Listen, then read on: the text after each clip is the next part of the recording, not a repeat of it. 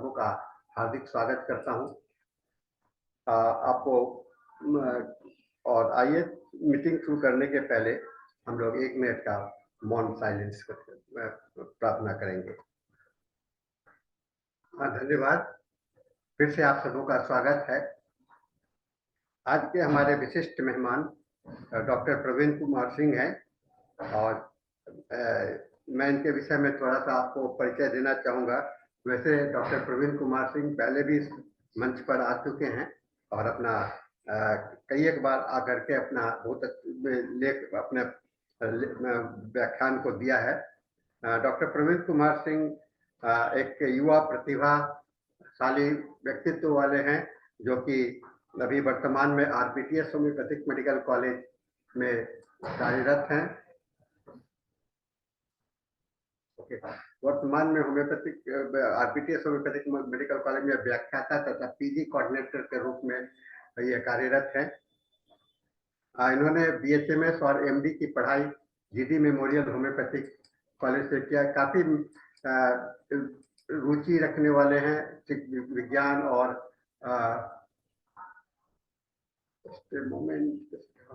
काफी रुचि रखने वाले हैं। इनके लोग पीयर रिव्यू जो CCRH का जर्नल है उसमें भी इनका पीयर आर्टिकल्स पब्लिश हुआ था। तो इस छोटे से परिचय के साथ मैं इनसे रिक्वेस्ट करूंगा कि अपना लेक्चर को शुरू करें। धन्यवाद सर। सर्वप्रथम मैं IFPH के सभी श्रोता को शुभ संध्या करता हूं और मैं सभी को धन्यवाद ज्ञापन करता हूं कि वो यहाँ पर आए।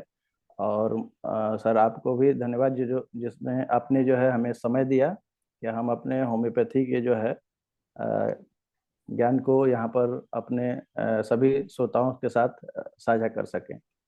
तो आज का जो विषय है हमारा, जिसमें कि आज हम लोग सिफिलिटिक रूब्रिक्स को समझने की कोशिश करेंगे।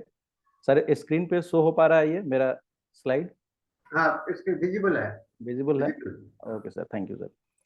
तो आज का हम लोग का जो विषय है वो सिफिलिटिक रूब्रिक्स को समझना, क्योंकि मायज्म का जो हम लोग होम्योपैथी में जो कॉन्सेप्ट है बहुत ही एक जो कहा जाए कि एक इसको कई संदर्भ में ये देखा जाता है कि एक मिस्टीरियस कॉन्सेप्ट है, कई लोगों के समझ से परे है। कई लोगों का कहना यह है कि यह जो है प्रैक्टिस में इसका बहुत यूज़ नहीं है।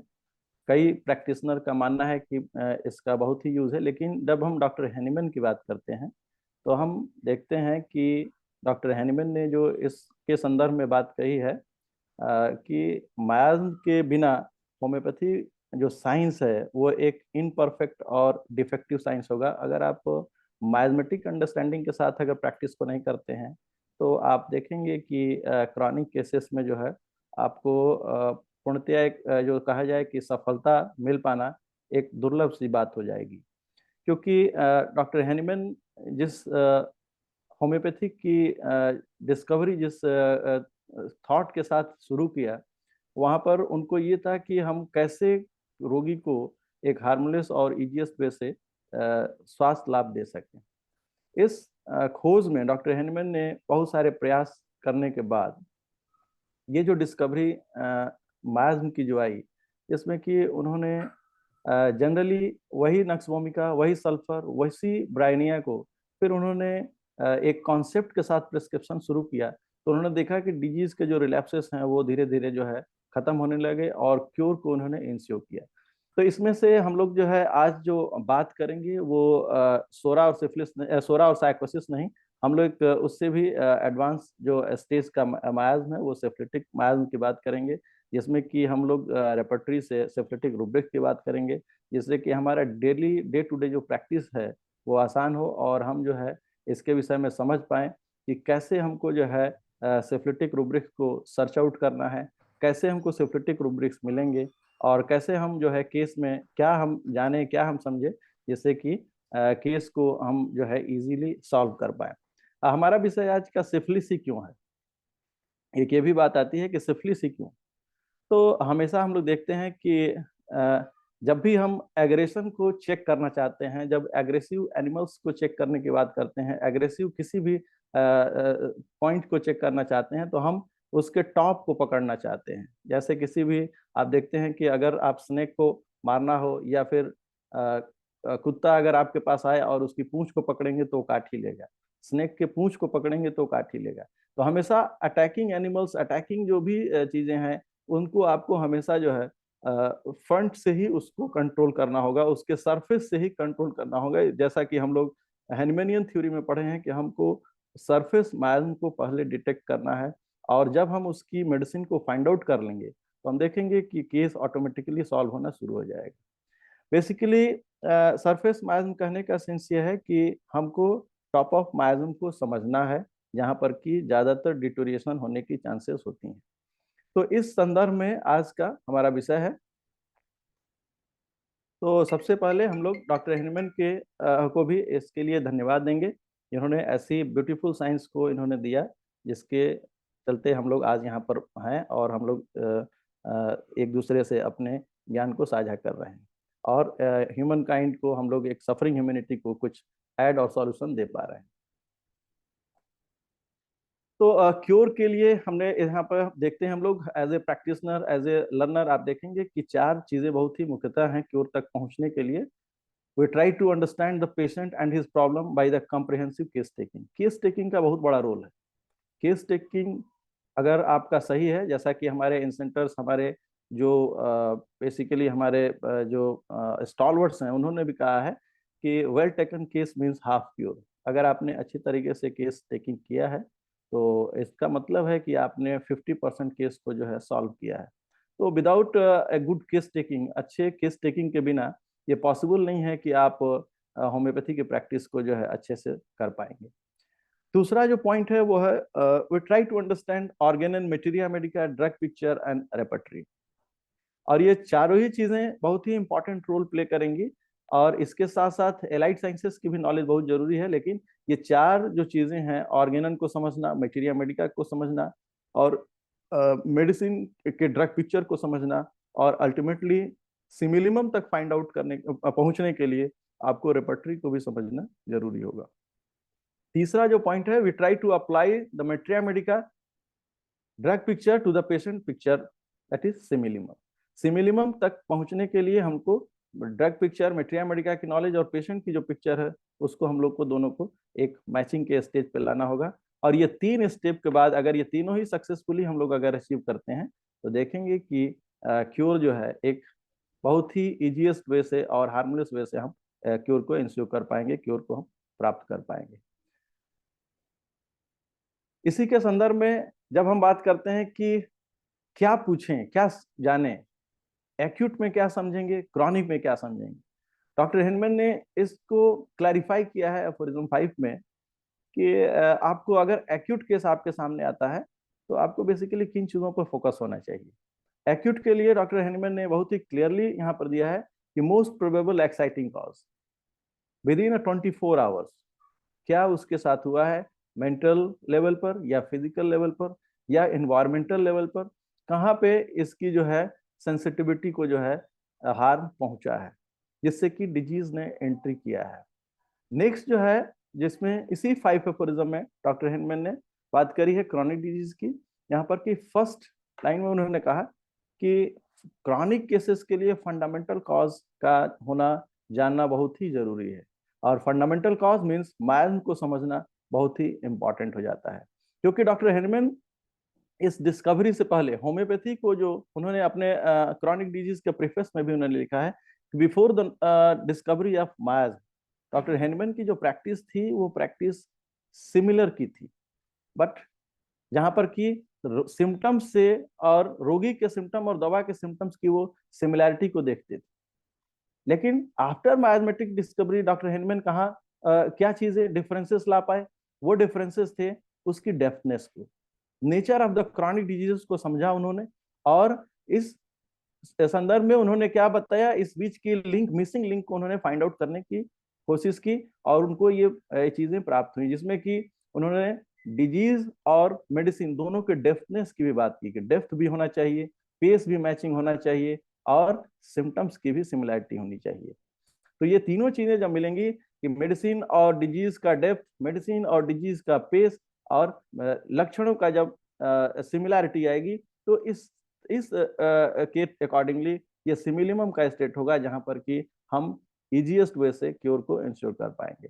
और इसी संदर्भ में क्रॉनिक केसेस में डॉक्टर हिनमैन ने कहा कि हमको इसके फिजिकल कॉन्स्टिट्यूशन को भी देखना है, ऑक्यूपेशन को भी देखना है, मोरल और इंटेलेक्चुअल कैरेक्टर को भी देखना है, और लिविंग हैबिट्स को भी देखना है, डोमेस्टिक रिलेशंस को देखना है, सेक्सुअल फंक्शन को देखना है। इन सभी तथ्यों को हमको देखना है केस टेकिंग में, क्रॉनिक केस टेकिंग में, जिससे कि यहाँ से हम इसके पेशेंट के नेक्स्ट जो है, जो भी इसकी कंप्लेन है, उस कंप्लेन में हम सिफिलिटिक मायाज्म को समझने की, सिफिलिटिक रूब्रिक्स को, सिफिलिटिक सिम्टम्स को फाइंड आउट करने की कोशिश करते हैं। जैसा कि मैंने पहले ही कहा कि क्यों सिफिलिस, सिफिलिस ही क्यों? क्योंकि सिफिलिस को पकड़ना इसलिए जरूरी है, समझना इसलिए जरूरी है कि हम टॉप ऑफ मायाज्म को कवर करेंगे। क्योंकि जो डिजीज की जर्नी है, वो जर्नी बेसिकली जो है, आप देखेंगे कि हमेशा ही सोरा टू साइकोसिस, साइकोसिस टू द सिफिलिस। किसी भी चीज का जर्मिनेशन होता है, उसका फ्लोरिशिंग स्टेज होता है, और वो डिस्ट्रक्शन की तरफ जाती है। तो हेनमेनियन जो थॉट है मायाज्म का, बेसिकली ये थॉट मायाज्म का यही है कि पहले सोरा होगा, फंक्शनैलिटी होगी, फंक्शन में कहीं पे अल्ट्रेशंस होंगे, देन पैथोलॉजी होगी जहां पर कि एट्रोफी और हाइपरट्रॉफी में जाएगा कंडीशन, या उसके बाद अगला जो स्टेज आएगा जो कि सिफिलिस का है, जहां पर डिजनरेशन का स्टेज आएगा, जहां पर डिस्ट्रक्शन होगा। तो जर्नी बिल्कुल ऐसे ही है। जब हम अपने एलाइड साइंसेस के बुक्स को पढ़ते हैं, जब डिजीज की जर्नी के विषय में जानते हैं, तो देखते हैं कि बिल्कुल ऐसे ही होता है कि पहले सेल इंजर्ड होता है, फिर ये जो है इसमें एट्रोफिफिकेशन होता है, हाइपरट्रॉफी होती है, और एपोप्टोसिस और एपोप्लेसिस की कंडीशन आती हैं, जहां पर कि हमको टॉप ऑफ द सिचुएशन ये पता चलता है कि ये डिजेनरेटिव चेंजेस की तरफ पेशेंट जा रहा है। तो मायाज्म की भी जर्नी सिमिलर ऐसे ही कुछ है, जहां पर कि हम सोरा, साइकोसिस और सिफिलिस के स्टेजेस को समझते हैं। तो जब हम सिफिलिस को ही समझ लेंगे तो रिवर्सल फिर प्रॉपर नेचुरल वे में होने लगेगा, क्योंकि होम्योपैथी एक नेचुरल साइंस है। नेचर को समझना बहुत ही जरूरी है, और जैसा कि डिजीज का नेचर है, सिमिलरली वैसे ही आपको जो है रिवर्सल का भी नेचर देखना होगा कि रिवर्सल पहले टॉप ऑफ मायाज्म से होगा, तो ऑटोमेटिकली जो है उसके बेनीथ में साइकोसिस है, सोरा है, वो ग्रेजुअली अपने आप जो है डाउन मोड में आता जाएगा। तो इसके जो है बेसिक मैंने एक ग्रॉस लेवल पे इसको बनाया है, क्योंकि आज हम लोग का विषय केस टेकिंग नहीं है, आज हम लोग का विषय सिफिलिटिक रूब्रिक को समझना है। तो इसलिए मैंने इसको बहुत ही ब्रीफ रखा है कि हम केस टेकिंग को कैसे हम इजी वे से फॉर्मुलेट कर सकते हैं। तो इसमें हम देखते हैं कि केस टेकिंग को बेसिकली हम लोग 4 भागों में डिवाइड करते हैं। एक पहला ये है मेंटल मेकअप, दूसरा है फिजिकल मेकअप, तीसरा है जनरल मेकअप, और चौथा है डिजीज मेकअप। तो यहाँ पर जब हमारे पास कोई केस आता है, तो जब हम बात करते हैं केस टेकिंग की, तो हमेशा मैं एक जरूर इस केस टेकिंग में कहता हूँ कि डॉक्टर पी शंकरन है, उनका एक बहुत ही अच्छा नोट्स है इस पे कि होम्योपैथिक केस टेकिंग केवल एक कलरकियल जॉब नहीं है। होम्योपैथिक केस टेकिंग एक बिल्कुल ही एक एक्सपीरियंस्ड होम्योपैथ के लिए एक आर्ट है, जिसको उन्होंने कहा है कि case homeopathic case taking start with the silence to the word listen, then you have to write. जो लिखने का काम है वो चौथे पायदान पे।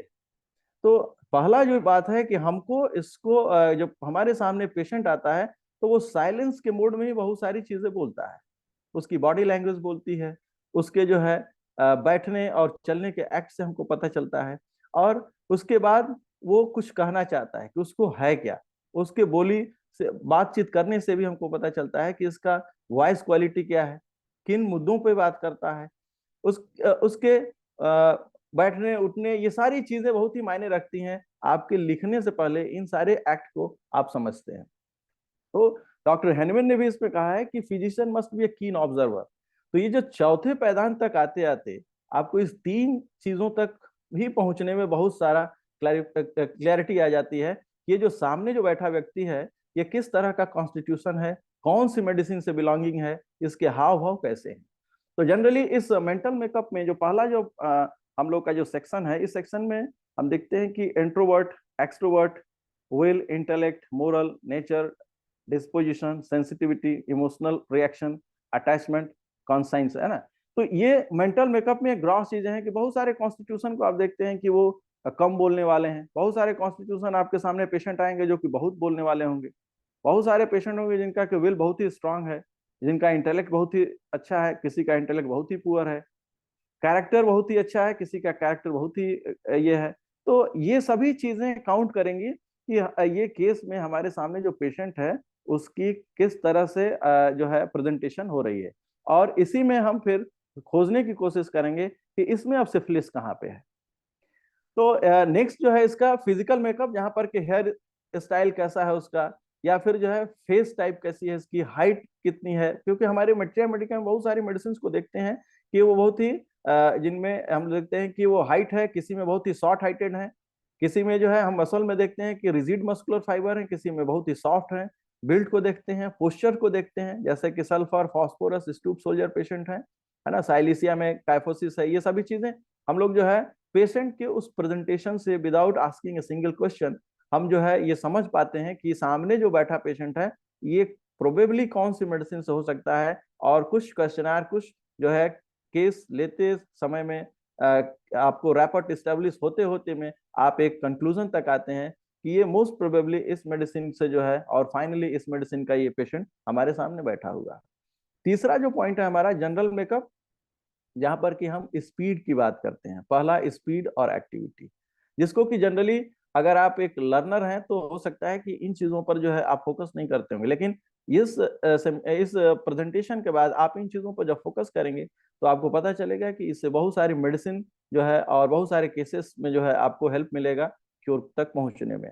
क्योंकि एक जिसका स्पीड फास्ट है, जिस पेशेंट का, उसको आप स्लो रेमेडी दोगे तो हो सकता है कि आपको उस स्लो रेमेडी से जो है आपको लाभ नहीं मिल पाएगा। अब केस बेलाडोना का है जिसका स्पीड फास्ट है, केस नक्सवोमिका का है जिसका स्पीड फास्ट है, और नक्सवोमिका के जगह पर आप ब्रायोनिया को प्रिस्क्राइब कर दो जिसका स्पीड स्लो है। क्योंकि डॉक्टर बोगर ने क्या लिखा है इसके लिए कि slowly advancing pathology, slowly advancing cases, जहां पर कि वही एक्सपोजर होने के बाद सर्दी उसको जो है पहले सर भारी होता है, फिर रनिंग नोज होता है, फीवर आती है, फिर कफ होता है, ये होते होते 3-4-5 दिन लग जाते हैं कफ आते आते। लेकिन बेलाडोना में डे फर्स्ट फीवर आएगी, डलनेस आ जाएगी, और इसके साथ साथ रनिंग नोज होगी फर्स्ट डे में, सेकंड डे में कफ आना शुरू हो जाएगा। तो ये स्पीड को समझना बहुत ही जरूरी है, एक्टिविटी को समझना जरूरी है कि पेशेंट डल है या पेशेंट बहुत ही एक्टिव है in stage of fever, in stage of disease, उसकी एक्टिविटी कैसी है। साइड एफिनिटी को भी जानना जरूरी है, क्योंकि बहुत सारे जो है हमारे रेपर्टरी में इस पे मेडिसिन है, लेफ्ट साइड है, राइट साइड है, अपर राइट, लोअर लेफ्ट, ये सभी क्रॉस सेक्शनल जो है हम लोग को इंफॉर्मेशन भी इसमें देखने को मिलेंगे। थर्मल्स को भी हमको जानना जरूरी है, थर्स्ट, एपेटाइट, स्लीप, डिस्चार्ज, ये सारे इंफॉर्मेशन हमारे जो है केस के लिए बहुत ही जरूरी है। अब जो लास्ट बचता है वो है डिजीज मेकअप, जहां पर कि हम केस की डायग्नोसिस को करते हैं, और एक तरफ में हम अपने जो एलाइड साइंसेस की नॉलेज है उससे हम देखते हैं कि यह केस की डायग्नोसिस क्या है, नोमेनक्लेचर ऑफ डिजीज को समझते हैं, और दूसरी तरफ साइमल्टेनियसली हम ये देखते हैं कि इस केस में पैथोलॉजिकल अल्टरेशन क्या है, डिजीज की जर्नी क्या है, बेसिकली कहाँ पर इसका जो है स्टार्टिंग है, और कहाँ ये जो इफेक्ट आने में इसकी जो जर्नी रही है वो जर्नी क्या है।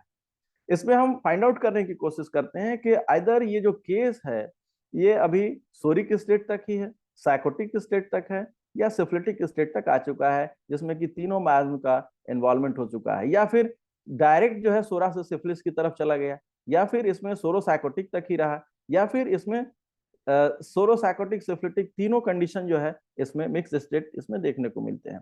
इससे क्या होगा कि हमारी जो रेमेडी के सिलेक्शन में जो है और सिम्टम्स को जानने में बहुत ही आसानी मिलेगी। तो इस तरह से हम एक्यूट इलनेसेस में हम कैसे क्या चीजों पे ज्यादा फोकस करेंगे। तो यहाँ पर हम देखते हैं कि इमोशंस में एंजाइटी, एंगिस, फ्राइट, पैनिक, है ना, एंगर, इरिटेबिलिटी। आप देखेंगे कि एक रूब्रिक्स भी है जिसको हम लोग एवोटा के नाम से जानते हैं, उसको शॉर्ट फॉर्म में कहते हैं anger when obliged to answer. Okay, तो यहाँ पर आप देखते हैं कि जितनी एंग्री रेमेडी है, मीन्स जब हम किसी पेशेंट से पूछते हैं कि आप कैसे हैं, तो पेशेंट बड़ी आप ऑब्लाइज होकर पूछते हैं और पेशेंट का रिएक्शन बहुत ही एंगरली होता है क्या डॉक्टर साहब आप क्या बोलते हैं, क्या पूछते हैं, दवा कुछ काम नहीं किया आपका जो है, मैं तो उसी तरह से परेशान ही रह गया। तो ये क्या है, ये काइंड ऑफ रिएक्शन जो है, ये क्या है, ये डायरेक्टली एक रिजेक्शन है, डायरेक्टली आपके प्रति जो है एक जो कहा जाए कि पेशेंट का जो है एनोइंग सिचुएशन है, जहां पर कि ये बहुत ही इंपॉर्टेंट हो जाता है। ये ऐसे सभी पेशेंट यूजुअली नहीं करते हैं, डॉक्टर के सामने आने पे बहुत ही एटिकेट से बात करते हैं, लेकिन जो कॉन्स्टिट्यूशन है वो डिफेंस, नेचुरल डिफेंस वो आएगा ही आएगा। तो जनरली आप देखेंगे कि नाइट्रोम्यूर और एसिड फॉस, सर्टेन ये नेक्स्ट ये जो मेडिसिन हैं, जिसमें कि इस रूब्रिक्स में करीब करीब 7-8 मेडिसिन इसमें पड़ी हुई हैं, जहां पर कि ये इस तरह के रिएक्शंस आएंगे। तो ये छोटे छोटे रिएक्शन आपको जो है एक्यूट केसेस में बहुत ही हेल्प करेंगे, जहां पर कि आप पेशेंट को के केसेस को सॉल्व कर पाएंगे। दूसरा इसमें और देखेंगे फिजिकल जनरल में देखेंगे या फिर अभी इसमें आपने देखा इरिटेबिलिटी को लेकर के बहुत सारे पेशेंट एक्यूट इलनेसेस में इरिटेट होते हैं, बहुत जल्दी जल्दी छोटी छोटी बातों पे, इंटरप्शन पे इरिटेट होते हैं। ये सभी इंफॉर्मेशन बहुत ही इंपॉर्टेंट हो जाती हैं, क्योंकि ये जनरली एक्यूट सिचुएशन को टैकल करने में और उनको सॉल्व करने में बहुत आसान होंगी। इसी तरह से आप देखेंगे इसके जो है फिजिकल जनरल में एक नॉजिया, टेस्ट, फूड क्रेविंग, ये सभी चीजें कहीं ना कहीं पर इंफॉर्मेशन आपको देंगी। जो आप देखते हैं कि नौजिया हो गया, वॉमिटिंग हो गया, तो नौजिया वॉमिटिंग ये कोई ऐसा चीज नहीं है जो कि हम समझ लें कि वो नॉर्मल फेनोमेना है। आप जब भी देखेंगे कि वॉमिटिंग और नौजिया ये क्या है, हमारे बॉडी को जो नेचुरल फेनोमेना हमारा है कि हम खाना खाते हैं तो वो खाना हमको डाइजेस्ट होना चाहिए, लेकिन यहाँ पे बॉडी क्या कर रही है, उसको रिपेल आउट कर रही है, उसको रिजेक्ट कर रही है। तो जिस फूड पे हमारा लाइफ डिपेंड है उस फूड को बॉडी रिजेक्ट कर रही है। यही तो आपको एक आइडेंटिफिकेशन है, ये सिफिलिस है, जिससे आपकी बॉडी को नर्चर होना है, जिससे आपको नरिशमेंट मिलना है, बॉडी उसको रिजेक्ट कर रही है। तो इन चीजों का इंपॉर्टेंस बढ़ जाता है। आप इसको लाइटली नहीं ले सकते हैं कि नहीं ये नौजिया है तो ये तो सिंपली ऐसा खा लिया होगा इसलिए ऐसा हो गया, नहीं, ये इंपॉर्टेंट है, आपको इसको कंसिडर करना है, नोट करना है। टेस्ट में कोई अल्ट्रेशन आ गया, इसको कंसिडर करना है, नोट करना होगा। क्रेविंग और एवर्सन में कुछ ऐसी चीजें हैं जो कि एक्वर्ड हैं, जो कि बहुत ही कुछ ऐसी चीजें हैं जिसको पेशेंट को देखते ही वॉमिटिंग होने लगा। तो ऐसी चीजों को जो है आपको नोट करना होगा, क्योंकि they are the part of the syphilis. ये सभी चीजें जो है सिफिलिस की हैं। और उसके बाद जब रेपर्टरी में जाएंगे तो देखेंगे कि ये बहुत ही आसान हो जाएगा कि पेशेंट के इंफॉर्मेशन को कलेक्ट करना और पेशेंट तक जो है पहुंचना, पेशेंट को जो है मेडिसिन को देना। तो इस तरह से जो है आप बहुत सारे कंप्लेन जो होंगे वो देखते हैं कि पीरियोडिसिटी के साथ वो आते हैं। तो पीरियोडिसिटी में जो है आप देखेंगे कि पैरोक्सिस्मल अटैक्स का होना और पीरियोडिसिटी का एक कंप्लेन को एक ही टाइम पर बार बार आना, कई एक ही दिन में कई बार होना और लगातार होना, ये सभी चीजें जो है आपको देखने को मिलेंगी। स्मेल में कोई अल्ट्रेशन आना, ये सभी जगहों से आप जो है टेस्ट में कोई अल्ट्रेशन आना, ये सभी जगहों से आप सिफिलिस को फाइंड आउट कर सकते हैं, समझ सकते हैं। आगे हम लोग रूब्रिक्स पे भी चर्चा करेंगे, जिसमें कि और आपके लिए सिंप्लीफाइड हो जाएगा कि कैसे हमको ये देखना है।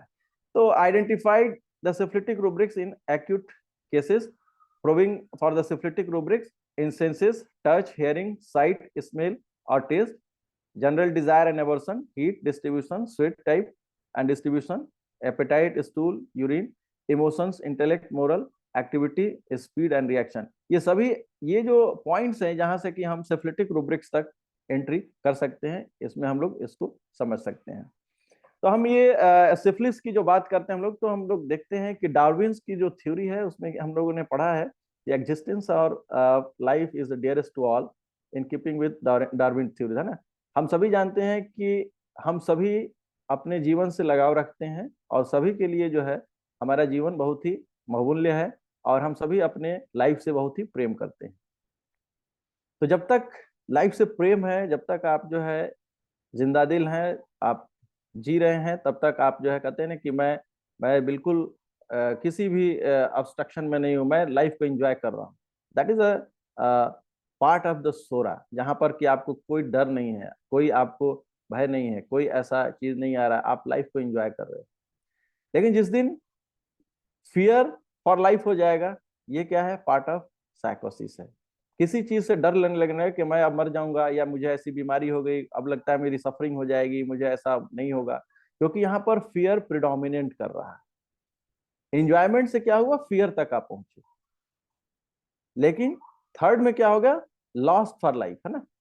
यहाँ पर लव जो है लॉस्ट कर रहा है थर्ड स्टेज में, यहाँ पर क्या लग रहा है कि अब बचेंगे नहीं, डिसअपियर हो गया, अब लगता है कि अब जीवन में कुछ है नहीं, अब मेरा जीवन बिल्कुल बेकार हो गया है। तो जब हम सिफिलिस की बात करते हैं तो यहाँ पर हम देखते हैं कि पर्सन जो है वो अपने लाइफ से इंटरेस्ट को लॉस करता है और वो धीरे धीरे आइसोलेशन के जीवन में जाता है, या फिर उसको ये समझ में आ जाता है कि अब ये मेरा जीवन जो है बहुत ही जो है ऐसा नहीं बचा जिसमें कि मैं कुछ कर पाऊंगा। इस बीमारी के चलते या फिर अपने किसी मेंटल इलनेस के चलते या किसी एनवायरमेंटल फैक्टर के चलते पेशेंट जो है वो इंटरेस्ट को धीरे धीरे खत्म करता जाता है। और जो ही ये शुरुआत होती है इंटरेस्ट को खत्म करना अपने जीवन में, वहीं से सिफिलिस की एंट्री शुरू हो जाती है कि हम अपने जीवन में अब निराशावादी हो चुके हैं।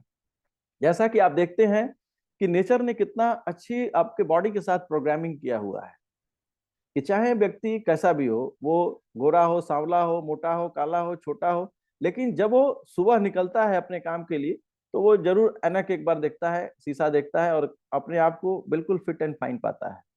और जब तक वो फिट एंड फाइन पाता है तब तक वो जो है अपने आप को बिल्कुल ही सही तरीके से सजो करके और अपने वर्क प्लेस पे पहुंचता है और अपने को पूरे दिन भर काम करने के बाद एनर्जी के साथ और वो फिर अपने काम से वापस आता है। लेकिन जब ये फेनोमेना, जब ये चिप में अल्ट्रेशन आ जाए, जब इस प्रोग्रामिंग में अल्ट्रेशन आ जाए कि नहीं अब अच्छा नहीं दिख रहा है, अब अच्छा नहीं लग रहा है, अब लग रहा है कि यहाँ डिस्टर्बेंस हो गया, ऐसा हो गया, तो यहाँ से क्या होता है कि कंडीशन जो है वो डिजीज कंडीशन की तरफ मूव होने लग। जब तक फियर है तब तक साइकोसिस है, जब तक लगता है कि अभी क्या होगा, कुछ हो रहा है, कुछ चल रहा है, कुछ बड़ा हो जाएगा, कुछ ऐसा हो जाएगा, that is a part of साइकोसिस। लेकिन जब ये समझ में आ जाए कि अब बचना नहीं है या इससे बेहतर है कि मर जाना, इससे बेहतर है कि कुछ कर लेना, तो that is a part of syphilis.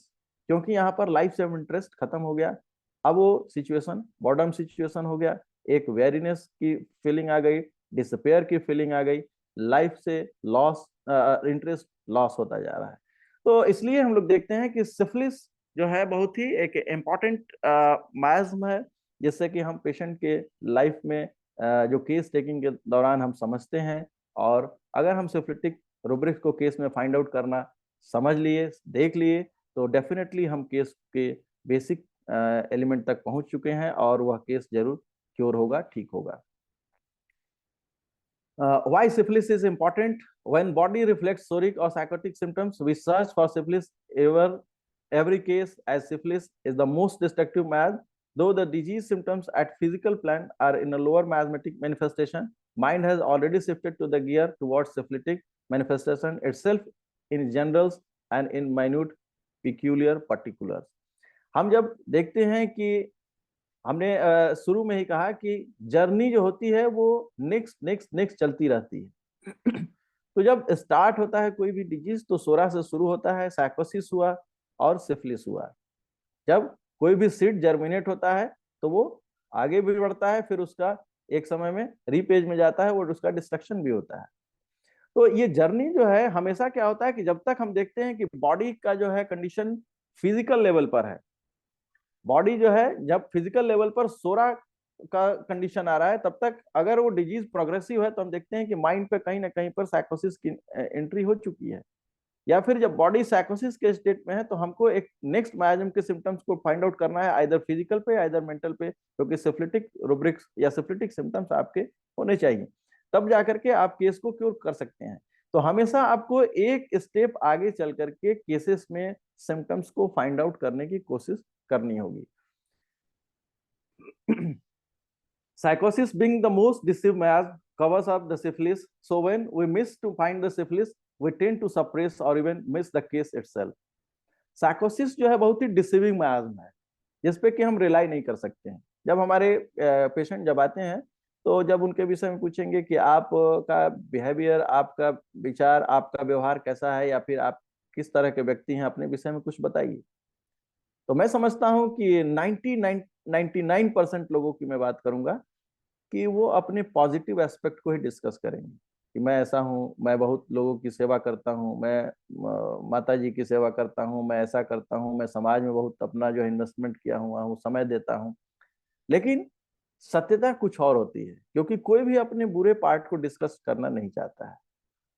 तो साइकोसिस के फेज में हम देखते हैं कि पेशेंट केवल अपनी जो है बेसिक जो गुडनेस है उनको बताने की कोशिश करता है, जो कि ये क्या है कि आपके इस कंडीशन में पेशेंट जो है आपको गुमराह कर रहा है और ओरिजिनलिटी को हाइड कर रहा है, जिससे कि आप क्या हो रहा है, आप फाइनल मेडिसिन की तरफ नहीं पहुंच पा रहे हैं, उस पेशेंट के कोर को नहीं समझ पा रहे हैं।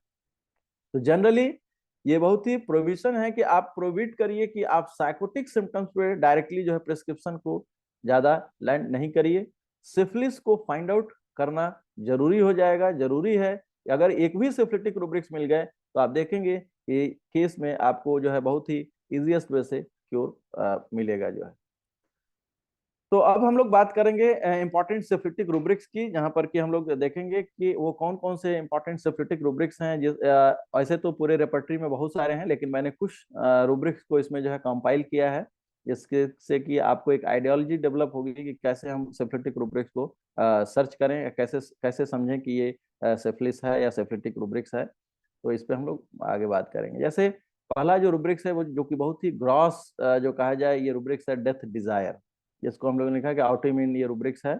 और डेथ डिजायर, डेथ डिजायर जो बात आती है, जो हम लोग बात कर रहे हैं, क्योंकि मैंने पहले भी कहा कि जब ये कंडीशन तब आएगा जब लाइफ से इंटरेस्ट हटेगा, जब lost for the interest for the life होगा, lost for the love for the life होगा, तो यहाँ पर ये कंडीशन डेवलप होगा कि डेथ डिजायर। जनरली आप देखेंगे कि जितने ऑटो इम्यून डिजीजेज हैं, जो कि हम लोग कहते हैं कि ये हमारे ऑटो इम्यून से रिलेटेड ये केसेस हैं, वैसे केसेस की जर्नी ऐसे नहीं होती है कि ऑटोमेटिकली ये ऑटो इम्यून हो गया।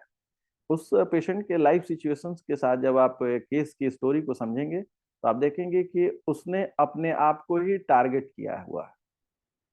वो ऐसा व्यक्ति है जो हमारे सामने बैठा हुआ है, जो कि उसने अपने को ही जो है बार बार दोषी पाया है, अपने को ही वो रिप्रोच कर रहा है, अपने को ही वो जो है कोस रहा है या अपनी ही गलतियों में उलझा हुआ है। वो बहुत ही सेंसिटिव और सेंटिमेंटल टाइप ऑफ इंडिविजुअल है, जो कि वो दूसरे पे दोषारोपण नहीं किया, उसने फाइटिंग के बदौलत आपने उसने क्या किया कि वो इनवर्ड डायरेक्शन में चला गया। तो जनरली ऐसे सिचुएशन में आप देखोगे कि ये जो केस है, ये ऐसे रोगी जो है लास्टली क्या होता है कि वो उनमें डेथ डिजायर होती है कि अब रिमेटॉइड हो गया या फिर एंकलाइजिंग हो गया, या कोई भी ऐसा केस आप देखोगे जहां पर ऑटो इम्यून से रिलेटेड मामले हैं, वहां पर आप देखेंगे कि पेशेंट अल्टीमेटली कहता है कि इससे बेहतर तो मर जाना है, या ये पेन तो बहुत ही बेरेबल नहीं है, ऐसे कैसे चलेगा। तो इस तरह के सिचुएशंस आते हैं। तो जनरली इसलिए इसको जो है डेथ डिजायर को जो है ऑटो इम्यून में रखा गया कि जब ये कंडीशन आ जाए, जब ये कंडीशन देखने को मिले कि ये मिल रहा है, ऐसा हो रहा है तो पेशेंट के साथ, तो इसको ऑटो इम्यून में बेसिकली हम लोग जो है एक जो है बेस रूब्रिक के तौर पर इसको हम लोग समझ सकते हैं कि जहां भी केसेस आएंगे ऑटो इम्यून के, हम अगर बहुत कुछ चीजें नहीं मिल रही हैं तो हमको इसको समझना होगा, इस रूब्रिक को लेकर के काम करना होगा। बेस रूब्रिक क्यों ऐसा काम करना है, क्योंकि पेशेंट हम ऑटो इम्यून में क्या समझते हैं कि यहाँ पर जो सेल जो है, सेल डेथ क्या हो रहा है, सेल्फ प्रोग्रामिंग के तौर पे हो रहा है, जो बॉडी का ऑटोमेटेड प्रोग्रामिंग है जिससे कि सेल डिस्ट्रक्शन की तरफ जा रहा है, सेल डिस्ट्रॉय हो रहा है। तो यहाँ पर ये पेशेंट बोल नहीं पा रहा है, लेकिन फिजिकल लेवल पे क्या है कि यह प्रोग्राम चल रहा है। तो बॉडी जो है जो ये सिफिलिटिक कंडीशन में जा चुकी है, तो ऐसे कंडीशन में अगर कुछ ऐसा सिफिलिटिक पर्टिकुलर पिक्यूलियर चीजें नहीं मिलती हैं तो एक कॉमन रूब्रिक के तौर पर, बेस रूब्रिक के तौर पर हम इसको यूटिलाइज कर सकते हैं। डेथ डिजायर हेडेक फ्रॉम, अब ये देखिए कितना सिवियरिटी है हेडेक में, चाहे वो एक्यूट हो या क्रॉनिक हो, जहां पर कि पेशेंट को डेथ डिजायर होती है कि वो मर जाना ठीक है, इस सर के दर्द को सहने से ज्यादा बेहतर है कि मर जाना ठीक है, अच्छा लगेगा अगर ऐसा मर जाता है आदमी। Death desire hypochondriasis with death desire hysteria in, death desire mastitis in, death desire meditates on easiest way of self-destruction. Death desire meditates on quickest and most certain way of hastening one's death. अब यहाँ पे क्या है, ये जो last दो rubrics आप देखेंगे रेपर्टरी में, लैक डिफ्लोरेटम यहाँ पे मेडिसिन है, सिंगल मेडिसिन लैक डिफ्लोरेटम। यहाँ पे क्या है, death desire meditates on easiest and most certain way of hastening one's death, है ना। तो यहाँ पर पेशेंट कैसा मेंटालिटी को लेके चल रहा है कि वो हमेशा उसी उधेड़ बुन में है कि उस डेथ को इंजॉय कर रहा है कि कौन ऐसा वे होगा, इसमें मेडिटेट करता है कि कौन ऐसा वे होगा जिसमें कि इजीएस्ट वे से हमारा डेथ हो जाए और जिसमें कि ज्यादा कष्ट नहीं हो, बहुत आराम से मेरी मृत्यु हो जाए, इस चीज को एंजॉय करने लगता है। लेकिन अब इसी चीज को मैं ये कहूँ कि ये ऐसा फेनोमेना है, ये ऐसा बात है जहाँ पर कि अगर किसी नॉर्मल जो एंजॉय कर रहा लाइफ को, अगर वो कह दे कि आप कल मर जाएंगे, परसों मर सकते हैं, ये बीमारी ऐसी हो जाएगी, तो आप देखेंगे कि यहाँ पर जो है पेशेंट जो है, जो वो पर्सन है, वो आपको भला भला बुरा कहना शुरू कर देगा कि शुभ शुभ बोलो, ऐसा मत बोलो कि मैं मर जाऊंगा, ऐसा हो जाऊंगा, क्योंकि वो तो अभी सोरा के स्टेज में है, वो लाइफ को एंजॉय कर रहा है। लेकिन सिफिलिस में क्या है, ये डेथ को एंजॉय कर रहा है। यहाँ पर वो रास्ते खोज रहा है जहां से कि वो क्विकेस्ट और सिंपलेस्ट वे से जो है अपने डेथ को जो है श्योर कर पाए। तो ये लैक डिफोल्रेटम है, ये आपके रेपर्टरी में ये मेडिसिन मेंशन है, ये रूब्रिक्स जो है आपको देखने को मिलेगा कि इस तरह से थॉट प्रोसेस को लेकर के पेशेंट आएंगे तो आपको बहुत ही आसानी होगी इस तरह के सिम्टम्स को फाइंड आउट करने में। Death desire pain during death desire prolapse और इंड्यूरेशन ऑफ यूट्रस विद, अब यहाँ पे क्या है, साइकोसिफिलिटी के रूब्रिक्स है, इंड्यूरेशन ऑफ यूट्रस, प्रोलैप्स, और ये सिफिलिस की तरफ मूव हो रहा है। तो ये साइकोसिफिलिटी, डेथ डिजायर, प्रोलैप्स और इंड्यूरेशन ऑफ यूट्रस है ना। तो इस तरह से आपको केसेस को स्क्रूटनी करना होगा, रूब्रिक्स को स्क्रूटनी करना होगा कि हमारा पैथोलॉजी कहाँ पे है, और हमको जो पेशेंट जो इंफॉर्मेशन दे रहा है वहां पर ये रूब्रिक्स कैसा हो पा रहा है या नहीं हो पा रहा है, या सिम्टम्स जो दे रहा है उसको आपको रेपर्टरी में सर्च आउट करना होगा। Death desire reads during intervals of death desire sadness without with disgust of life, death desire vomiting of clotted blood and slime in a violent, death desire walking in a open air while, these are the syphilitic rubrics। ये जो है सभी syphilitic rubrics हैं जहां से कि आप case को बहुत ही इजीली जो है आप सॉल्व कर पाएंगे। death thought of fear without, death thought of joy, gives him delirium, refuses to take the medicine। अब यहाँ पे एक रूब्रिक्स आप देख रहे हैं, delirium, refuses to take the medicine. Delirium का जो कंडीशन है, हम लोग कहते हैं ना कि डिरेल हो जाना, मीन्स ट्रैक से हट जाना, जो बातें चल रही हैं उस ट्रैक से हट जाना। ये बिल्कुल ही जो है सब कॉन्शियस माइंड की एक जो है प्रोसेस है, जहां पर कि पेशेंट जो है बिल्कुल उस फेनोमेना को समझ ही नहीं पा रहा है कि वो कॉन्शियस लेवल पर है और वो क्या बोल रहा है, क्या बड़बड़ा रहा है, उसको पता ही नहीं चलता है। लेकिन उसमें क्या कर रहा है, refuses to take the medicine. अब यहाँ पर refuses to take the medicine, ये कोई सिंपल सा फेनोमेना नहीं है। ये क्यों सिफिलिस है? क्योंकि मेडिसिन हम किस लिए लेते हैं, लाइफ को सेव करने के लिए। लेकिन इस पेशेंट में क्या है, ये पेशेंट जो है मेडिसिन ही नहीं लेना चाहता है, वो अपनी लाइफ को सेव नहीं करना चाहता है, और यहाँ पर वो बिल्कुल कहता है कि नहीं नहीं मेडिसिन लेने से कोई फायदा नहीं। तो ये क्या हो गया, पार्ट ऑफ सिफिलिस हो गया, क्योंकि वो लाइफ से यहाँ पे क्या दिख रहा है कि लाइफ में अब उसको इंटरेस्ट नहीं दिख रहा है, यहाँ पर lost for the love for the life हो गया, यहाँ पर अपने जीवन से उसका प्रेम धीरे धीरे खत्म हो गया, इसीलिए तो यहाँ पर मेडिसिन को लेने से वो रिफ्यूज कर रहा है। इसी तरह से आप देखते हैं delirium well declare cease, delusion, imagination, vegetable existence, he is leading a kind of worthless self evaluation attitude, thus autoimmune। ये भी autoimmune का rubrics है, जहां पर आप अपनी वैल्यू को गिरा देते हैं, या आपका उस पेशेंट जो सामने बैठा हुआ है वो, इसमें आपको ये लग रहा है कि उसने अपने को अंडरस्टिमेट कर लिया, और उसने अपने को कमजोर समझ लिया, या उसने अपने आप को कहीं ना कहीं पे बेबस समझ लिया, मजबूर समझ लिया। उसके बाद से लगातार इस तरह से जो सिचुएशंस आते गए उसके साथ, वो धीरे धीरे इस तरह के डिजीज कंडीशन की तरफ मूव कर गया। तो जनरली ऑटो इम्यून का जो दूसरा जो इम्पोर्टेंट एस्पेक्ट है, वो एस्पेक्ट है कि बिल्कुल ही एक बेबस जिंदगी जीना, एक जो है ये लगता है कि ये मेरा जीवन बिल्कुल वर्थलेस है, मेरी कोई यूज नहीं है, मेरा कोई यहाँ पर एग्जिस्टेंस नहीं है, मेरी कोई पूछ नहीं है, मेरा कोई जो है सम्मान नहीं है। जब ये फीलिंग आ जाएगा तो जनरली आप देखेंगे कि आपका जो पेशेंट है वो इस तरह के ऑटो इम्यून के सिचुएशंस को लेकर के आएंगे, जो कि ये कंडीशंस ज्यादातर देखने को मिलेगा कि कहीं ना कहीं पे उसकी सेल्फ डेवल्यूएशन जो है हुई है, वो वर्थलेस फीलिंग उसके दिमाग में आई हुई है। Desire kill to be, desire religious suicidal tendency with discontented, displeased, dissatisfied life, cut off from discussed medicines bottle on sight of the, ये सभी सिफिलिटिक रूब्रिक्स आपको रेपर्टरी में मिलेंगे। इसके रिलेटेड रेमेडीज भी मिल जाएंगे, मैंने रेमेडीज को नहीं यहाँ पर कलेक्ट किया हुआ है, आप रेमेडीज को रेपर्टरी से सर्च आउट कर सकते हैं। और ज्यादा फोकस करना है कि केस से हम सिफिलिटिक रूब्रिक्स को निकाल पाए, अगर निकालेंगे तभी ये रूब्रिक्स आपको हेल्प कर पाएंगे। अगर केस ही सही से नहीं होगा तो फिर इसका कोई बहुत मतलब समझ में नहीं आ पाया, आप समझ ही नहीं पाएंगे इस चीज को।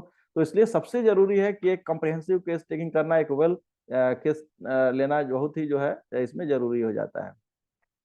Impatience, suicidal disseparation with impulse, morbid, destroy himself, inconsolable suicide, even to indifference complaint does not, unless question, saying nothing of his condition.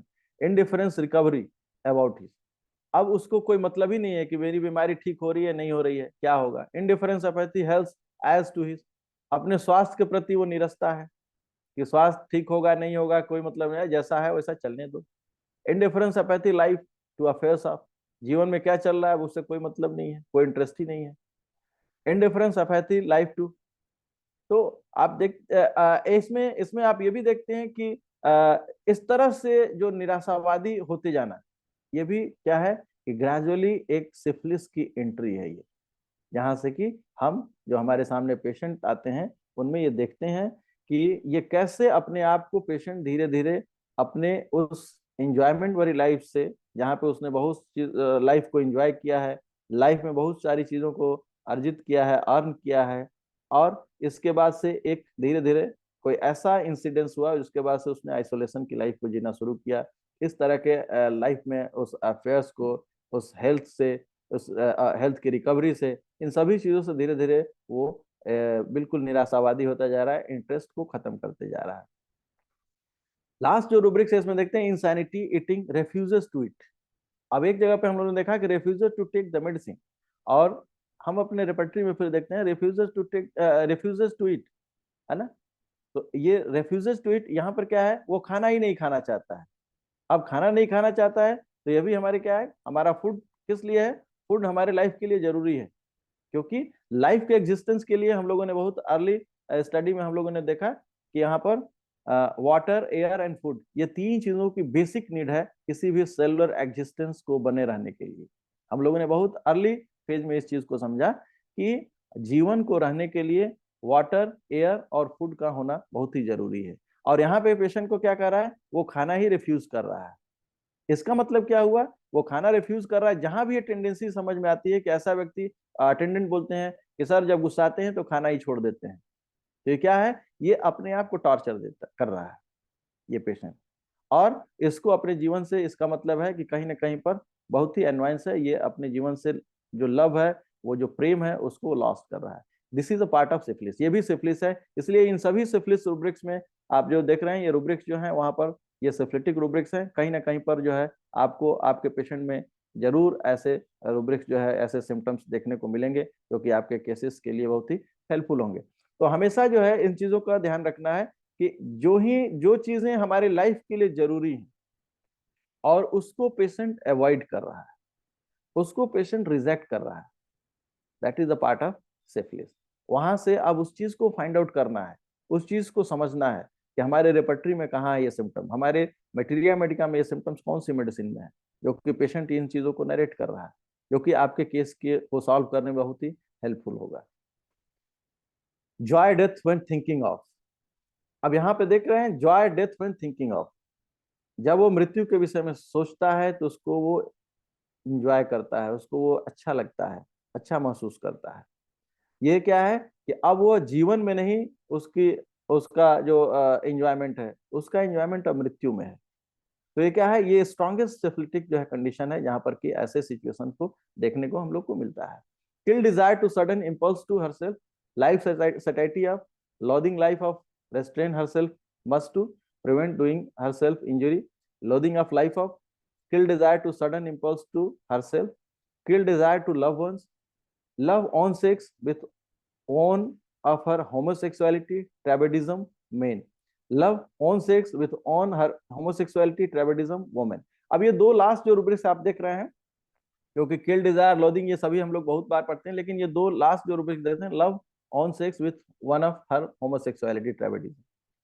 अब जैसे आप देखते हैं कि लव फॉर द सेम जो है वो ये जेंडर है ना, तो ये जो चीजें हैं क्या है, होमोसेक्सुअलिटी, ये सिफिलिस है। क्यों सिफिलिस है, क्योंकि नेचर ने जो मेल और फीमेल को बनाया है वो किस लिए, क्योंकि इस सृष्टि की जो नेक्स्ट और नेक्स्ट और नेक्स्ट, ये एक जो टेंडेंसीज हैं जो जो हम लोगों जो एंसेंटर से लेते हुए आए हुए हैं कि हमारा काम ही है, एक काम ये भी है कि जिसमें प्रोडक्टिविटी, हम अपने नेक्स्ट जनरेशन को लेके आगे जाते हैं। This is a natural phenomena.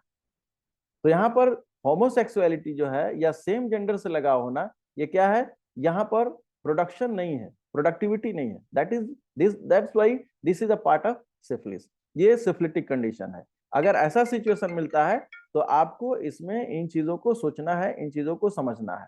ठीक है, तो आपको जो है इस रूब्रिक को अगर ऐसा कुछ मिलता है, अगर वॉइस क्वालिटी फेमिनाइन हो गया, वो भी बहुत ही इंपॉर्टेंट हो जाता है।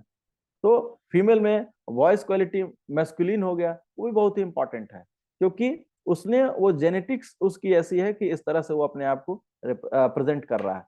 तो आपको ये होमोसेक्सुअलिटी से रिलेटेड रूब्रिक्स जो आप देख रहे हैं मेन और वुमेन दोनों के साथ है, कि अगर इसमें आप देखते हैं तो ये बहुत ही इंपॉर्टेंट होता है कि आपको इसको कंसिडर करना चाहिए। mutilate his body inclination to praying kill to be raised for his suicidal disposition with rebels against politics, refuses medicine to take the, इसको हम लोग डिस्कस किए हैं। refusing treatment every refusing treatment every sick in spite of being very, patient बहुत बीमार है लेकिन वह ट्रीटमेंट नहीं लेना चाहता है, रिफ्यूज करता है। पेशेंट बहुत बीमार है, कोई ट्रीटमेंट नहीं लेना चाहता है पेशेंट बहुत ही बीमार है, मेडिसिन नहीं लेना चाहता है। तो इसका मतलब क्या है, क्योंकि अब उसको अपने लाइफ से जो है बिल्कुल उब चुका है, वो वह निराश हो चुका है, अब उसको अपनी लाइफ में कोई इंटरेस्ट नहीं है। जो हम लोग देखते हैं बहुत बार कि पेशेंट कहते हैं कि अब छोड़ दो, दवा की कोई जरूरत नहीं है, अब ऐसा कुछ करने की जरूरत नहीं है, इसको अब ऐसे ही छोड़ दीजिए, मुझे इसकी कोई जरूरत नहीं है, दवा लेने की मुझे कोई जरूरत नहीं। तो इस तरह की जो सिचुएशंस आएंगी और इस तरह के जो प्रेजेंटेशन आप पेशेंट को देखेंगे, तो यह ऐसा नहीं समझिए कि ये बीमारी हो गया ऐसा कर रहा है, ये उसके पेशेंट की सिफिलिस है, सिफिलिस के कंडीशन में वो बोल रहा है कि इस तरह की सिचुएशन है और वो पेशेंट उस सिचुएशन में बोल रहा है। तो यहाँ पर ये सभी रूब्रिक्स, ये सभी सिम्टम बहुत ही इंपॉर्टेंट रोल प्ले करेंगे। suicidal disposition anger driven to suicide, suicidal disposition anxiety from, suicidal disposition blood on seeing, suicidal disposition children in, suicidal disposition delusion from, suicidal disposition despair from, suicidal disposition despair from miserable existence about his, suicidal disposition despair from religious, suicidal disposition despair from spell of asthma during। अब यहाँ पर कहीं कहीं पे देख रहे हैं कि वो डिजीज कंडीशन के साथ भी आ गया है, और कहीं कहीं पे आप देख रहे हैं कि प्योर डिस्पोजिशन के सिम्टम्स हैं। तो यहाँ पर जो डिस्पोजिशन है, जो सुसाइडल डिस्पोजिशन है, वो डिफरेंट एस्पेक्ट में यहाँ पर आपको देखने को मिल रहा है, जो कि एक यहाँ पर ये भी देख रहे हैं कि suicidal disposition despair from miserable existence about जी, उसका ऐसा जीवन हो गया है कि वो अपने जीवन से तबाह होकर के लगता है कि इससे बेहतर है कि हमको मर जाना अच्छा है। तो उस मेजरेबल एग्जिस्टेंस के चलते वो डेथ जो है टेंडेंसी की तरफ, सुसाइडल टेंडेंसी की तरफ वो जा रहा है। तो ये सभी आपको जो है सिफिलिटिक टेंट है, जहां से कि आप इस पेशेंट को ऐसे आप समझ पाएंगे। Sadness, despondency, depression, melancholy, suicidal disposition with self control, losses of self control, want of self depreciation, ये सभी चीजें क्या है कि आप देख रहे हो कि जहां पे कंट्रोल लॉस हो रहा है। सिफिलिस का मतलब क्या है कि यहाँ पे कंट्रोल लॉस हो रहा है, जहां पर हमारा जो है बॉडी जो है, हमारा माइंड, हमारा बॉडी हमारे ही अब कंट्रोल में नहीं है। तो ऐसे सिचुएशंस को जो है हम लोग देखते हैं कि ये these are the syphilitic situations. यहाँ पर हमको समझना है कि पेशेंट को कैसे हमको इसको टैकल करना है। Suicidal disposition drawing by mania, suicidal disposition drawing by thinking with pleasure of, suicidal disposition easiest way ask question as to, suicidal disposition erotomania in, dispositions fright after, dispositions suicidal disposition headache with, suicidal disposition homesickness from, suicidal disposition hypochondriasis in, suicidal disposition love from, disappointed। तो ये सभी conditions जो हैं आपको patient के different patient में different way से आपको देखने को मिलेंगे कि कोई जो है ड्राइंग के थ्रू जो है वो मैनिया है कि वही करना चाहता है कि डूब के मर जाए, कोई जो है ऐसा लगता है कि वो डिसअपॉइंटमेंट हुआ, कोई ऐसा सेटबैक मिला जिसके बाद से जो है उसमें वो टेंडेंसी डेवलप हो गई, फ्राइट के बाद आ गया, हेडेक के दौरान ऐसा लग रहा है इतना सीवियर पेन है उसमें ऐसा लग रहा है। तो ये सिचुएशन जहां भी ये सुसाइडल डिस्पोजिशंस होंगी वहां पर इट मीन्स की सिफिलिस का प्रेवलेंस है। अगर ये सिम्टम्स दिखता है तो इसकी हमको जो है इंपॉर्टेंट एस्पेक्ट को समझना है, उसको देना है। Adaptability loss of. अब ये जो रूब्रिक्स है इसको हम कैसे समझते हैं? जब हमारे पास ऐसे लोग आते हैं, जैसे जब हम देखते हैं कि वो आज का जो युग है बिल्कुल गजट जो है, हमारे पास सभी के पास मोबाइल है, एक एक आदमी तीन तीन जो है वो ये मशीनरी चीजों को संभाल रहा है, कोई लैपटॉप है, कोई टैब है, कोई मोबाइल है, वो सभी चीजों से यूज टू है। लेकिन इस तरह के इन्वायरमेंट में, इस तरह की सिचुएशन में भी जो है कोई यंग बच्चा है या कोई यंग जनरेशन का एडोलेसेंट है, और वो इनसे जो है एक्वाइंटेड नहीं है, ये इन चीजों को चला नहीं पा रहा है, या ऐसे ऐसा पर्सनालिटी जो कि वो जो आप समझते हैं कि इसको तो जरूरी है कि उसको बाइक चलाना आना चाहिए, लेकिन वो नहीं अडॉप्ट कर पा रहा है, या कोई सिचुएशन को अडॉप्ट अडॉप्ट इजीली नहीं कर पा रहा है। तो ये भी क्या है, ये उस नॉर्मलसी के साथ, उस सोरा के साथ नहीं चल रहा है, ये एडेप्टेबिलिटी लॉस कर रहा है। ये यहाँ पर इसकी एग्जिस्टेंस में प्रॉब्लम हो रही है, क्योंकि जब एडेप्टेबिलिटी नहीं होगी तो आपके एग्जिस्टेंस पे सवाल आ जाएगा। आज के युग में अगर आप मोबाइल को नहीं समझते हैं, आप टेक्नोलॉजी को नहीं समझते हैं, तो आप देखेंगे कि आपका एग्जिस्टेंस जो है बहुत ही संकुचित हो जाएगा, आप धीरे धीरे जो है परेशान होने लगेंगे। तो ये जो रूब्रिक्स है, ये इस तरह के सिचुएशन में जो है, जहां पर कि लर्निंग नहीं हो पा रही है, वो इजिली अडॉप्ट नहीं कर पा रहा है सिचुएशंस के साथ आज के चीजों में, तो ऐसे जगहों पर आपको जो है इस रूब्रिक को यूटिलाइज करना है। Antagonism herself with anguish night suicidal thoughts of with anguish suicide attempts to commit bid aversion to son confusion identity as to his cut mutilate slit desire to herself danger no sense of danger has danger no sense of danger has health about the state of his। एक इसमें ये सभी rubrics आप देख रहे हैं कि एंगी सुसाइड अटेम्प्ट्स टू कमिट, और ये सभी चीजें हैं। एक बहुत ही इंपॉर्टेंट रूब्रिक्स है बिड एवर्सन टू सन, जो कि यहाँ पर बहुत बार इस रूब्रिक को जो है जनरली हम एक बेस रूब्रिक के तौर पर देखते हैं कि सेलियक स्प्रू के केसेस में जहाँ पर कि पेशेंट को जो है व्हीट एलर्जी के केसेस देखने को मिलते हैं। तो जनरली इसमें इसकी बेस रूब्रिक्स क्यों है? क्योंकि जनरली हम खाना जो खाते हैं उसका जो बेसिक जो नेचर जो है वो क्या है कि हम खाना खाते हैं और वो हमारे पूरे जीआईटी कैनाल से उसको पास होना होता है, और वह डाइजेशन की तरफ जाता है और स्टूल होकर के यूरिन के थ्रू हमारा वेस्ट प्रोडक्ट निकलता है। तो इसमें क्या है, इस फिनोमेना में सेलियक स्प्रू में कि खाना जो हम खाते हैं व्हीट से, स्पेशली पेशेंट को एलर्जी हो गया, तो जो फूड है, फूड के लिए इंटेस्टाइन और ये सभी जो हमारे पूरे एलिमेंट्री कैनाल हैं वो क्या है, इसके बेड की तरह।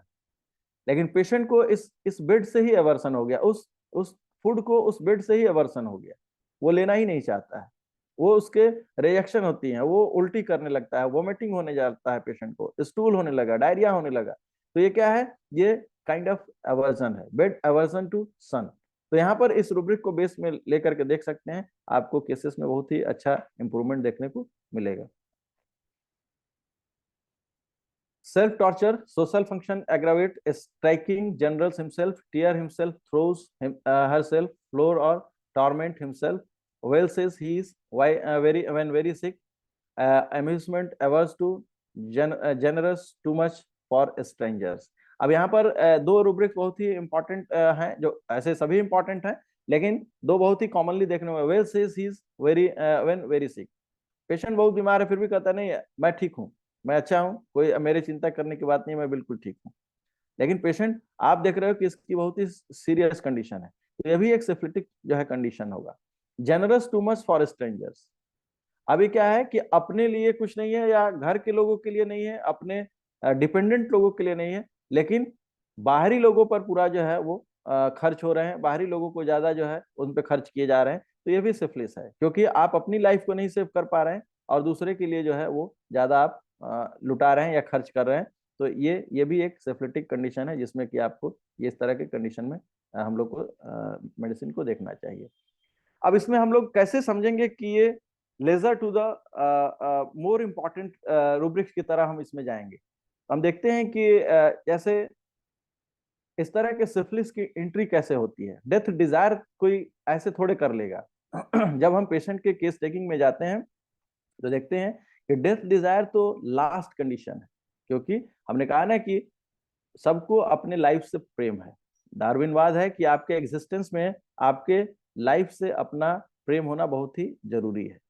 तो इसमें जो है आपको जो एंट्री है इसकी, सिफिलिस आया कहाँ से? जिस दिन आपको ये लग जाता है कि कोई गलती मुझसे हो गई या मैं ये गलत कर रहा हूँ, जब तक आप कुछ भी कर रहे हैं दुनिया में और आपके दिमाग तक वो बात नहीं जा रही है कि ये गलती हो रही है, तब तक आप बिल्कुल चंगे होकर के कर रहे हैं, हर चीज आप करना शुरू कर रहे हैं। लेकिन जो ही आपके दिमाग में ये आ गया कि नहीं ये जो है गलत हो जा रहा है या गलत हो रहा है, तो आप देखते हैं कि ये जो है बहुत ही अब यहाँ से स्टार्ट होता है कि एंजाइटी कॉन्साइंस ऑफ, फिर अपने आप को रिमोर्स करना, रिप्रोच करना, कोसना, फिर ये delusion neglected duty he has neglected his, delusion wrong done wrong he has, delusion reproach, ये सभी gradually lesser to the more stronger rubric की तरफ आप जो है चलते जा रहे हैं, देखते जा रहे हैं। और अल्टीमेटली आप देखते हैं कि delusion loss salvation for, death desire for, या delusion sin one has unpardonable sin, he had committed the, ये ग्रेजुअली जो है वो आपका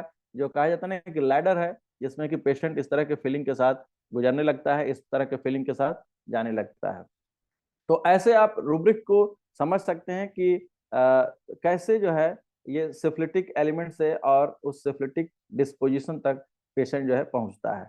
तो आज का हमारा जो विषय है ये सिफिलिटिक रूब्रिक को समझना, ये बहुत ही एक ब्रीफ मैंने इसको प्रेजेंटेशन किया है। आप इस पैटर्न पर जो है आप जनरली जो है आप देखेंगे कि आप रिपर्टरी को जब टैकल करना शुरू करेंगे तो आपको इसमें लगेगा कि नहीं, इसमें आपको जो है बहुत सारी चीजें और भी आप समझ पाएंगे, खोज पाएंगे, इसको डिस्कवर कर पाएंगे। Thank you very much for patience listening.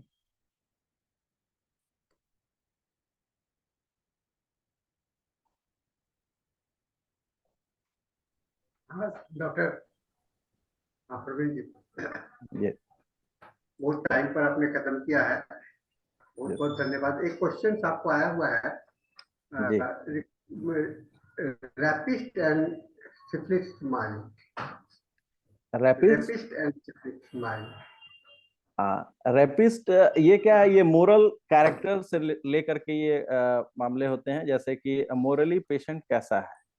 तो ये तो बैड मोरल की हम लोग बात करेंगे कि जहां पर कि अगर इस तरह की जो है बातें आती हैं। अब उसमें भी एक बात होता है कि पेशेंट जो है किस वायलेंसी के साथ ये सभी चीजों को करता है। बहुत बार हम लोग देखते हैं न्यूज में आती हैं कि रेप करने के बाद उसने जो है ऐसे जो है प्राइवेट पार्ट्स में जो है उसने स्टैबिंग किया या कोई जो है ऐसा कुछ किया है। तो जितनी एग्रेशन होगी उतना ही वो मोर सिफिलिटिक कंडीशन जो है हम लोगों को देखने को मिलेगा कि इस तरह के पेशेंट जो है वो मोर सिफिलिटिक टेंट से उनका माइंड जो है ट्रेंड हो गया है या उस तरफ वो मूव कर गए हैं।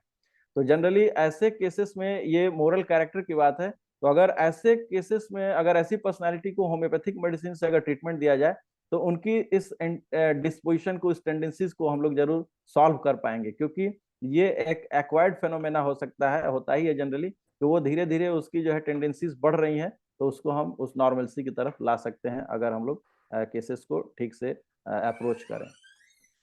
बहुत अच्छा। एक मैं क्वेश्चन कर रहा हूँ। जी डॉक्टर हैनिमैन ने लिखा कि जी my life was not lived in vain, जी नन विल, है ना, वो एक जी श्लोक है। जी जी तो सर। आप डॉक्टर हैनिमैन को इस स्टेटमेंट से क्या जोड़ते हैं?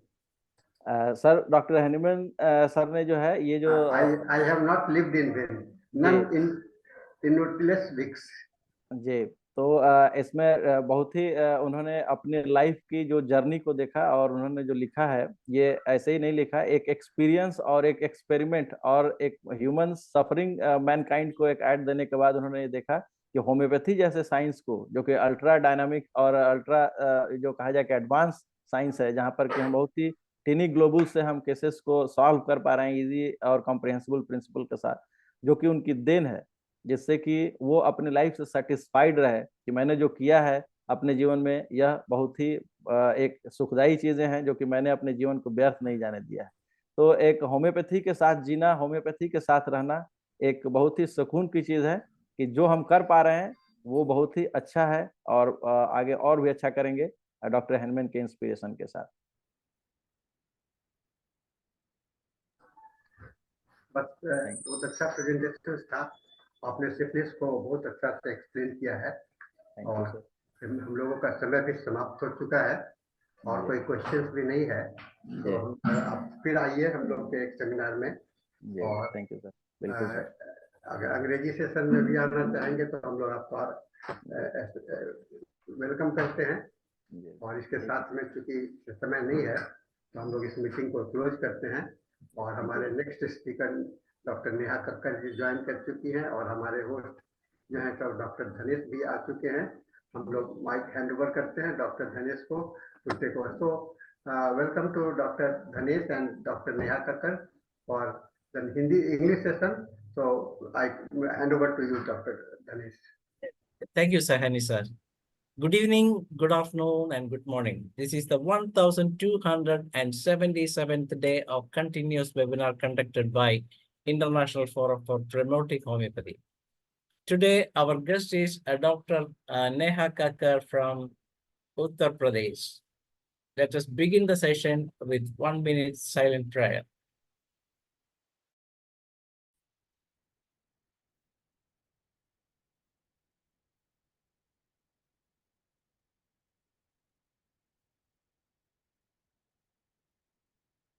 Thank you all. As you all know that the International Forum for Promoting Homeopathy comprises of homeopathic lovers, students, and doctors.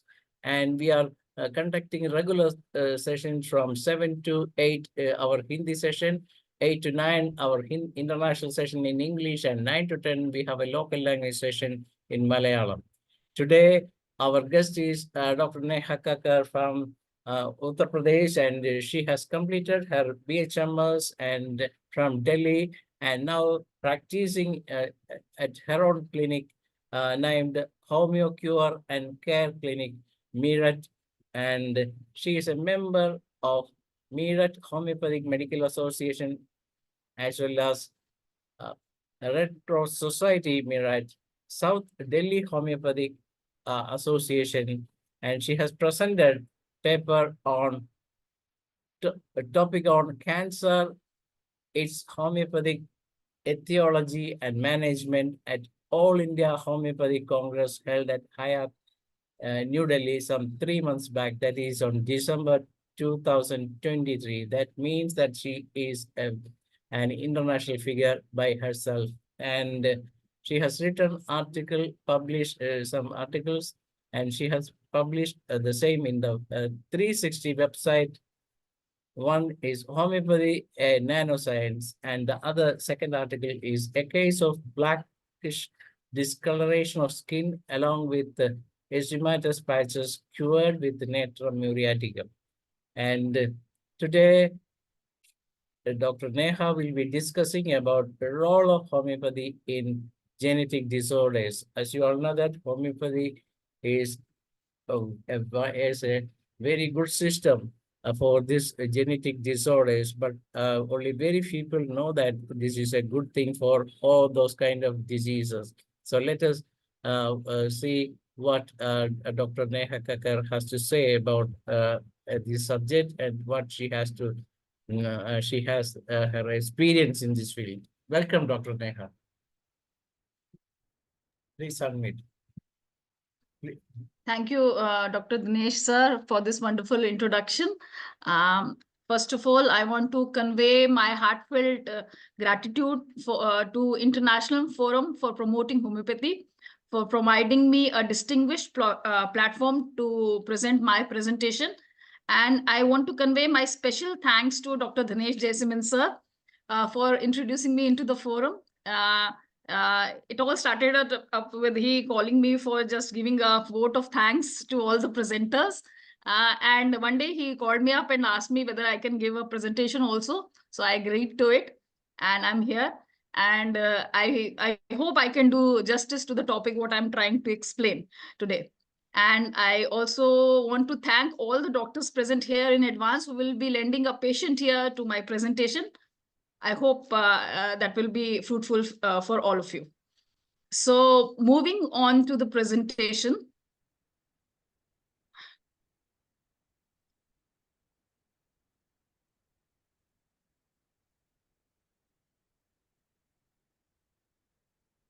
I hope everybody can see my screen. Yes, yes, yes. It's fine. Yeah. Fine. Yeah. The topic of my today's presentation is role of homeopathy in genetic disorders.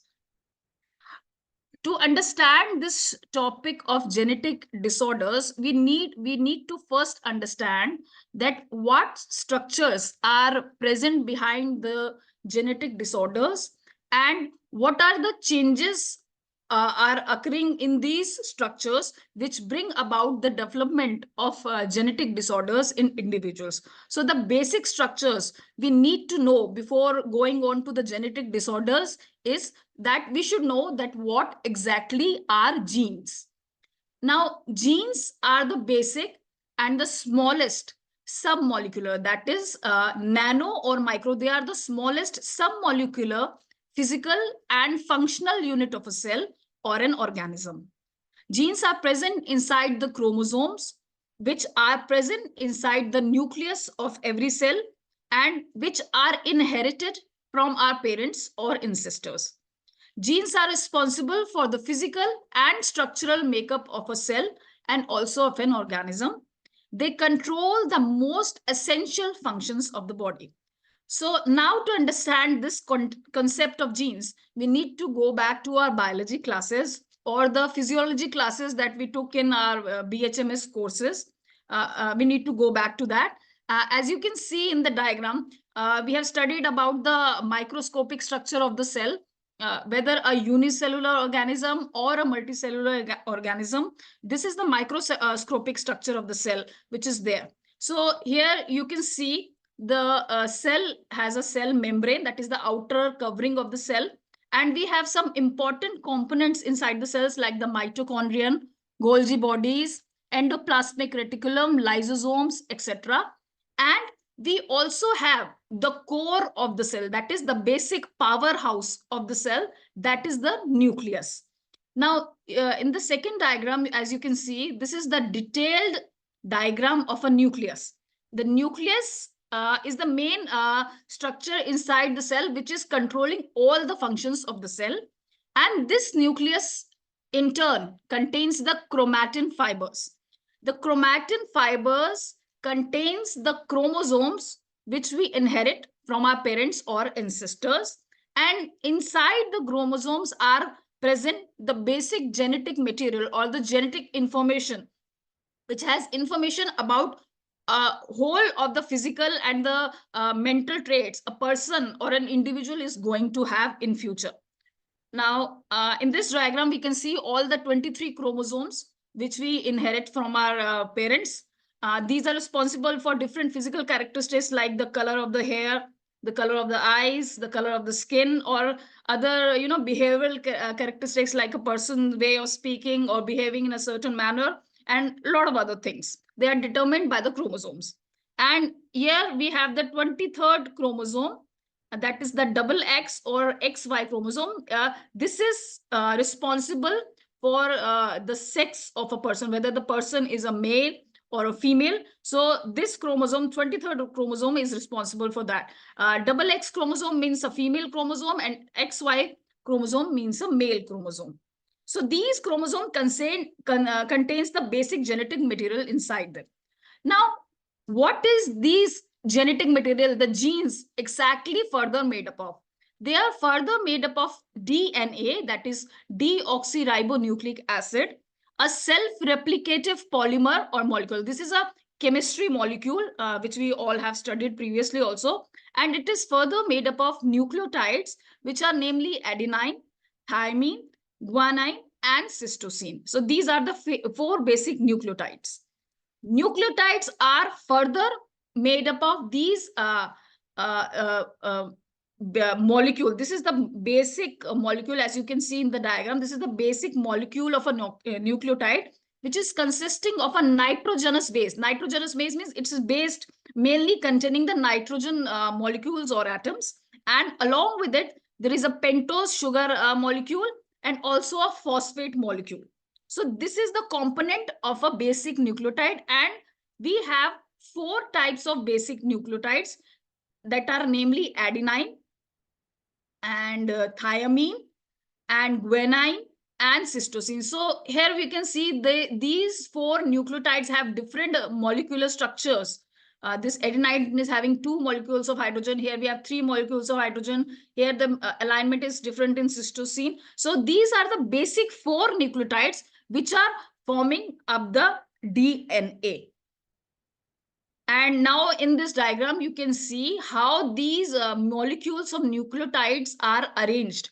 It's a rule that thiamine always bonds with adenine and guanine always bonds with cytosine. So the sugar phosphate part forms this double helix structure. The sugar and the phosphate thing which we saw here, this phosphate and pentose sugar forms the double helix structure, whereas the nucleotide is forming the base part. This is the middle part is formed by the nucleotides, and this helix part is formed by the sugar phosphate molecules. So this is the basic pairing of nucleotides and how the nucleotides are arranged in the DNA. This is shown here. Now again, to summarize this thing, we can see here, this is the chromosome. The chromosome is the DNA coiled upon itself. As you can see here, it's coiled upon itself. And as we open it up, we see the gene is opening up here, and the gene is turning into a rope-like. It's a loose rope-like structure. As you must have seen a rope. If it's tied loosely, it will just look like this. So this rope-like structure is the DNA, and as we further open it, we see the different nucleotides here. Now, how these nucleotides are responsible for the formation of different amino acids and proteins, which are responsible for carrying out different bodily processes and functions.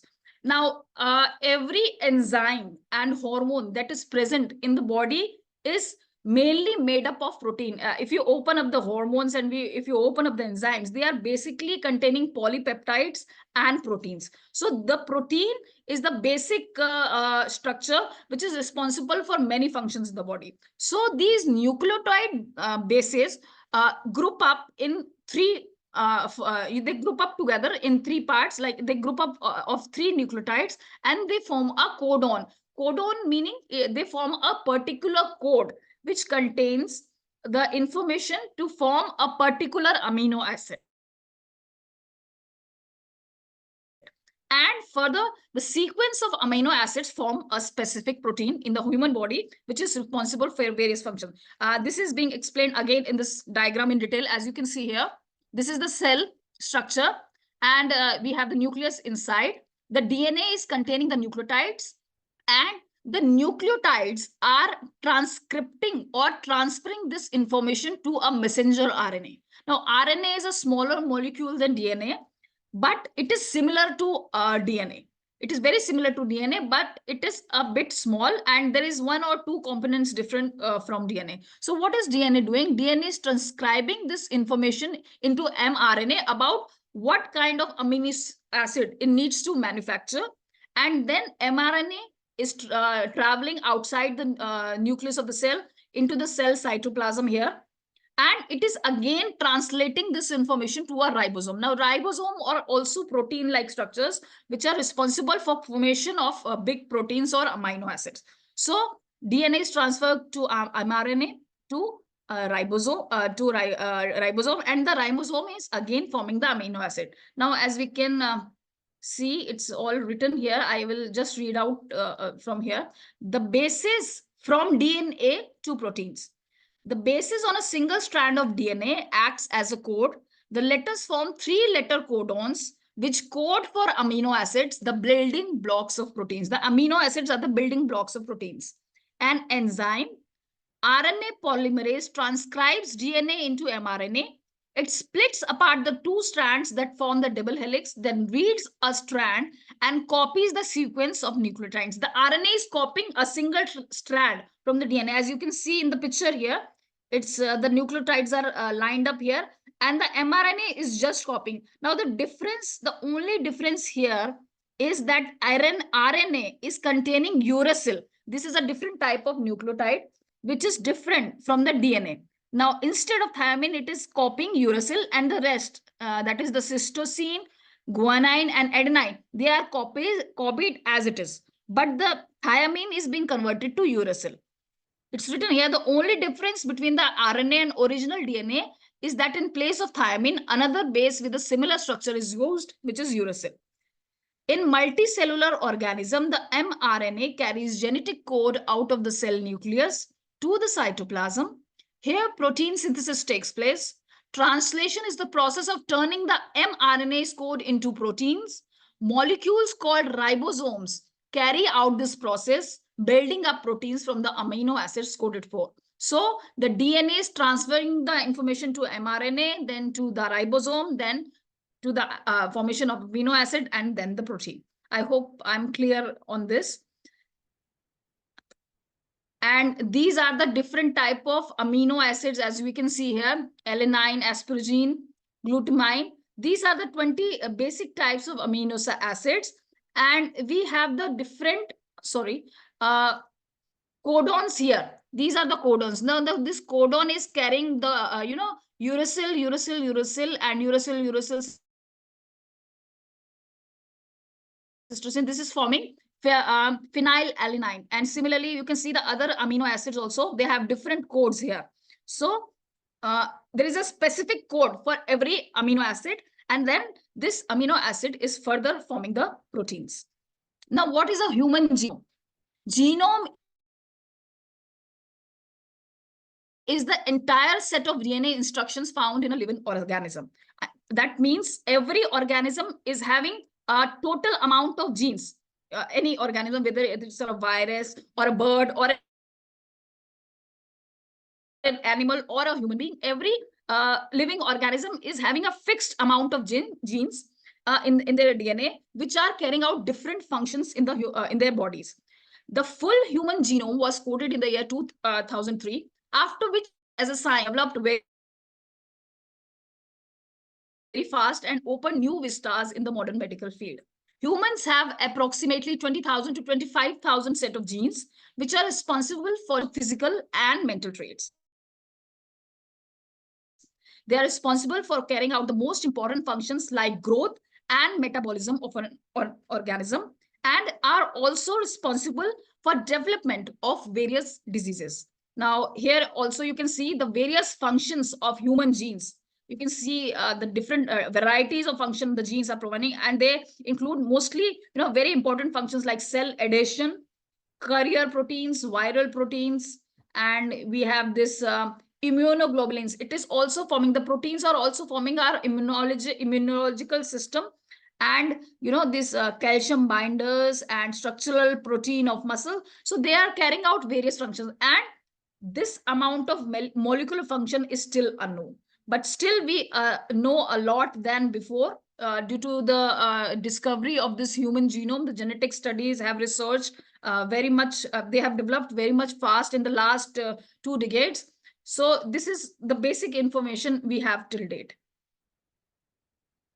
Now, I hope I'm clear up to till this days. Anybody is having any doubt on this, they can ask their questions later on. Now, from genes, we are moving on to genetic disorders.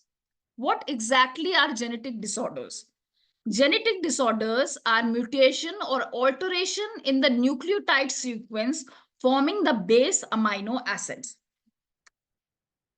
Genetic mutation occurs when the nucleotides, nucleotides or gene segment get altered in their sequence or patterns by the process of insertion, substitution, or deletion of the mentioned nucleotides, that is adenine, thymine, guanine, cytosine, which further produces incorrect amino acid sequence, and which in turn produces a malfunctioning protein. Now, in this picture, you can see this is the normal DNA here. It's written here, it's the 3 nucleotides that are AAA and ATG, CTT, CTC. This is a normal DNA. And it is giving rise to a normal mRNA, which is forming the different amino acids here. This PH is phenylalanine, tyrosine, glutamine. So these are the different amino acids. Now, what is happening in genetic mutation? in genetic mutation, these nucleotides are either getting substituted by another nucleotide. Like here we can see instead of G, you have A here, and it is giving rise to a different amino acid, that is the lysine. So due to that substitution of the gene, the amino acid formed is different from the original one. Secondly, we see here that an extra gene is being inserted here. Here, instead of CTT, we have CCT. So this gene is getting inserted here, and that is also giving rise to a different amino acid sequence. And similarly, in the third part of the diagram, we can see there is a deletion of gene happening. A single nucleotide is being removed from the sequence. So that is also giving rise to a different amino acid sequence. So with the process of substitution, that is substitution of a single nucleotide with a different one, addition of an extra nucleotide. Here also in this picture, you can see there's an extra nucleotide being inserted in between, and also a nucleotide being removed, or even in this part, you can see that that nucleotide sequence is being inverted. It's being exchanged. So this is the process of gene mutation that is happening at the DNA level. The nucleotides are either being inserted or deleted or getting substituted and giving rise to a faulty amino acid to a faulty protein. Here you can see there is error occurring within a gene during replication, error occur within the RNA polymerase during transcription, then the signal that is transferred is incorrect, and the ribosome formed is also incorrect, and further the protein that is formed is also incorrect. So the whole chain gets affected because of the single nucleotide changing. The whole cycle of protein reproduction and amino acid reproduction is getting faulty. Now, there are two major types of gene mutations. One is point mutations and other is chromosome mutations. The point mutations include mutations only at one of the bases. They include mutations only at one of the bases, and that means the only one base is either getting substituted or inserted or deleted. But in the surface area here in point mutation is very small. Only the gene which is getting mutated is only one or either two. But in chromosomal mutation, the whole bigger area of the DNA gets affected, which might involve a multiple number of genes. That means the surface area, the strand, the area of that strand that is being affected can be longer. And in point mutation, it's quite a smaller area, and the genes present here are either one or two in number. But in a larger area, obviously, you are going to have different and large amount of genes. So as we will discuss further, I guess homeopathy can prove to be effective more in point mutations than in chromosomal mutations, because it is affecting a larger surface area, and the implications of a chromosome mutations are greater than the point mutations. As you can say here in this chart, the differences between a point mutation and a chromosomal mutation. Point mutation is a single nucleotide change in a DNA or RNA sequence. This is a structural or numerical change. Even the number of chromosomes are changing in chromosomal mutation. There is a single base pair. Total number of chromosomes in a chromosome set gets changed. Impact is comparatively low. Impact is high. Here, mostly insertion or deletions are taking place. But in chromosomal mutation, duplication, translocation, inversion, deletion, disjunction, etc. Now, these terms, there is, less of time. So if anybody wants to go deep into this, you can get the information on the internet and from the genetic, books based on genetics also. You can read them and you can easily understand these terminologies. Now, the basic diseases which are coming under point mutations are sickle cell anemia, hemophilia, cystic fibrosis, Huntington syndrome, Tay-Sachs disease, and certain type of cancers. And in chromosomal mutation, we have Klinefelter syndrome, Turner syndrome, and Down syndrome. Here, the number of genes that are affected, as I previously said, there is a single gene or one or more gene, but here there are multiple or several genes involved. Now, what are the factors which can lead to development of genetic diseases? The modern medical science is only considering the physical and the radiation part of the factors, because they are only considering the physical part of the etiology. But we as homeopaths can also take the other part, that is the non-physical part, that is the mental part. So let's quickly see what are the factors. One of the factor can be viral and bacterial infections. Repeated exposure to these infections can produce genetic mutations. And obviously working in areas which have high chemical radiations, areas like nuclear reactors, people working in nuclear energy sectors, people working in hospitals near x-rays and MRI machines, there is a lot of radiation there. And people working in mines where there is a lot of chemical base, so these people are more prone to genetic mutations. Environmental factors like excessive heat and cold can also lead to decreased resistance of the cells, because whenever you're exposed to excessive heat or excessive cold for a long period of time, the cell will behave haphazardly. It will be very weak physically, and the functions that it will be able to carry out will not be up to the mark. And obviously repeated physical trauma, like you have repeated physical injuries, that also decreases the immunity of the body, and that also gives rise to genetic mutations. Now this last factor, it is not very much considered by the modern medical science, but we as homeopaths, as we taken into the account the psychosomatic connections of diseases, we are very much aware that how the psychology of a person and emotional state of a person or the intellectual level of a person, all these things can cause an effect on the physical body. So this factor we can also take in account, and this can also lead to genetic mutation and further to genetic diseases. Now, these are some of the genetic diseases which I have listed here. Obviously, there are many more genetic diseases there, but I have just listed down a few, like albinism, ankylosing spondylitis, Down syndrome, cystic fibrosis, hemophilia, KBG syndrome, sickle cell anemia, thalassemia, muscular dystrophy, neurofibromatosis, Tourette syndrome, and Williams syndrome. So these are some of them genetic disorders which I have listed. Now, modern medical science or the allopathic fraternity claims to have no medicinal cure for the genetic disorders. There is no specific medicine over the prescription available for genetic disorder. Like in autoimmune diseases, we have doctors giving up steroids and other immunosuppressants. But in genetic disorders, there is no specific medicinal prescription available. The only treatment available is the gene or genetic therapy, which has evolved after the development of the human genome. The genetic therapy has come up. They are preserving stem cells from the womb itself, and later on they are introducing into the virus. They are building up cells which can fight the mutated genes, and they can provide a positive environment to the body, and the genetic disorders can be corrected. But this treatment is very, very expensive. The treatment can cost about in crores.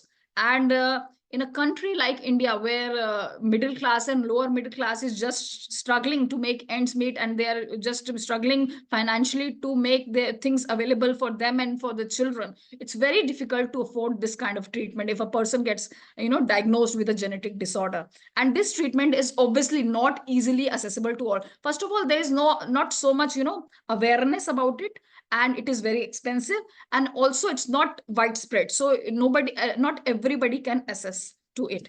So now what can homeopathy help here? The genes get altered or mutated when they are exposed to certain types of negative environment. A gene will start manifesting and showing its symptoms whenever there is a environmental stress to it, whether it's a physical stress or infectious stress or chemical stress or mental stress. Any kind of stress will decrease the power of the body to resist, and that will lead to weaknesses inside the cell, and that will lead to development of genetic mutations. Now, if we provide a positive environment to the genes in the form of homeopathic medicines, the genes can again return to their healthy state through the process of genetic memory.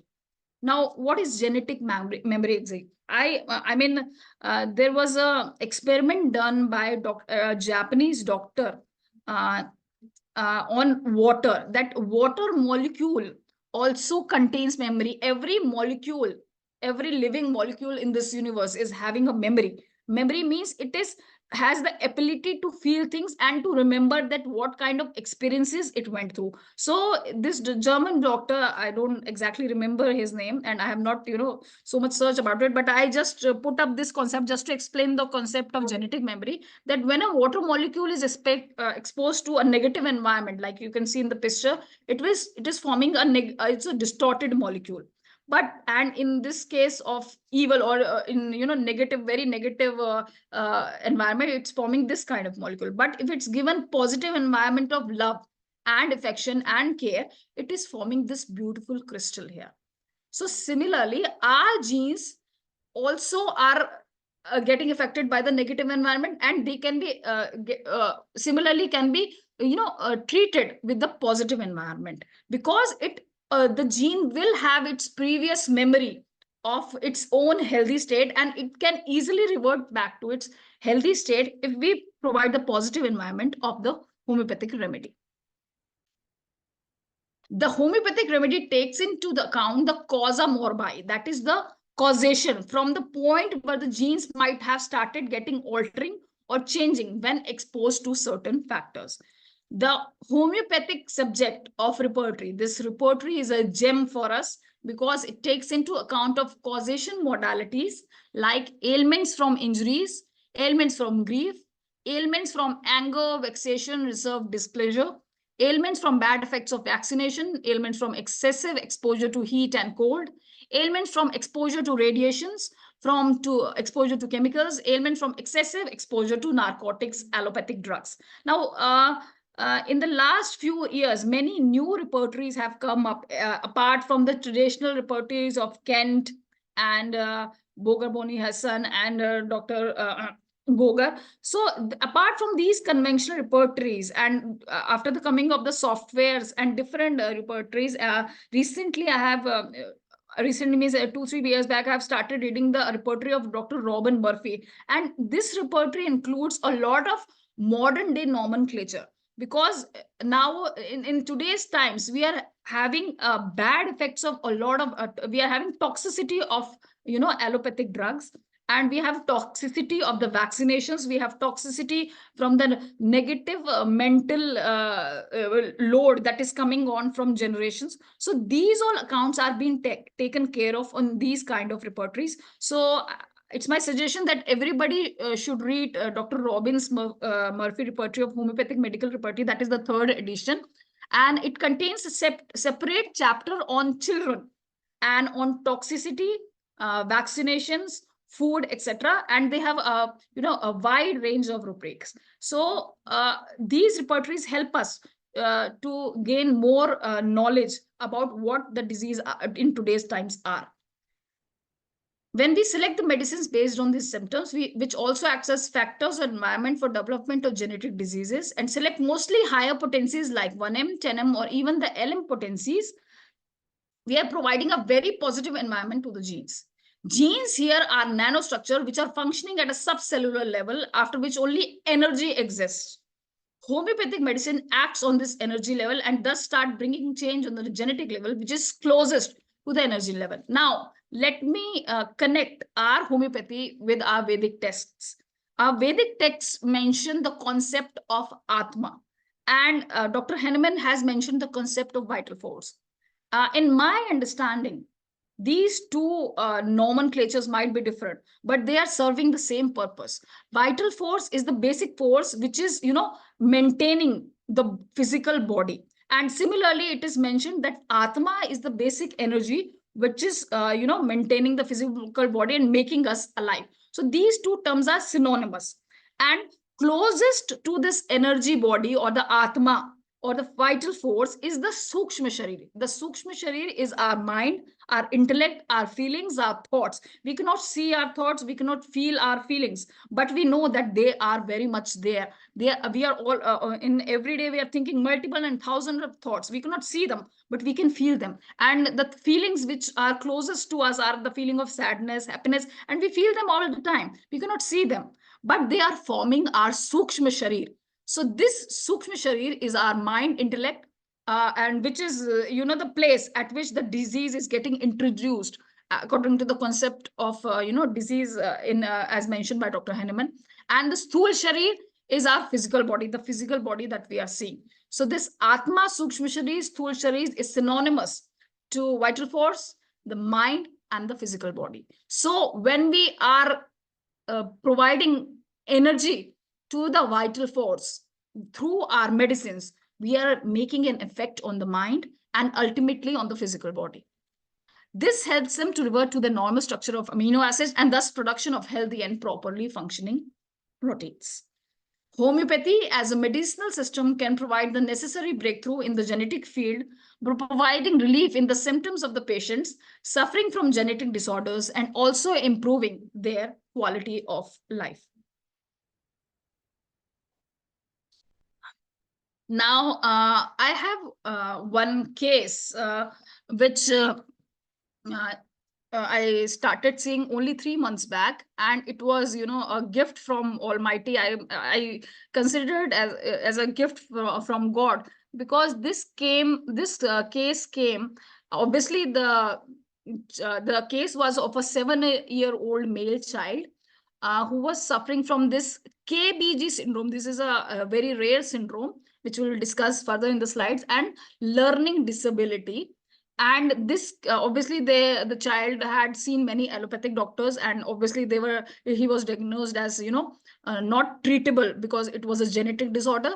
And also the parents of the child also went to a very senior homeopathic doctor in Delhi. They consulted him. I would not like to name him because I really respect and revere him for whatever knowledge and wisdom he has about homeopathy, and he's a very, very famous homeopath. But he refused this case just by seeing that it is a genetic case. And the parents, through the reference of one of my patients who is staying in Meerut itself, he referred, he told the parents of the child about me, and they told him that you should consult Dr. Neha once, please. And on his request, the parents came up from Noida to consult me for this 7-year-old child. Now, this what exactly, first we will understand what is KBG syndrome. KBG syndrome is a rare genetic disorder which is caused by mutation in the ANKRD11 gene. The protein produced from this gene enables other proteins to interact with each other and helps control gene activity. The ANKRD11 protein is found in the nerve cells or the neurons in the brain. So this gene, or the gene which is associated with this ANKRD11 protein, is getting mutated, and this protein is found in the nerve cell or the neurons in the brain. So the common sign and symptoms in individuals, this condition include unusual facial features, as you can see here in the picture, skeletal abnormalities, and intellectual disability. Patient has an alien look on his face. This, as you can see, there's a broad skull, and the bones here are, protruding down. So this child, the child who is suffering from this syndrome might look like an alien. This was the term also mentioned for the patient I was treating. His name was the 7-year-old male child I was treating, and he also had this similar look. I'll show you the pictures in the later slides, how he looked like. KBG syndrome, first described by Herman et al., an American researcher, and is named after the surnames of the first families reported with the syndrome. The first families of this syndrome were, given the name. Due to them, this name was given, the KBG syndrome. Very few cases have been reported of the syndrome. Obviously, it's a very rare disorder, and very few cases have been reported. This patient who came into my clinic was a male child of 7 years of age, presented on 30th November 2023 with key symptoms of intellectual disability, where his mother complained that he could not pick up and remember the basic alphabets of any language and also the numbers. Now, the main concern of the mother was that now he was 7 years of age, He went to a special school, and although he was 7 years of age, he was in nursery. He was not able to pick up the alphabets. He could not say A, B, C, D. He could not say 1, 2, 3. He could not say KAKKAR. He could not say any of those because he could not learn them.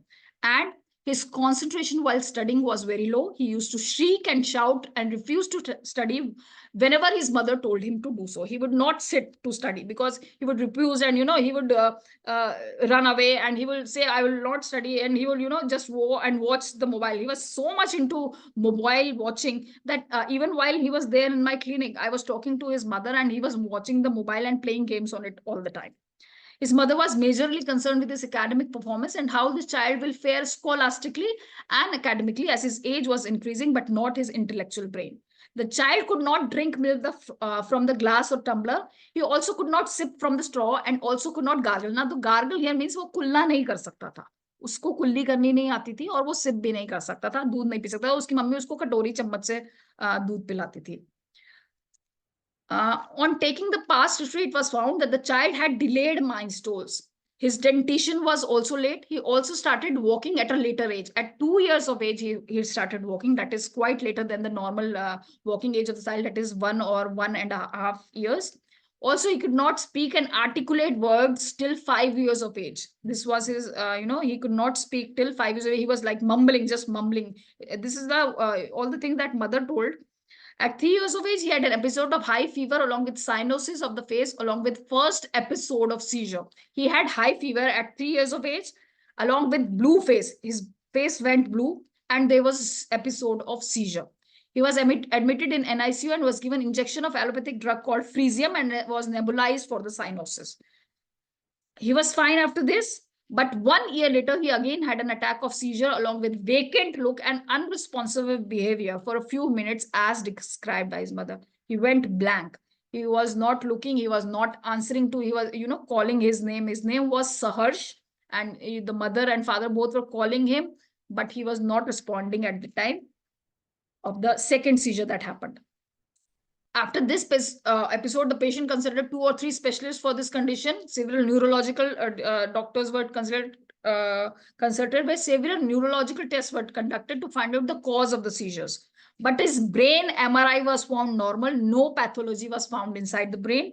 The EEG, that the electroencephalogram, was also normal. There was no change in the EEG. And one more test was done on him. That was some sleep test. That report was not available with the mother, but the doctor repeatedly said that his sleep patterns were not normal. There was some disturbance in his sleep. There was this some test done to record his sleep pattern, and that sleep was not normal for him. This is the picture of the patient. And he was a very normal looking child. He came up and he was very vibrant, but he was a bit shy. I said hello to him, but not say hello to me. But he was a very, calm and composed child. And nobody would have, made out that he's having an intellectual disability. He was quite a normal looking child. But as you can see in the picture, this area of the face is showing the same alien-like features. The, head is a bit big here. And the bone here is similar to the picture I have shown, made you show this look. It's very similar to this. So that's why he was diagnosed with KBG syndrome by a doctor from Max Hospital in Safdarjung enclave. So then we took the gestational history of the mother, the history when the mother was pregnant with this child. The mother has conceived a first male child. He was now 12 years old and is now medically fit both mentally and physically. Yeah, the mother had an elder male child, but he was physically fit both mentally and physically. The concerned patient was his second conceived child, Saharsh, whom we are talking about. There was no history of abortions or miscarriages. The birth of the patient was eventful. He was born again blue. He was cyanosed also at that time. He could not breathe at birth. And he was again nebulized and kept in NICU for 15 days. So we are seeing that there's a possible hypoxia, or, there's no oxygen going to his brain and also his lungs. He's not able to breathe and he's all going blue. At 8th month of pregnancy, the mother fell down on her stomach. She had an injury in the 8th month of the pregnancy. Now, this is a very important point that we need to take in account, because she did not have a normal pregnancy. She fell down at the 8th month. This was followed by decreased movement of the baby. The weight of the baby was also decreased after the fall. There was a sonological finding which showed that the weight of the baby had also decreased. After this, she was advised to do a C-section delivery. After this episode, she was advised to have a C-section. Previously, she was advised to have a normal delivery, but after the injury, she was all these events happened. There was the movement of the baby was decreased and the weight also fell down. So she was advised for a C-section. There was no family history of seizures or any other brain-related troubles, no history of intellectual disability in any child or adult. There was no family history of any intellectual disability, but there was a history of bladder cancer in a relative. Now, these are the physical generals. His appetite was normal. Thirst was average. Could not gargle, that is, kulli nahi kar sakta tha. Cannot suck from straw. Desires outside food, burgers, pizza, etc. and chatpata food. That is very normal with the kids nowadays, I guess. The aversion was of milk and milk products. Now, this was an important point. Aversion to milk and milk products. Doodh nahi pita tha, and never took, even the milk products. Stool was normal. Urine was sometimes involuntary. His mother complained that sometimes, once in a while, like once in a month or once in 2 months, he sometimes, passes urine in his sleep, but no, it is not a regular problem. It had occurred only 3 or 4 times in the past, in the last 2 years. So I guess this was not a very important symptom, because maybe obviously he was not fully, otherwise he was normal, but maybe sometimes his brain used to give, because he had suffered from seizure also, his brain might be giving a signal that he might not be feeling the urine, but it was not a regular problem. The perspiration was normal, but he had only delayed milestones. Mental generals, at first he was shy, was averse to touching, offered handshake, but was shy to do so. Whenever I offered him a handshake, and he just pulled himself back. But he was otherwise naughty by nature, lack of concentration, does not want to study, shrieks and shouts, gets irritated. Mother has to scold and beat him to study even a bit. There was hyperactivity, wants to watch the mobile most of the time, but mother tried to take it away. As I told you, he was watching and playing the game on the mobile for all the time. And he was not listening to me. He was not answering my questions. And even when I tried to check him physically, he just pulled himself away, and he was like this. Whenever he is angry, he hits his mother. He loves to dance and he loves music. This was a 3+ symptom. Used to bang his head when he had seizure episode. Now he was not doing that, but whenever when in the past he had seizure, he was a bit violent and he used to bang his head. He had fear of dark and ghosts. Physical examinations showed anterior fontanelle open. The anterior fontanelle was a bit open. It was around, I would say, only, half an inch. It was open. It was not closed. There was nodular growth on the left side of the neck here. Below the neck, he had a growth here. Had spectacles, sphericals on the right side, +3.50 and +4.00. And they had grown in the recent years. In the last 2 years, it has grown. The number had grown rapidly. And slight squint had developed in the left eye since last 2 years also. So these all development, he is also getting affected physically. His number is getting weaker a day, because something is not right there. Now, what are the rubrics that I used mainly? I told you before, Homeopathic Medical Repertory, that is 3rd edition by Dr. Robin Murphy. And I also consulted a clinical repertory to Dictionary of Materia Medica by Dr. J.H. Clark and Borix Materia Medica Repertory. I just, whatever the symptoms I noted down, I took the case and I noted down the basic symptom that I was, having in my mind that I need to take in this case. I did not use a software here. I only looked up on these 3 repertories, and these are the rubrics which I took up. Head, brain concussion, epilepsy after. Head, brain concussion, mental function altered, children learning disabilities. Mind, learning disabilities, reading, studying. Mind, dancing desires. Mind, hyperactive children. Mind, dyslexia general. General's aversion to being touched. food, milk, general aversion to, mind, developmental arrested head injury after, repertory of causation by Dr. Clark, that is injury head to, and mental troubles from injuries to head. So the basic causa morbi, which I thought in this case was obviously the injury that the mother suffered. Because after that only there was, events started happening. The baby was not moving.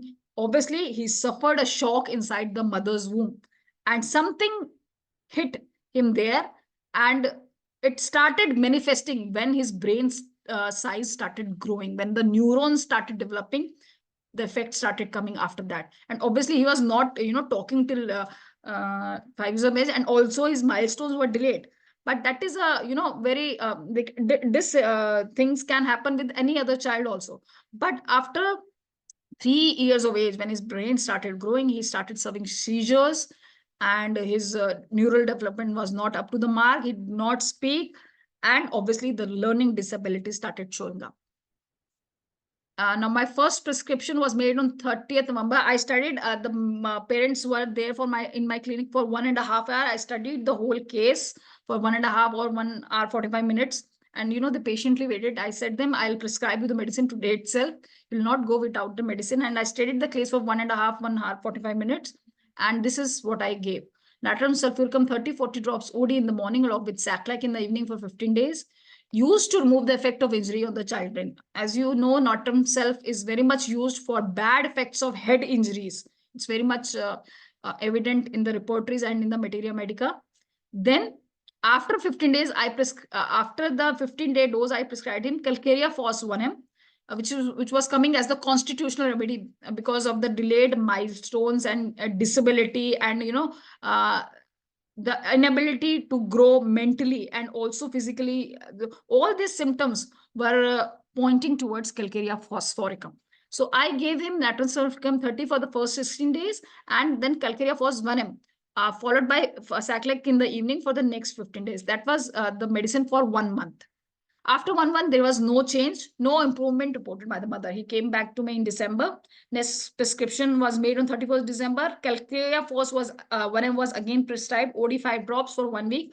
Only for 1 week, I gave Calcarea Phos 1M, because obviously the medicine that I had given before that will take time to act. So I gave Calcarea Phos 1M only for 1 week, followed by Saclac for the next 3 weeks. And then follow up on 29 January, the mother said, that I called up the mother and I asked, oh, how is he? Because I was very eager to know what he was doing. The mother said that he was calmer than before, does not shriek and gets irritated when the mother coaxes him to study. His concentration is improved than before. He's starting to sit down and listen to his mother now. He's starting to sit, and she's saying that he even takes up the book and tries to read it, that he was not doing before. He's listening to the mother, he's sitting there, and he's taking up the books to read. So this was a very positive development that I felt there was there in this case.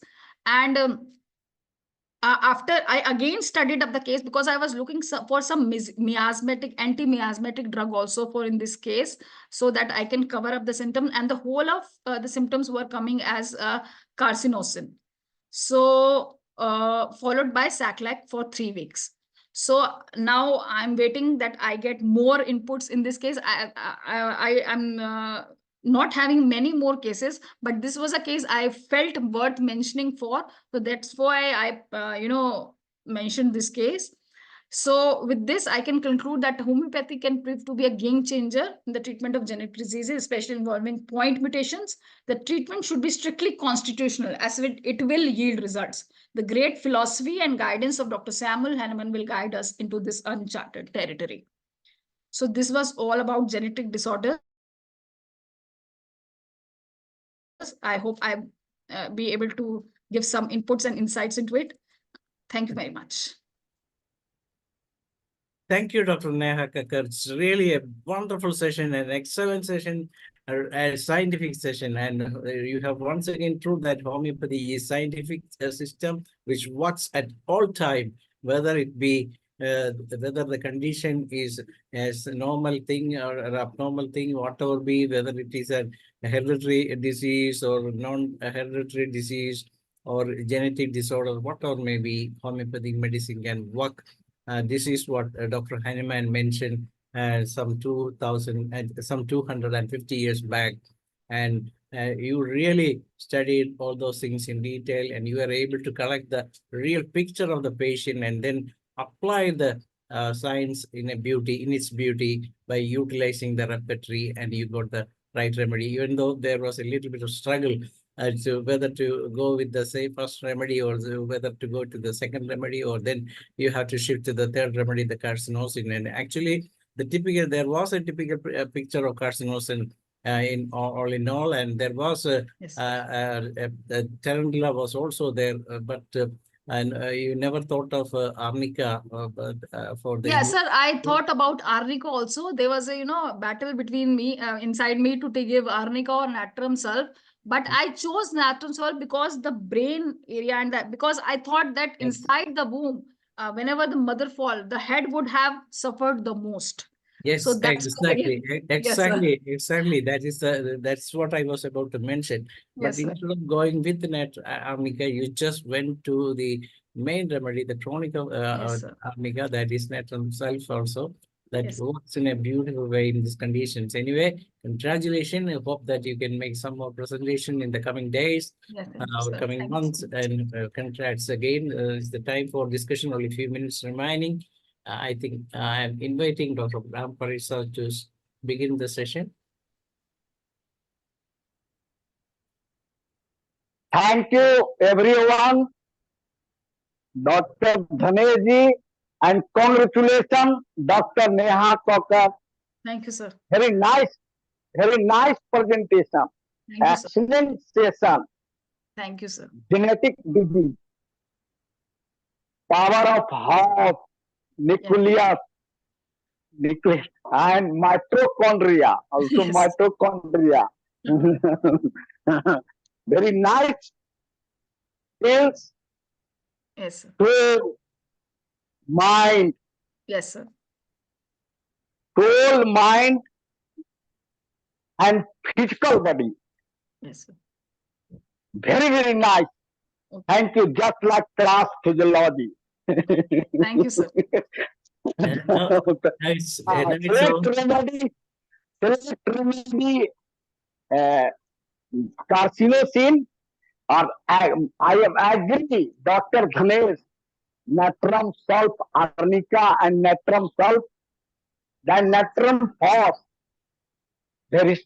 Thank you. Very nice. Thank you, sir. Thank you. Nice up to Dr. Hibbert. Hello, doctor. Can you hear me? Yes, sir. Yes, sir. Very nice presentation, but it is a very difficult thing to understand. But I want to ask you, doctor, while making medicine, our homeopathic medicines, the size of the medicines will, the size of the molecules, size of the medicine particle will be coming down each and every time. The size of the nanoparticles will become nanoparticles. Yes. Do you think that these nanoparticles, that is up to, I heard that it is up to 8 nanometer will be the size of some medicines. Yes, whenever, if the medicine is having any chemical reaction happening while taking the homeopathic medicine, do you think so? Yes, sir. We will, I mean, the manifestation of that chemical reaction might be, some aggravation in the symptoms, because we cannot see the chemical reaction taking place, but that will be manifested in the form of certain aggravation or, some disturbance in the body or something. I don't think so that there will be, like,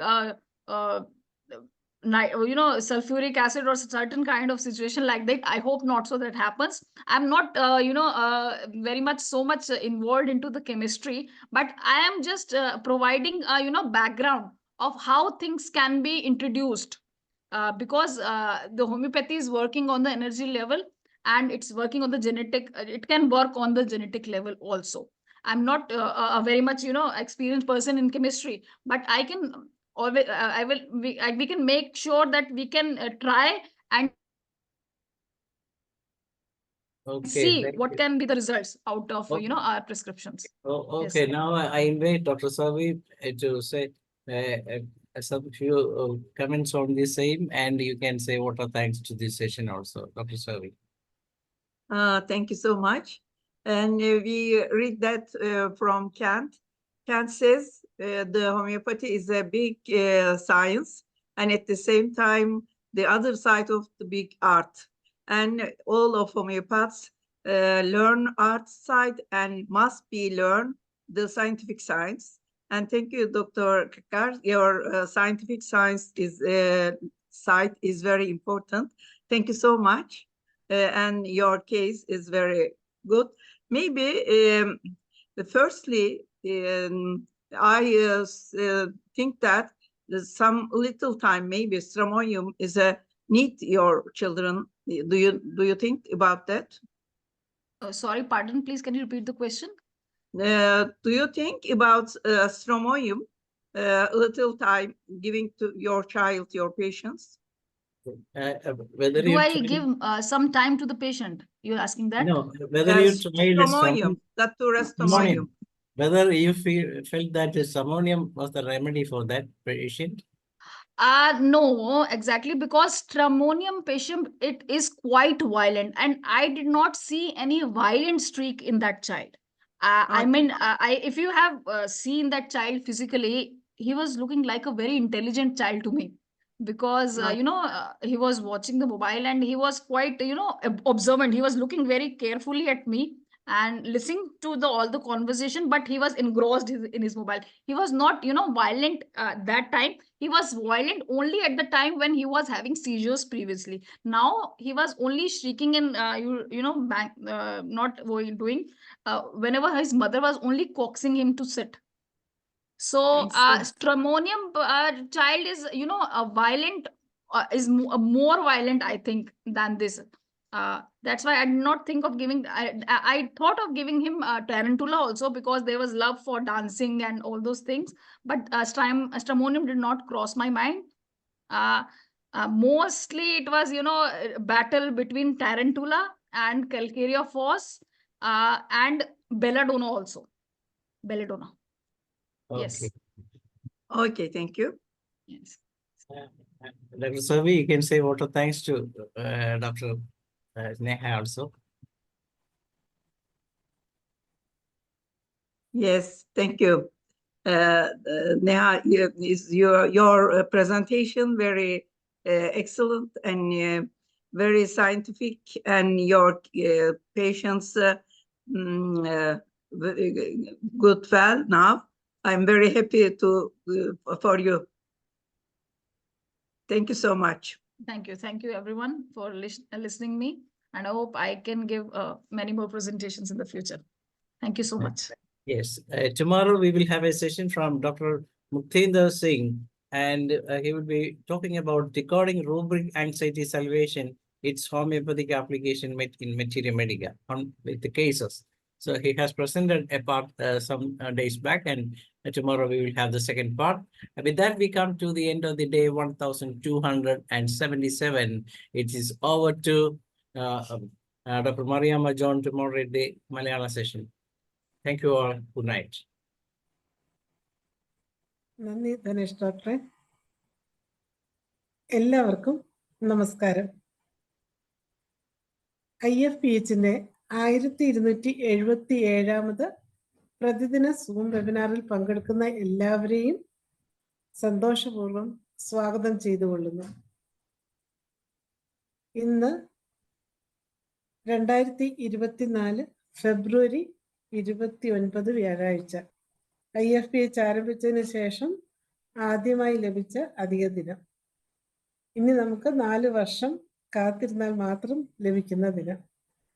ഇന്ന് നമ്മളുടെ class ആരംഭിക്കുന്നതിന് മുൻപ് ഒരു നിമിഷം ഈശ്വര പ്രാർത്ഥന.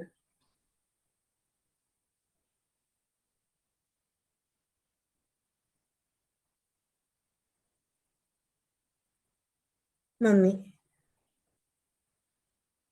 ഇന്നത്തെ നമ്മുടെ സൂമിൽ നമ്മുടെ അതിഥിയായി എത്തിയിരിക്കുന്നത് നമുക്കെല്ലാം സുപരിചിതനായ ഡോക്ടർ NK മനോഹരൻ, കോട്ടയം ജില്ലയിലെ പാമ്പാടിയിലെ മിൻഹാൻസിലെ മെഡിക്കൽ ഓഫീസർ. 35 വർഷത്തെ ചികിത്സാനുഭവങ്ങളാണ് ഡോക്ടർക്കുള്ളത്. ഇതിനു മുമ്പ് നമുക്ക് മിയാസത്തെ ഒരു പുതിയ മാനം നൽകി നമുക്ക് വ്യാഖ്യാനിച്ച് തന്നിട്ടുണ്ട്. ഇന്നും ഡോക്ടർ ഈ കാലഘട്ടത്തിന്റെ ഏറ്റവും പുതിയ കണ്ടുപിടുത്തമായ ആർട്ടിഫിഷ്യൽ ഇന്റലിജൻസുമായിട്ടാണ് ഡോക്ടർ എത്തിയിരിക്കുന്നത്. ഈ ആർട്ടിഫിഷ്യൽ ഇന്റലിജൻസ് ഹോമിയോപ്പതിയിൽ എന്ന വിഷയത്തിൽ നമുക്ക് ക്ലാസ് എടുക്കുന്നതിന് NK മനോഹരൻ ഡോക്ടറെ സന്തോഷപൂർവ്വം സ്വാഗതം ചെയ്തുകൊള്ളുന്നു. എല്ലാവർക്കും നമസ്കാരം. ഏതാണ്ട് ഒരു വർഷത്തിന് മുമ്പാണ് നമ്മൾ കണ്ടതെന്ന് തോന്നുന്നു. വീണ്ടും കാണാൻ കഴിഞ്ഞതിൽ വളരെ സന്തോഷം ഒന്നുകൂടി അറിയിക്കുകയാണ്. അതുപോലെ തന്നെ കഴിഞ്ഞ പ്രാവശ്യം ഞാൻ വ്യാസത്തെക്കുറിച്ചായിരുന്നു തുടങ്ങിയിരുന്നെങ്കിൽ ഇന്ന് വളരെ വ്യത്യസ്തമായ ഒരു സബ്ജക്റ്റുമായിട്ടാണ് ഞാൻ വന്നിരിക്കുന്നത്. നമുക്കൊക്കെ അറിയാം, നമ്മളൊക്കെ അറിഞ്ഞും അറിയാതെയും ഉപയോഗിച്ചുകൊണ്ടും ഇരിക്കുന്നുണ്ട്. പക്ഷേ അത് എവിടെ, എപ്പോൾ, എങ്ങനെ എന്ന് മാത്രമേ നമുക്കറിയാൻ അറിയുന്നില്ല എന്ന് മാത്രമേ ഉള്ളൂ. നാടോടുമ്പോൾ നടുവേ ഓടണം എന്നൊരു ചൊല്ലില്ലേ? അപ്പോൾ അങ്ങനെ ഒരു ഓട്ടത്തെക്കുറിച്ചാണ് ഇന്ന് ഞാൻ നിങ്ങളുമായി ഷെയർ ചെയ്യാൻ പോകുന്നത്. നമ്മളെ നിത്യജീവിതത്തിൽ ഒരുപാട് സന്തോഷങ്ങളും സന്താപങ്ങളും സംഘർഷങ്ങളും എല്ലാം ഇതിനോടകം തന്നെ കടന്നു പോയിട്ടുണ്ടാവും. എന്നെ സംബന്ധിച്ചാണെങ്കിൽ 1-2 മരണങ്ങളടക്കം കഴിഞ്ഞുപോയി. പിന്നെ ഒരു കൊറോണ എന്നിലൂടെ കടന്നുപോയി. ഇപ്പോഴും കഴിഞ്ഞ ആഴ്ച ഒരു നീണ്ടു നിന്ന ഒരു പനിക്ക് ശേഷമാണ് ഞാൻ നിങ്ങളുടെ മുമ്പിലെത്തിയിരിക്കുന്നത്. അതുകൊണ്ട് കഴിഞ്ഞ 2023 എനിക്ക് എന്തുകൊണ്ടും ദുഃഖങ്ങൾ നിറഞ്ഞതും അതുപോലെ തന്നെ രോഗങ്ങൾ നിറഞ്ഞതുമായ ഒരു വർഷമായിരുന്നു. അതുകൊണ്ടാണ് ഞാൻ അധികം ഒരു ഫീൽഡിലും ഇല്ലായിരുന്നു എന്ന് തന്നെ പറയാം. വളരെ ഒതുങ്ങി കഴിഞ്ഞു കൂടെയാണ്. പക്ഷേ കഴിഞ്ഞ ദിവസം ഞാൻ ഓർത്തില്ല നിങ്ങളെല്ലാം മറന്നിട്ടുണ്ടാകുന്നതാണ്. കഴിഞ്ഞ ദിവസം നമ്മളെ ധനേഷ് ഡോക്ടർ വിളിച്ചപ്പോൾ സന്തോഷം തോന്നി. അപ്പം ഞാനൊന്നും പ്രിപ്പയർ ചെയ്ത് വെച്ചിരുന്നൊന്നുമല്ല. അപ്പോൾ എനിക്ക് തോന്നി എന്തായാലും എന്നെ വിളിച്ച സ്ഥിതിക്ക് നിങ്ങളുമായിട്ട് എനിക്കറിയാവുന്ന ചില കാര്യങ്ങൾ, ചെറിയ കാര്യങ്ങൾ ഷെയർ ചെയ്യണമെന്ന് തോന്നി. അങ്ങനെയാണ് ഇന്ന് ഞാൻ വന്നിരിക്കുന്നത്. അപ്പം കൂടുതൽ ഞാൻ ഈ എടുക്കാൻ പോകുന്ന സബ്ജക്റ്റ് കാര്യം വളരെ നിസ്സാരമാണ്. പക്ഷെ അത് എവിടെയാണ്, എങ്ങനെയാണ് നമുക്ക് പലർക്കും അറിയില്ല. അപ്പോൾ അത്തരം കാര്യത്തിലേക്ക് കൊണ്ടെത്തിക്കുക എന്ന് പറയുമ്പോൾ നമ്മൾ ഡയറക്റ്റായിട്ട് ഇപ്പോൾ ഒരു സാധാരണ ക്ലാസ്സിൽ നമ്മളൊരു മെഡിക്കൽ ക്ലാസ്സിലൊക്കെ ആണെങ്കിൽ നമ്മൾ അറ്റൻഡ് ചെയ്യുമ്പോൾ മുമ്പിലിരുന്ന് കുറേ ആൾക്കാർ നോട്ട്സ് എഴുതുന്നതാണ്. നോട്ട്സ് എഴുതുന്നത് തെറ്റൊന്നുമല്ല, പക്ഷെ അവർ ടിപ്സാണ് എഴുതുന്നത്. ഓരോ ഡോക്ടർ അദ്ദേഹം ഒരു രോഗിയെ ചികിത്സിച്ചു, അത് ഭേദമായി. അപ്പോൾ സ്വാഭാവികമായിട്ടും മുമ്പിലിരുന്ന് ഈ ടിപ്പ് എഴുതുന്നവരുടെ ഒരു ചോദ്യം ഉണ്ടോ, ഏത് മെഡിസിനാണ് കൊടുത്തത്, വിച്ച് മെഡിസിൻ? അപ്പോൾ ഡോക്ടർ മെഡിസിൻ്റെ പേര് പറഞ്ഞു. പിന്നെ അടുത്ത ചോദ്യം ഡോസ്, അത് വേറൊരാളായിരിക്കും. ഇങ്ങനെ കുറേ ഡോസും ഇതെല്ലാം എഴുതിയെടുത്ത് കൃത്യമായിട്ട് ഈ നോട്ട്സുമായിട്ട് അവർ ക്ലിനിക്കിൽ ചെന്ന് കഴിഞ്ഞാൽ നോക്കിയിരിക്കുകയാണ് ആ ഒരു പേഷ്യൻ്റ് വരാൻ. ഇപ്പോൾ ഒരു ടൈഫോയിഡ് ആയിരിക്കും ഇങ്ങനെ പറഞ്ഞത്, ആ ടൈഫോയിഡ് പേഷ്യൻ്റ് വരാൻ കാത്തിരിക്കുക. ആ ടൈഫോയിഡ് വരുമ്പോൾ നമ്മുടെ ഈ കുറിപ്പ് ഈ ടിപ്പ് എടുത്തങ്ങ് കൊടുക്കുകയാണ്. അസുഖം കുറയത്തില്ല. അടുത്തത് ഇത് രണ്ടും കൂടെ കൂട്ടിക്കലർത്തി 2-3 മെഡിസിൻ കൂട്ടിക്കലർത്തി കൊടുത്തു പോകും, കുറയത്തില്ല. ടിഞ്ചർ കൊടുത്തു പോകും, കുറയത്തില്ല. അവസാനം അവർക്ക് മനസ്സിൽ തോന്നുന്ന ഒരു ഐഡിയ ഉണ്ടാകും കേസ് എടുത്ത് കഴിയുമ്പം, ആ മെഡിസിൻ കൊടുക്കും, അത് കുറയും. എന്ന് വെച്ചിട്ട് ഈ ക്ലാസ് എടുക്കുന്ന അല്ലെങ്കിൽ പറയുന്ന ടിപ്പ് പറയുന്ന ഡോക്ടർമാർ മോശക്കാരാന്നല്ല ഞാൻ പറഞ്ഞത്. അവർ കൊടുത്ത സാഹചര്യങ്ങളും പേഷ്യൻ്റെ കോൺസ്റ്റിറ്റ്യൂഷൻ, വ്യാസം, അങ്ങനെ പല ഘടകങ്ങളെ ആശ്രയിച്ച് ഈ കേസ് മുഴുവൻ കേട്ടതിന് ശേഷം അവരുടെ മെൻ്റൽ തലത്തിലുള്ള സിംറ്റം എല്ലാം എടുത്തതിന് ശേഷം പുള്ളിക്ക് ഏറ്റവും ആപ്റ്റായിട്ട് തോന്നിയ ഒരു മെഡിസിനാണ് പുള്ളി ആ പേഷ്യൻറ്റിന് കൊടുത്തിരിക്കുന്നത്. ഈ ടിപ്പ് എഴുതിക്കൊണ്ട് പോയിരിക്കുന്ന ആൾ ഒരിക്കലും അങ്ങനത്തെ പേഷ്യൻറ്റിനെ ജീവിതത്തിൽ കണ്ടുമുട്ടാൻ സാധ്യതയില്ല. ഡോക്ടർ ഹനുമാൻ തന്നെ പറഞ്ഞിട്ടുണ്ട്, ഒരേ അസുഖമുള്ള 2 വ്യക്തികളിൽ 2 സിംറ്റങ്ങളായിരിക്കും ഉണ്ടാകുന്നത്. മാൻ ആസ് ആൻ ഇൻഡിവിജ്വൽ എന്ന് വേണമെങ്കിൽ പറയാം. നമ്മളെ എപ്പോഴും പേഴ്സണാലിറ്റി കീപ്പ് ചെയ്ത് വേണം. നമ്മളെ വ്യക്തിത്വം ഓരോ വ്യക്തിക്കും ഉണ്ട്, ഓരോ അസുഖത്തിനും ഉണ്ട്, അത് ഓരോ വ്യക്തികളും സംഘടിക്കും. ഇത്തരം ചെറിയ ഡിഫറൻസുകൾ നമ്മൾ ഈ ആർട്ടിഫിഷ്യൽ ഇൻ്റലിജൻസ് ഉപയോഗിച്ചിട്ടാണെങ്കിൽ ഒരിക്കലും ഒരു ടിപ്പിൻ്റെ ആവശ്യമില്ല. നമ്മൾ ആരോടും ടിപ്പ് ചോദിക്കുകയോ അല്ലെങ്കിൽ നമ്മൾ 24 മണിക്കൂറും, ഹോമിയോപ്പതിക്ക് മാത്രമുള്ള ഒരു ശാപം എന്താണെന്ന് ചോദിച്ചു കഴിഞ്ഞാൽ, അലോപ്പതി പഠിച്ച് ഇറങ്ങുന്ന ഒരു ഡോക്ടർക്ക് ഇപ്പോൾ പനി എന്ന് പറഞ്ഞാൽ അവർക്കൊരു കോമ്പിനേഷൻ ഉണ്ട്. അത് തിരുവനന്തപുരം ഒരു കാസർഗോഡ് വരും, കാസർഗോഡ് ഒരു കണ്ണൂരും എല്ലാം അവർ ഒറ്റ മെഡിസിൻ തന്നെയാണ് കൊടുക്കുന്നത്. പിന്നെ എന്തെങ്കിലും ലാബ് ഇൻവെസ്റ്റിഗേഷനിൽ എന്തെങ്കിലും കണ്ടു കഴിഞ്ഞാൽ അതിനനുസരിച്ചുള്ള ആൻറ്റിബയോട്ടിക് എന്തെങ്കിലുമൊക്കെ അവർ കൊടുക്കും. ഞാൻ പറയുന്നത് നല്ലപോലെ കേൾക്കാൻ പറ്റുന്നുണ്ടോ? കേൾക്കാം. അപ്പോൾ അങ്ങനെ അവർക്ക് ആ ഒരു മരുന്ന് കൊടുക്കും. പക്ഷെ മറിച്ച് നമുക്ക് അങ്ങനെയല്ല, ഓരോ പേഷ്യൻറ്റിനും പ്രത്യേകമായിട്ട് അവരുടെ കേസ് എടുത്ത് നമ്മളത് പഠിച്ച് അങ്ങനെ വേണം മരുന്ന് കൊടുക്കുക. എന്ന് പറഞ്ഞാൽ ഹോമിയോപ്പതിക്കാരന് ഒരിക്കലും ജീവിതത്തിൽ പുസ്തകം താഴെ വെക്കാൻ നേരമുണ്ടാകത്തില്ല. ഒരു കണക്കിന് നല്ലതാണ്, പക്ഷെങ്കിൽ നമ്മളൊന്ന് ആലോചിക്കുക, നമ്മളും മനുഷ്യരാണ്, നമുക്ക് കുറച്ച് ഫ്രീഡമൊക്കെ വേണം, നമുക്ക് കുറച്ച് സ്വാതന്ത്ര്യം വേണം. ആഴ്ചയിൽ 7 ദിവസം ഇല്ലെങ്കിലും 6 ദിവസവും 24 മണിക്കൂറും ഇല്ലെങ്കിലും 8 മണിക്കൂറെങ്കിലും വെച്ച് നമ്മൾ ഇങ്ങനെ ക്ലിനിക്കിൽ പോയിരിക്കുകയാണ്. പേഷ്യൻ്റ് വന്നാലും ഇല്ലെങ്കിലും ഈ വരുന്ന പേഷ്യൻറ്റിനെ ശരിക്കും സ്റ്റഡി ചെയ്തിട്ടാണ് നമ്മൾ മെഡിസിൻ കൊടുക്കാൻ നമ്മൾ ബാധ്യസ്ഥരാണ്. അപ്പം അതിനൊക്കെ ഈ ഡോക്ടറെ ഒരു വർക്ക് ലോഡ് കുറയ്ക്കുക, അതിന് നമുക്ക് എന്ത് ചെയ്യാൻ പറ്റും? പണ്ട് നമ്മൾ എനിക്ക് തോന്നുന്നു ഞാൻ പഠിച്ചൊക്കെ കഴിഞ്ഞ ആ സമയത്തൊക്കെ റെപ്പർട്ടറി വലിയൊരു അത്ഭുതമായിരുന്നു. അതന്ന് പുസ്തക രൂപത്തിലും കാർഡ് രൂപത്തിലും ഒക്കെ ഉള്ളതാണ്. അത് വെച്ചിട്ട് നമുക്ക് കേസ് എടുത്തു കഴിഞ്ഞാൽ ഒരു ദിവസം പരമാവധി നല്ല ഹൈ സ്പീഡിൽ ചെയ്ത ഒരു 10-ൽ താഴെ പേഷ്യൻറ്റിനെ മാത്രമേ ക്രോണിക് കേസിൽ നമുക്ക് നോക്കാൻ പറ്റത്തുള്ളൂ. എന്നാലും വീട്ടിൽ പോയിരുന്ന് ഈ റെപ്പർട്ടറൈസേഷൻ നടത്തേണ്ടി വരും. അതിൽ നിന്നൊരു മാറ്റമായിരുന്നു ഹോംബാത്തും റഡാറും പോലുള്ള സോഫ്റ്റ്വെയറുകൾ വന്നു കഴിഞ്ഞപ്പോൾ. അത് തന്നെ നമ്മളെ എന്തുമാത്രം മാറ്റിമറിച്ചു. അപ്പോൾ ഇന്നത്തെ കാലത്ത് ഈ സോഫ്റ്റ്വെയറുകളും പഴഞ്ചനായി മാറിയിരിക്കുന്നു. അത് ഞാൻ അവരെ ഇകഴ്ത്തി പറയുകയല്ല, അതിൻ്റെ പ്രവർത്തനത്തെക്കാൾ മികച്ച രീതിയിൽ നമുക്ക് ഇന്ന് കണ്ടെത്താൻ പറ്റുന്ന വളരെ സിമ്പിളായിട്ടുള്ള ഒരു മെത്തേഡാണ് ആർട്ടിഫിഷ്യൽ ഇൻ്റലിജൻസ് ഉപയോഗിച്ച് നമുക്ക് ഹോമിയോപ്പതിയിൽ ചെയ്യാൻ സാധിക്കുന്നത്. അപ്പോൾ ആർട്ടിഫിഷ്യൽ ഇൻ്റലിജൻസ് എന്ന് പറയുമ്പോൾ അതിൻ്റെ ആ ഒരു വേർഡിൽ തന്നെ എന്താണ് ആർട്ടിഫിഷ്യൽ ഇൻ്റലിജൻസ് എന്ന് പറഞ്ഞിട്ടുണ്ട്. നമ്മൾ കൊടുക്കുന്ന, മനുഷ്യൻ കൊടുക്കുന്ന ഒരു ബുദ്ധി മാത്രമാണ് ഇതിനുള്ളത്. ഇത് വലിയ ആനക്കാര്യമൊന്നുമല്ല. ആർട്ടിഫിഷ്യൽ ഇൻ്റലിജൻസ് എന്ന് കേൾക്കുമ്പോൾ നമ്മളങ്ങ് വലിയ സംഭവം എന്നൊക്കെ ഒന്നുമല്ല. ഇത് വളരെ സിമ്പിളാണ്. നമ്മളൊരു ഉദാഹരണം പറഞ്ഞാൽ, നമുക്ക് ഒരു ലോട്ടറി അടിച്ചെന്ന് വെച്ചോ, അല്ലെങ്കിൽ നമ്മുടെ കയ്യിൽ കുറേ പൈസ വന്നു. നമുക്ക് ഈ കാലത്ത് വീട്ടിൽ സൂക്ഷിക്കാൻ പറ്റത്തില്ല. നമ്മളെന്ത് ചെയ്യും? നേരെ ബാങ്കിൽ കൊണ്ടുപോയി ഡെപ്പോസിറ്റ് ചെയ്യും. ബാങ്കുകാരെന്ത് ചെയ്യും? അവരുടെ ഹെഡ് ഓഫീസിലേക്ക് മാറി അങ്ങനെ അത് പോയി ഇന്ത്യ ഗവൺമെൻറ് ഓരോ കാര്യത്തിനൊക്കെ എടുക്കും. പക്ഷേ നമുക്ക് ഇൻട്രസ്റ്റും പൈസയെല്ലാം തിരിച്ചു കിട്ടും.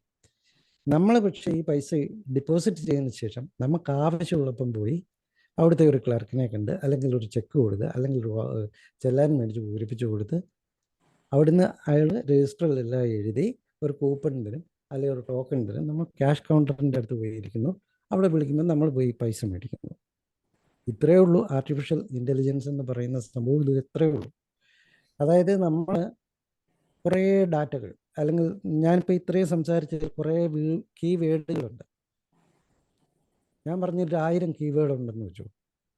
ഈ 1000 കീവേഡുകളും കൂടെ നമ്മൾ ഒരു കമ്പ്യൂട്ടറിൻ്റെ, ഒരു വലിയ കമ്പ്യൂട്ടർ എന്ന് പറഞ്ഞാൽ ഒരു സെർവറിലേക്ക് നമ്മൾ സ്റ്റോർ ചെയ്യുകയാണ്.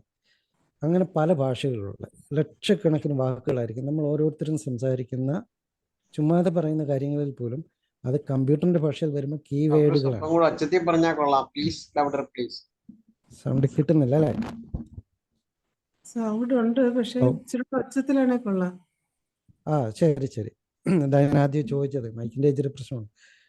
ഇപ്പൊ കുറച്ചുകൂടെ സൗണ്ട് വന്നോ? ഇല്ലല്ലേ? അല്പം കൂടിയിട്ടുണ്ട്. ഹലോ, ഇപ്പോഴോ? കുഴപ്പമില്ല. ഇത് പറിച്ചുണ്ടാവുമെന്നൊരു സംശയമുണ്ട്. അപ്പം നമ്മൾ ഈ ബാങ്കിൽ പൈസ എടുക്കുന്ന അതേ മെത്തേഡ് തന്നെയാണ്. നമ്മളെ കുറേ വാക്കുകൾ പറയുന്നു, പല ഭാഷകളിലുള്ള ലക്ഷക്കണക്കിന് വാക്കുകൾ ഒരു കമ്പ്യൂട്ടർ സെർവറിലേക്ക് നമ്മൾ സേവ് ചെയ്ത് വെക്കുകയും പിന്നീട് അതിനെ കണ്ടെത്താൻ ഗൂഗിൾ സെർച്ച് പോലെ, അല്ലെങ്കിൽ അതിലും അഡ്വാൻസ്ഡ് ആയിട്ടുള്ള ഒരു സെർച്ച് എഞ്ചിൻ അതിലേക്ക് ഇംപ്ലിമെൻറ്റ് ചെയ്യുകയും അതിനോടൊപ്പം തന്നെ ആ സെലക്ട് ചെയ്തിരിക്കുന്ന വാക്കുകളെ വീണ്ടും തിരിച്ചെടുത്ത് നമുക്ക് കാണിച്ചു തരാൻ, ഒരു ഡിസ്പ്ലേ ആയിട്ട് കാണിച്ചു തരാനുള്ള ഒരു സംവിധാനം. ഇത്രയാണ് സിമ്പിളായിട്ട് പറഞ്ഞാൽ ആർട്ടിഫിഷ്യൽ ഇൻ്റലിജൻസ്. ഏത് ഉപകരണത്തിൽ ഉപയോഗിച്ചാലും, ഏത് തരം പദ്ധതികളിൽ അത് ആവിഷ്കരിച്ചാലും ഇത്രയാണ് അത് ചെയ്യുന്നത്. മറിച്ച് ഗൂഗിൾ സെർച്ച് എഞ്ചിൻ എന്നൊക്കെ ഗൂഗിളിൻ്റെ സെർച്ച് എന്നൊക്കെ പറഞ്ഞു കഴിഞ്ഞാൽ വിവിധ രാജ്യങ്ങളിൽ കോടിക്കണക്കിന് രൂപ മുടക്കി വലിയ സൂപ്പർ കമ്പ്യൂട്ടറുകളാണ് വെച്ചിരിക്കുന്നത്. അതിൻ്റെ അകത്തു നിന്ന് ഈ ഗൂഗിൾ സെർച്ച് എഞ്ചിൻ തിരഞ്ഞെടുത്ത് കയറുകയാണ്. നമ്മൾ ഇത്രയും കാലം നമ്മൾ എന്തറിയണമെങ്കിലും ഒന്നേൽ ഗൂഗിൾ സെർച്ച് ചെയ്യും, അതല്ല യൂട്യൂബിൽ സെർച്ച് ചെയ്യും. അങ്ങനെയാണ് നമുക്ക് കിട്ടിക്കൊണ്ടിരുന്നത്. പക്ഷെങ്കിൽ ഇപ്പോഴും അതിനെക്കാട്ടിലും അഡ്വാൻസ്ഡ് ആയിട്ടുള്ള ഒരു സംഭവമാണ് ഈ ആർട്ടിഫിഷ്യൽ ഇൻ്റലിജൻസ്. ഇത് നമുക്ക് ഹോമിയോപ്പതിയിലും വളരെ വളരെ എനിക്ക് തോന്നുന്നു ഹോമിയോപ്പതിയിലാണ് ഇത് ഏറ്റവും ഫലപ്രദമായിട്ട് ഉപയോഗിക്കാൻ കഴിയുന്ന ഒരു സംഭവം. അതിന് നമുക്ക് നേരിട്ടൊന്നും ചെയ്യാൻ പറ്റില്ല. ഓൾറെഡി ഇപ്പോൾ തന്നെ റഡാറിലൊക്കെ ചെറിയ രീതിയിൽ അവർ കൊണ്ടുവന്നിട്ടുണ്ട്, പക്ഷേ അത് നമുക്കറിയാൻ പോലുമില്ല. അതുപോലെ ഹോമിയോപ്പത്തിലും വരും. കാര്യം കോടികൾ മുടക്കുള്ള ഒരു പരിപാടിയാണ്. ഇത് പറഞ്ഞപ്പോൾ സിമ്പിളാണെങ്കിലും ഇത് ചെയ്യണമെങ്കിൽ കോടിക്കണക്കിന് രൂപയും ആയിരക്കണക്കിന് മനുഷ്യാധ്വാനവും ഒക്കെ വേണം. നമ്മളിപ്പോൾ ഈ ഹോമിയോപ്പതിയുടെ ഈ ആർട്ടിഫിഷ്യൽ ഇൻ്റലിജൻസ് ഉണ്ടാക്കണമെങ്കിൽ ആദ്യം ചെയ്യുന്നത് നമ്മുടെ ഫിലോസഫി, അതുപോലെ തന്നെ മെറ്റീരിയാമിഡിക്ക, അനാറ്റമി, ഫിസിയോളജി, ഇങ്ങനെയുള്ള കാര്യങ്ങൾ അതിൻ്റെ അകത്തെ വേർഡുകൾ മുഴുവൻ നമ്മളൊരു സെർവറിലേക്ക് കൊടുക്കുകയാണ്. ആ സെർവറിൽ നിന്നൊരു സെർച്ച് എഞ്ചിൻ നമ്മളെ കുറേ കീ വേർഡുകൾ അല്ലെങ്കിൽ പേഷ്യൻ്റ് പറയുന്ന കുറേ സിംറ്റം ഉണ്ടാകും. ആ സിംറ്റങ്ങളെല്ലാം നമുക്ക് കീ വേർഡാണ്. നമ്മളെ ഇപ്പോൾ റെപ്പറ്റൈസേഷൻ റൂബ്രിക് എന്ന് പറയുന്നത് പോലെ തന്നെ അത്രയും പാടുപോലുമില്ല. ഈ വേർഡുകൾ, ഈ കീ വേർഡുകൾ തിരഞ്ഞെടുത്തിട്ട് അത് ഒരു പ്രത്യേക അനുപാതത്തിൽ, ഞാൻ പറയുന്നത് മനസ്സിലാകുന്നുണ്ടോ, ഒരു പ്രത്യേക രീതിയിൽ ആ സാധനം A to Z അങ്ങനെ ഒരു ഓർഡർ അനുസരിച്ച് ഇത് നിരത്തി കാണിക്കാൻ നമുക്കതൊരു ആർട്ടിക്കിളായിട്ടാണ് തോന്നുന്നത്. ഉദാഹരണത്തിന് നമ്മൾ ഇപ്പോൾ ഒരുപാട് ചാറ്റ് ബോട്ടുകൾ ഇൻ്റർനെറ്റിലുണ്ട്. ചാറ്റ് GPT, അതുപോലെ റൈറ്റർ, ക്യൂൽബോട്ട, അങ്ങനെയൊക്കെ പറഞ്ഞു നൂറുകണക്കിനുണ്ട്. നിങ്ങൾ കേട്ടിട്ടുണ്ടാകും, ഉപയോഗിക്കുന്നവരുണ്ടാകും. അപ്പോൾ ഈ ചാറ്റ് GPT ആണ് ഇപ്പോൾ ഏറ്റവും ട്രെൻഡിങ്ങിൽ നിൽക്കുന്ന ഒരു AI എന്ന് പറഞ്ഞു കഴിഞ്ഞാൽ ആർട്ടിഫിഷ്യൽ ഇൻ്റലിജൻസിൻ്റെ ഏറ്റവും അങ്ങനെ ഇപ്പോഴത്തെ ഒരു അവസാന വാക്കാണ്. അതിൽ നമ്മൾ എന്ത് ആവശ്യപ്പെട്ട് കഴിഞ്ഞാൽ നമുക്കൊരു കഥ എഴുതി തരാൻ പറഞ്ഞു കഴിഞ്ഞാൽ അതൊരു കഥ എഴുതി തരും. ഒരു കവിത എഴുതി തരാൻ പറഞ്ഞു കഴിഞ്ഞാൽ ഒരു കവിത എഴുതി തരും. നമ്മുടെ മെറ്റീരിയാലിറ്റിയുടെ കുറേ കീവേഡുകൾ കൊടുത്തിട്ട് ഒരു മെഡിസിൻ്റെ രൂപം എഴുതി തരാൻ പറഞ്ഞാൽ അത് എഴുതി തരും. അത്രയും സിമ്പിളാണ്. അപ്പോൾ ഈ സാധനം നമ്മുടെ ഇപ്പം നിലവിലുള്ള സോഫ്റ്റ്വെയറുകളിൽ അല്ലെങ്കിൽ പുതിയതായിട്ട് ഒരെണ്ണം സൃഷ്ടിച്ചുകൊണ്ട് ഇതിലേക്ക് കൊണ്ടുവന്നു കഴിഞ്ഞാൽ ഒരു രോഗി പറയുന്ന, നമ്മൾ കേസ് ടേക്കിംഗ് ആണ് ആദ്യം നമ്മളതിൽ നോക്കേണ്ടത്. ഒരു രോഗി പറയുന്ന എല്ലാ വേർഡുകളും ഇതിൽ റെക്കോർഡാവും. ആ റെക്കോർഡായി കഴിഞ്ഞ് കഴിഞ്ഞാൽ നമ്മൾ മുമ്പ് ചെയ്തു വെച്ചിരിക്കുന്ന അല്ലെങ്കിൽ കൊടുത്തിരിക്കുന്ന അല്ലെങ്കിൽ ഡിപ്പോസിറ്റ് ചെയ്തിരിക്കുന്ന വേർഡുകൾ അത് ഏതുമായിട്ടാണ് മാച്ച് ചെയ്യുന്നത് ഏറ്റവും കൂടുതൽ, അതിൻ്റെ ടോൺ പോലും കറക്റ്റായിട്ടായിരിക്കും മാച്ച് ചെയ്യുന്നത്. വളരെ സന്തോഷത്തിൽ പറയുന്നത് സങ്കടത്തിൽ പറയുന്നുമുണ്ട്, ഒരേ വാക്ക് തന്നെ. അപ്പോൾ അത് ഏത് ടോണിലാണോ ആ ടോണിൽ പോലും കറക്റ്റായിട്ട് അത് തിരിച്ചറിയുകയും അത് പ്രൊഡ്യൂസ് ചെയ്യാൻ റെഡിയായി നിൽക്കും. ഈ നമ്മുടെ എല്ലാ പ്രോസസ്സിനും അവസാനമായിരിക്കും ഇത് റീപ്രൊഡ്യൂസ് ചെയ്യുന്നത്. റീപ്രൊഡ്യൂസ് ചെയ്യുമ്പോഴത്തേക്കും നമുക്ക് കറക്റ്റ് സിംഗിൾ മെഡിസിൻ തന്നെ ആയിരിക്കും കിട്ടുന്നത്. ഇപ്പം റെപ്പറ്റൈസേഷൻ്റെ ഒരു ചുവട് പിടിച്ച് തന്നെ നോക്കുകയാണെങ്കിൽ നമ്മൾ റെപ്പറ്റൈസ് ചെയ്യുന്ന പോലെ തന്നെ ഇതിലും ചെയ്തു കഴിഞ്ഞാൽ നമുക്ക് ആ ഒരു പർട്ടിക്കുലർ മെഡിസിൻ കിട്ടും. പക്ഷേ നമുക്കറിയാം ഇപ്പം ഏറ്റവും ഫേമസ് ആയിട്ടുള്ള റഡാറിൽ പോലും റെപ്പറ്റൈസ് ചെയ്യുമ്പോൾ ചില സമയങ്ങളിൽ ഒന്നിലധികം മെഡിസിനൊക്കെ കിട്ടാറുണ്ട്. ചിലപ്പം 5-6 മെഡിസിനൊക്കെ കിട്ടിയെന്ന് വരും. അങ്ങനെ വരുമ്പോൾ നമ്മൾ ഏത് കൊടുക്കും? നമുക്കൊരു കൺഫ്യൂഷൻ ഉണ്ടാവും. പിന്നെ നമ്മൾ പഠിച്ചത് വെച്ച് ആലോചിച്ച് കഴിഞ്ഞാൽ അതിലും കൂടുതൽ കാര്യങ്ങൾ അതിൽ നിന്ന് കിട്ടിയിരിക്കുന്നത്. അപ്പം അങ്ങനെ നമ്മൾ കൺഫ്യൂഷനായിട്ട് അവസാനം നമുക്ക് ഇപ്പോൾ ഒരു 5 മെഡിസിൻ കിട്ടിയാൽ അതിൽ നമുക്ക് തോന്നും ഇന്നത് കൊടുത്തേക്കാം, കറക്റ്റ് ഒരെണ്ണം കൊടുക്കുന്നു, ഏറ്റില്ല, രണ്ടാമത് വരുമ്പോൾ അടുത്ത് കൊടുക്കുന്നു. ഡോക്ടറെ സൗണ്ട് തീരെ കുറഞ്ഞു പോകണം കേട്ടോ, ഞങ്ങൾക്ക് കേൾക്കാൻ മേല ശരിക്ക്, അതെന്തോ പ്രശ്നമാണ്. ഇതിൽ കൂടുതൽ ഹലോ കേൾക്കാവോ? അല്ല, കേൾക്കാമെങ്കിലും ആ ശബ്ദത്തിൽ വ്യത്യാസം വന്നില്ല പിന്നീട്. അത് സാറ് പറഞ്ഞല്ലോ, ഉറച്ച് സംസാരിച്ചാൽ മൈക്ക് റോഡ് ഉണ്ടാവുമെന്ന് പറഞ്ഞു കഴിഞ്ഞു. അതുകൊണ്ട് ഇനി ഇതേ പറ്റുള്ളൂ. തൽക്കാലം പരമാവധി ഗൈഡിലായിട്ടിരിക്കുന്നത്. അതെ, അത് മതി സാർ, കുഴപ്പമില്ല. അല്ലെങ്കിൽ ഇതെല്ലാം കൂടെ പ്രോബ്ലം ആവും.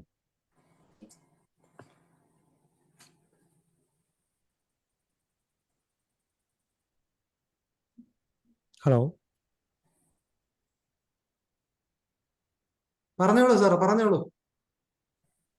അപ്പം ഈ മൈക്കിൻ്റെ ഒരു പ്രശ്നമുണ്ട്, എല്ലാവരും ക്ഷമിക്കുക, പരമാവധി ശ്രദ്ധിച്ചിരിക്കുക, അതേ ചെയ്യാനുള്ളൂ, വേറെ ഒന്നും എനിക്കിവിടെ ചെയ്യാനില്ല, മാക്സിമം ചെയ്തു വെച്ചിട്ടുണ്ട്.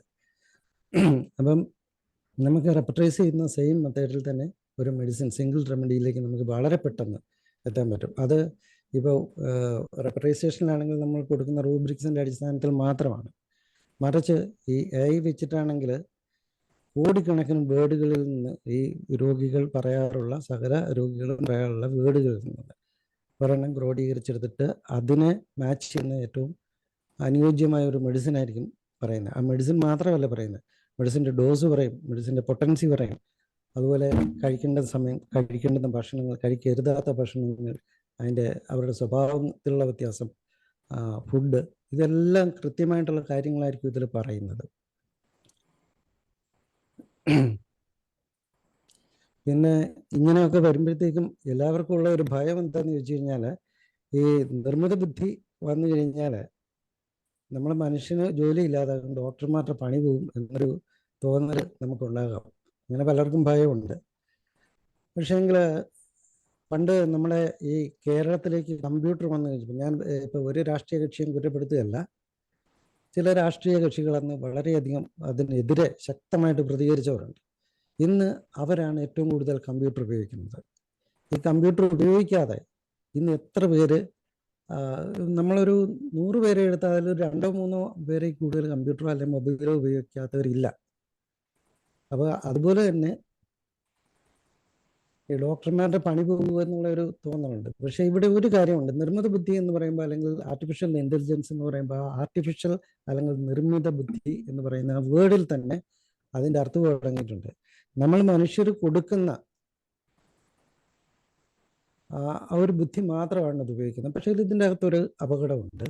ആ അപകടം എന്താണെന്ന് വെച്ച് കഴിഞ്ഞാൽ, ഈ നമ്മൾ നിർമ്മിച്ചിരിക്കുന്ന ഇപ്പോൾ 2 റോബോട്ടുകളെ നിർമ്മിച്ചിരിക്കുകയാണ്. റോബോട്ടുകൾ പല പണികളും ചെയ്യുന്നുണ്ട്, നമ്മൾ മനുഷ്യർ ചെയ്യുന്നതും അതിലും കൃത്യമായിട്ട് ആ കാര്യങ്ങളൊക്കെ ചെയ്യുന്ന റോബോട്ടുകളിൽ നിന്നുണ്ട്. പക്ഷേ നമ്മൾ ഈ റോബോട്ടുകൾ ഉണ്ടാക്കി വിട്ടു, ഇവർ തമ്മിൽ കമ്മ്യൂണിക്കേറ്റ് ചെയ്യാനുള്ള ഒരു അവസരം കൊടുത്തു കഴിഞ്ഞാൽ, അല്ലെങ്കിൽ ആശയവിനിമയം നടത്താനുള്ള ഒരു സൗകര്യം കൊടുത്തു കഴിഞ്ഞാൽ, ചിലപ്പോൾ നമ്മൾ ആ പേടിക്കുന്ന കാര്യം സംഭവിച്ചൊന്നും വരാം. ഡോക്ടർ ആവശ്യമില്ലാതെ വരും. പക്ഷേ പരമാവധി അങ്ങനെയുള്ള സംഭവം ഉണ്ടാകാൻ ഒരു 1% പോലും സാധ്യതയില്ല. പക്ഷേ വേറൊരു കേസുണ്ട്, നമ്മളിപ്പോൾ ഏതൊരു സോഫ്റ്റ്വെയർ ഇറക്കിയാലും അതിനെ ക്രാക്ക് ചെയ്യുകയും അതുപോലെ തന്നെ അതിൻ്റെ ഡ്യൂപ്ലിക്കേറ്റ് ഉണ്ടാക്കി വിടുകയും ചെയ്യുന്ന ഏറ്റവും കൂടുതൽ ഇന്ത്യക്കാരും ചൈനക്കാരുമാണ്. നമ്മളിങ്ങനെ ഒരു സംഭവം പ്രൊഡ്യൂസ് ചെയ്ത് കഴിഞ്ഞാൽ തീർച്ചയായിട്ടും അതിനൊരു ബദൽ അല്ലെങ്കിൽ അതിൻ്റെ പകരക്കാരൻ എത്തിയിരിക്കും. അപ്പോൾ അവർ ചെയ്യുന്നത് എന്താണെന്ന് വെച്ച് കഴിഞ്ഞാൽ, അവർക്ക് നല്ല ഉദ്ദേശമായിരിക്കത്തില്ല ചിലപ്പം. അവരിതിനെ ഫീഡ് ചെയ്ത് വിടുന്ന എങ്ങനെയാണോ ആ രീതിയിൽ അത് പെരുമാറും. നമ്മളിപ്പോൾ ഒരു സോഫ്റ്റ്വെയർ ആയിട്ട് നമ്മുടെ കമ്പ്യൂട്ടറിൽ ഇൻസ്റ്റാൾ ചെയ്തിരിക്കുകയായിരിക്കും, അവരതിൻ്റെ അടിയിൽ കൂടെ നമ്മുടെ ഡീറ്റെയിൽസ് മുഴുവൻ കൊണ്ടുപോകാം.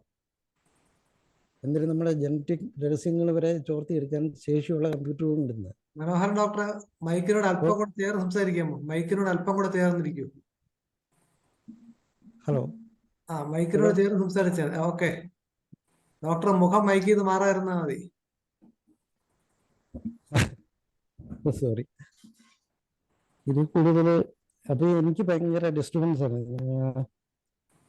ഹലോ, പറയൂ. കേൾക്കാവോ? കേൾക്കാം. എൻ്റെ മുഖം കാണണ്ടാന്ന് വെക്കാം. അപ്പം നമ്മൾ പറഞ്ഞു വന്നത്, ഈ ഡോക്ടർമാരുടെ പണി പോകുകയോ ഇല്ലയോ എന്നുള്ളതാണ്. ഈ ആർട്ടിഫിഷ്യൽ ഇൻ്റലിജൻസ് കൊണ്ടുവന്നു കഴിഞ്ഞാൽ ഒരിക്കലും ഡോക്ടർമാരുടെ പണിയൊന്നും പോകത്തില്ല. പിന്നെ ഇന്നത്തെ കാലത്ത് നമ്മൾ ഇതിനോടൊക്കെ പുറംതിരിഞ്ഞ് നിന്ന് കഴിഞ്ഞാൽ, ഞാനിപ്പോൾ ഈ ആർട്ടിഫിഷ്യൽ ഇൻ്റലിജൻസ് എന്നുള്ള സബ്ജക്റ്റിലേക്ക് വന്നിട്ടുള്ളൂ, ഒരു ഇൻട്രൊഡക്ഷനാണ് ഈ പറഞ്ഞുകൊണ്ടിരിക്കുന്നത്. അതുകൊണ്ട് നിങ്ങൾക്ക് ഇച്ചിരി ബോറാന്നറിയാം, പക്ഷേ ഇത് കുറച്ച് കാര്യങ്ങൾ പറഞ്ഞില്ലെങ്കിൽ ഒന്നും മനസ്സിലാകത്തില്ല. വളരെ സിമ്പിളായിട്ടുള്ള കാര്യവുമുണ്ട്. അപ്പോൾ ഈ ആർട്ടിഫിഷ്യൽ ഇൻ്റലിജൻസ് നമ്മളെ ഈ സിസ്റ്റത്തിലേക്ക് അപ്ലൈ ചെയ്യുന്നതിൽ പലർക്കും എതിർപ്പുണ്ടാകാം. നമ്മുടെ റെപ്പറ്റൈസേഷൻ വന്നപ്പോഴും ആദ്യം കുറേ എതിർപ്പുകളൊക്കെ ഉണ്ടായിരുന്നു. അത് ശരിയല്ല, അത് തെറ്റാണ്, തെറ്റായ വിവരങ്ങളാണ് നൽകുന്നതെന്നൊക്കെ പറഞ്ഞു. പക്ഷേ ഇന്നിപ്പോൾ അത് ഉപയോഗിക്കാത്ത എത്ര പേരുണ്ട് എന്ന് പറഞ്ഞ പോലെ തന്നെയാണിത്. ഇപ്പം നമ്മൾ അതിനോട് പുറംതിരിഞ്ഞ് നിൽക്കുകയാണ്. ഇതിൻ്റെയൊക്കെ ഒരു ദോഷം, ഇപ്പം നമ്മൾ ഈ കാലഘട്ടത്തിൽ ഏറ്റവും കൂടുതൽ നമ്മൾ ബുദ്ധിമുട്ടുന്നത്, മറ്റൊരു വൈദ്യശാസ്ത്ര വിഭാഗത്തിലെ ആളുകൾ നമ്മുടെ ഈ വൈദ്യശാസ്ത്രത്തിന് ശാസ്ത്രീയതയുണ്ടോ, ഇത് ശാസ്ത്രമാണോ, ഇത് കപട ശാസ്ത്രമല്ലേ, അല്ലെങ്കിൽ ഇതുകൊണ്ട് വെറും തട്ടിപ്പാണ് നമ്മളെ ചികിത്സ എന്ന് വരെ പറഞ്ഞ് അത് സമൂഹ മാധ്യമങ്ങളിലൂടെ നമ്മളെ അവഹേളിക്കുന്ന തരത്തിൽ അവർ പ്രചരിപ്പിച്ചുകൊണ്ടിരിക്കുകയാണ്. നമുക്ക് ഇതിനെതിരെ ഒരു മറുപടിയും കൊടുക്കാൻ ഇന്നു വരെ ഉണ്ടായിട്ടില്ല. അതിൻ്റെ കാര്യം എന്താണെന്ന് ചോദിച്ചു കഴിഞ്ഞാൽ, ഡോക്ടർ ഹനിമാൻ ഈ ഹോമിയോപ്പതിയുടെ റിസർച്ചും പരീക്ഷണവും ഒക്കെ എവിടെ നിർത്തിയോ അദ്ദേഹം മരിച്ചപ്പോൾ നിർത്തി. അവിടുന്ന് ഒരു ഇഞ്ച് പോലും നമ്മൾ മുമ്പോട്ട് വന്നിട്ടില്ല. നമ്മളെല്ലാവരും ചെയ്യുന്നത്, നമുക്ക് വീട്ടിലിരുന്നാലും 10 രൂപ കിട്ടും. അരി മേടിക്കാനുള്ള പൈസ എന്തായാലും ഹോമിയോപ്പതി പഠിച്ചിട്ടുണ്ട്, വീട്ടിൽ ഇരുന്നാലും കിട്ടും, മതി. ഒരു കാറുണ്ടെങ്കിൽ അതിന് പെട്രോൾ അടിക്കാനുള്ള കാശുണ്ടെങ്കിൽ നമ്മളെല്ലാം സംതൃപ്തരാണ്. അത്രയേ ഉള്ളൂ. അല്ല ഹോമിയോപ്പതി വളർത്തണമെന്നൊന്നും ഒരു 90% ആൾക്കാർക്ക് പോലും ഒരു 10% അങ്ങനെ ഉണ്ടാവും. ബാക്കിയുള്ളവർക്ക് അങ്ങനെ ഒരു ചിന്തയേ ഇല്ല. അവർക്ക് എങ്ങനെയെങ്കിലുമൊക്കെ അവരുടെ കാലം കഴിഞ്ഞു പോകണം. പക്ഷെ നമ്മളൊന്നും ആലോചിക്കണം, നമ്മുടെ ഈ വരും തലമുറകൾ ഇപ്പം BHMS ഫസ്റ്റ് ഇയറുകളിലൊക്കെ ചേർന്ന കുട്ടികൾ, അല്ലെങ്കിൽ ഇപ്പം കഴിഞ്ഞിറങ്ങിയ കുട്ടികൾ, അവരുടെ ഒരു ഭാവി നമ്മളൊന്ന് ആലോചിക്കും. നമ്മുടെ കുട്ടികൾ തന്നെയാണ് അവർ നാളെ എങ്ങനെ ജീവിക്കും? ഈ രീതിയിൽ, ഇപ്പോഴത്തെ രീതിയിൽ പോയി കഴിഞ്ഞാൽ ഇത് വലിയ ഭാവി ഈ വിഷയത്തിൽ ഞാൻ കാണുന്നില്ല. അത് പൂട്ടുക തന്നെ. അപ്പം നമുക്ക് എന്തുകൊണ്ട് ഇതിന് മറുപടി പറയാൻ സാധിക്കുന്നില്ല? ഇത് ശാസ്ത്രീയമാണെന്ന് തെളിയിക്കാൻ കഴിയുന്നില്ല. അത്തരത്തിലുള്ള ഒരു ചലനവും നമ്മുടെ ഭാഗത്ത്, കേരളത്തിൽ നിന്ന് മാത്രമല്ല ലോകത്ത് എവിടെയും ഉണ്ടാകുന്നില്ല. ഉണ്ടായിട്ടുള്ളത് ഞാൻ പറഞ്ഞില്ല, ഇപ്പം വ്യാസത്തിനെ കുറിച്ച് കുറച്ചുകൂടെ എലാബറേറ്റഡ് ആയിട്ട് കാര്യങ്ങൾ വന്നു, കോൺസ്റ്റിറ്റ്യൂഷനെ കുറിച്ച് വന്നു, അങ്ങനെയൊക്കെ വന്നിട്ടുണ്ട്. പക്ഷേങ്കിൽ അടിസ്ഥാന തത്വങ്ങൾ ഇന്ന് ഡോക്ടർ ഹനുമാൻ ജീവിച്ചിരുന്നെങ്കിൽ എനിക്ക് തോന്നുന്നു ആ ഫിലോസഫി പോലും കുറച്ച് മാറ്റി എഴുതിയാണ്. നമ്മുടെ മെഡിസിൻ്റെ അപ്ലൈ ചെയ്യുന്ന രീതികളിൽ മാറ്റം ഉണ്ടായിരുന്നു. അതെല്ലാം ഉണ്ടായിരുന്നു. ഹനുമാൻ ഉണ്ടായിരുന്നെങ്കിൽ പല കാര്യങ്ങളിലും മാറ്റം ഉണ്ടായാലും ഇന്ന് ഈ ചോദ്യം നമ്മുടെ നേരെ ആരും ചോദിക്കത്തുമില്ല. ഞാൻ ആ കാര്യത്തിലേക്കൊന്നും കൂടുതൽ കിടക്കുന്നില്ല. കാര്യം നമ്മുടെ ഒരു സബ്ജക്റ്റ് അതല്ല. നമുക്ക് ആർട്ടിഫിഷ്യൽ ഇൻ്റലിജൻസിനെ കുറിച്ചാണ് നമുക്ക് പഠിക്കാനുള്ളത്. ഇതിൽ നമ്മൾ ഇത്രയും കാലം എന്തെങ്കിലും ഒരു കാര്യം അറിയാൻ വേണ്ടിയിട്ട്, ഇപ്പം ഹോമിയോപ്പതി ആയിക്കോട്ടെ, അലോപ്പതി ആയിക്കോട്ടെ, അല്ലെങ്കിൽ എവറസ്റ്റിൻ്റെ പൊക്കം എത്ര എന്നറിയാൻ വേണ്ടിയിട്ടായിരിക്കും, അല്ലെങ്കിൽ ബർമുഡ ട്രയാങ്കിളിൻ്റെ ആഴം എത്ര എന്ന് അറിയാൻ വേണ്ടിയിട്ടൊക്കെ നമ്മൾ ഏതിനും നമ്മൾ പോയി ഗൂഗിളിൽ സെർച്ച് ചെയ്യും. ആ ഗൂഗിൾ പോലും അഡ്വാൻസ്ഡായി. അവർ ബാർഡ് എന്ന് പറഞ്ഞ് ആദ്യം AI ഇംപ്ലിമെൻ്റ് ചെയ്തുകൊണ്ടൊരു സെർച്ച് എഞ്ചിൻ കൊണ്ടുവന്നു. ഇപ്പോൾ അത് മാറ്റി ജെമിനി എന്ന പേരിൽ അതായത് നമ്മൾ ചോദിക്കുന്നത് എഴുതിത്തിരിക്കും, വേണമെങ്കിൽ പടമായിട്ടോ ഫോട്ടോ ആയിട്ടോ വീഡിയോ ആയിട്ടോ ചെയ്ത് നമുക്ക് തരാൻ ശേഷിയുള്ള ഒരു സെർച്ച് എഞ്ചിനായിട്ട് അവർ മാറിയിരിക്കുന്നു. നമ്മുടെ ഹോമിയോപ്പതി പഴയ പുസ്തകങ്ങളും പഴയ സോഫ്റ്റ്വെയറുകളും എല്ലാം അവിടെ തന്നെ നിൽക്കുക. വർഷങ്ങളായിട്ട് 250 വർഷമായിട്ട് നമ്മളത് ഉപയോഗിച്ച് അതിങ്ങനെ കാണാതെ പഠിച്ചും കുറിച്ച് വെച്ചും മേശയുടെ ഗ്ലാസിൻ്റെ അടിയിൽ എഴുതി വെച്ചുമൊക്കെ നമ്മളിങ്ങനെ ചികിത്സിച്ചുകൊണ്ടിരിക്കുക. ഇങ്ങനെയൊക്കെ പോയാൽ മതിയോ? നമ്മൾ അങ്ങനെ മതിയെങ്കിൽ ഇത്തരം കാര്യങ്ങളൊന്നും നമ്മൾ പഠിക്കേണ്ടതില്ല. എനിക്ക് ശേഷം പ്രളയം എന്നൊരു ചൊല്ലുണ്ടല്ലോ. നമുക്ക് ശേഷം ഹോമിയോപ്പതി നശിച്ചാൽ എന്താ, ഇല്ലേലെന്താ? അങ്ങനെ ഒരു ചിന്ത ആർക്കെങ്കിലും ഉണ്ടെങ്കിൽ അത് തെറ്റായ ഒരു ചിന്തയാണ്. നാളെ ഈ പ്രസ്ഥാനമില്ലെങ്കിൽ ഇത് പഠിച്ചുകൊണ്ടിരിക്കുന്ന, അല്ലെ പഠിക്കാൻ വരുന്ന, ഇനിയും പഠിക്കാനായിട്ട് ആവശ്യത്തോടെ വരുന്ന കുട്ടികളൊക്കെ നമ്മുടെ ഈ എനിക്ക് ശേഷം ആ പ്രളയത്തിൽ കുത്തി ഒലിച്ചങ്ങ് പോവുകയാണ്. ഒന്ന് ആലോചിച്ചാൽ മതി. നമ്മൾ ഇപ്പം AI കുറിച്ച് നമുക്ക് ചില സംശയങ്ങൾ നമുക്ക് കറക്റ്റായിട്ട് അറിയില്ല, ഇതൊക്കെ ശരിയാണ്. എന്നിരുന്നാലും നമ്മുടെ ഈ കാലഘട്ടത്തിൽ ഈ ആർട്ടിഫിഷ്യൽ ഇൻ്റലിജൻസ് നമ്മുടെ സിസ്റ്റത്തിലേക്ക് വരെ ഇംപ്ലിമെൻറ്റ് ചെയ്യാൻ ഉള്ള അടുത്ത് വരെ എത്തിയിരിക്കുന്ന ഒരു സാഹചര്യത്തിൽ ഇനിയും അടുത്ത വരാൻ പോകുന്ന തലമുറയുടെ അവരെവിടം വരെ എത്തുമെന്ന് നമ്മളൊന്ന് ആലോചിച്ചാൽ മതി. ഈ ഡോക്ടർമാരുടെ പണി കളയുന്ന ഇതാണ് ആർട്ടിഫിഷ്യൽ ഇൻ്റലിജൻസ് എങ്കിൽ ഇതിനെയും കടത്തിവിട്ടാനുള്ള ശേഷിയുള്ളവരാണ് ഈ പുതിയ തലമുറയിലെ ഈ ന്യൂജൻ പിള്ളേർ. കാര്യം നമ്മളുണ്ടായപ്പോൾ TV കണ്ടിട്ടില്ല, നമ്മളുണ്ടായപ്പോൾ മൊബൈൽ കണ്ടിട്ടില്ല, നമ്മൾ ആകെ കണ്ടിട്ടുള്ള ബ്ലാക്ക് ആൻഡ് വൈറ്റ് സിനിമ മാത്രമാണ് തിയേറ്ററിൽ പോയി. ഈ ഇപ്പോഴത്തെ കൊച്ചു പിള്ളേരൊക്കെ തന്നെ ഒരു 5 വയസ്സാകുമ്പോൾ ഒരു മൊബൈലിൽ എക്സ്പെർട്ടാണ്. ഒരു 2 വയസ്സാകുമ്പോൾ TV റിമോട്ട് വെച്ച് കളിക്കാൻ അവർക്കറിയാം. അങ്ങനെ ഒരു 10 വയസ്സാകുമ്പോഴത്തേക്ക് ഒരു കമ്പ്യൂട്ടറിൻ്റെ മുമ്പിലായിരിക്കും. അത്തരം ഡെവലപ്ഡ് ആയിട്ടുള്ള ഒരു ലോകത്താണ് അവർ ജീവിക്കുന്നത്. അപ്പോൾ അതുകൊണ്ട് ആർട്ടിഫിഷ്യൽ ഇൻ്റലിജൻസ് വരുന്നതുകൊണ്ട് നമുക്ക് യാതൊരുവിധ ദോഷങ്ങളും സംഭവിക്കാനില്ല. ഇത് AI ഒരു കുത്തൊഴുക്ക് ശരിക്കും പറഞ്ഞാൽ അലോപ്പതി വൈദ്യശാസ്ത്രത്തിൽ നല്ല രീതിയിലുണ്ട്. നമ്മൾ കേട്ടിട്ടുണ്ട്, പത്രത്തിലൊക്കെ ഇടയ്ക്ക് വരും, റോബോട്ടാണ് സർജറി നടത്തിയെന്ന്.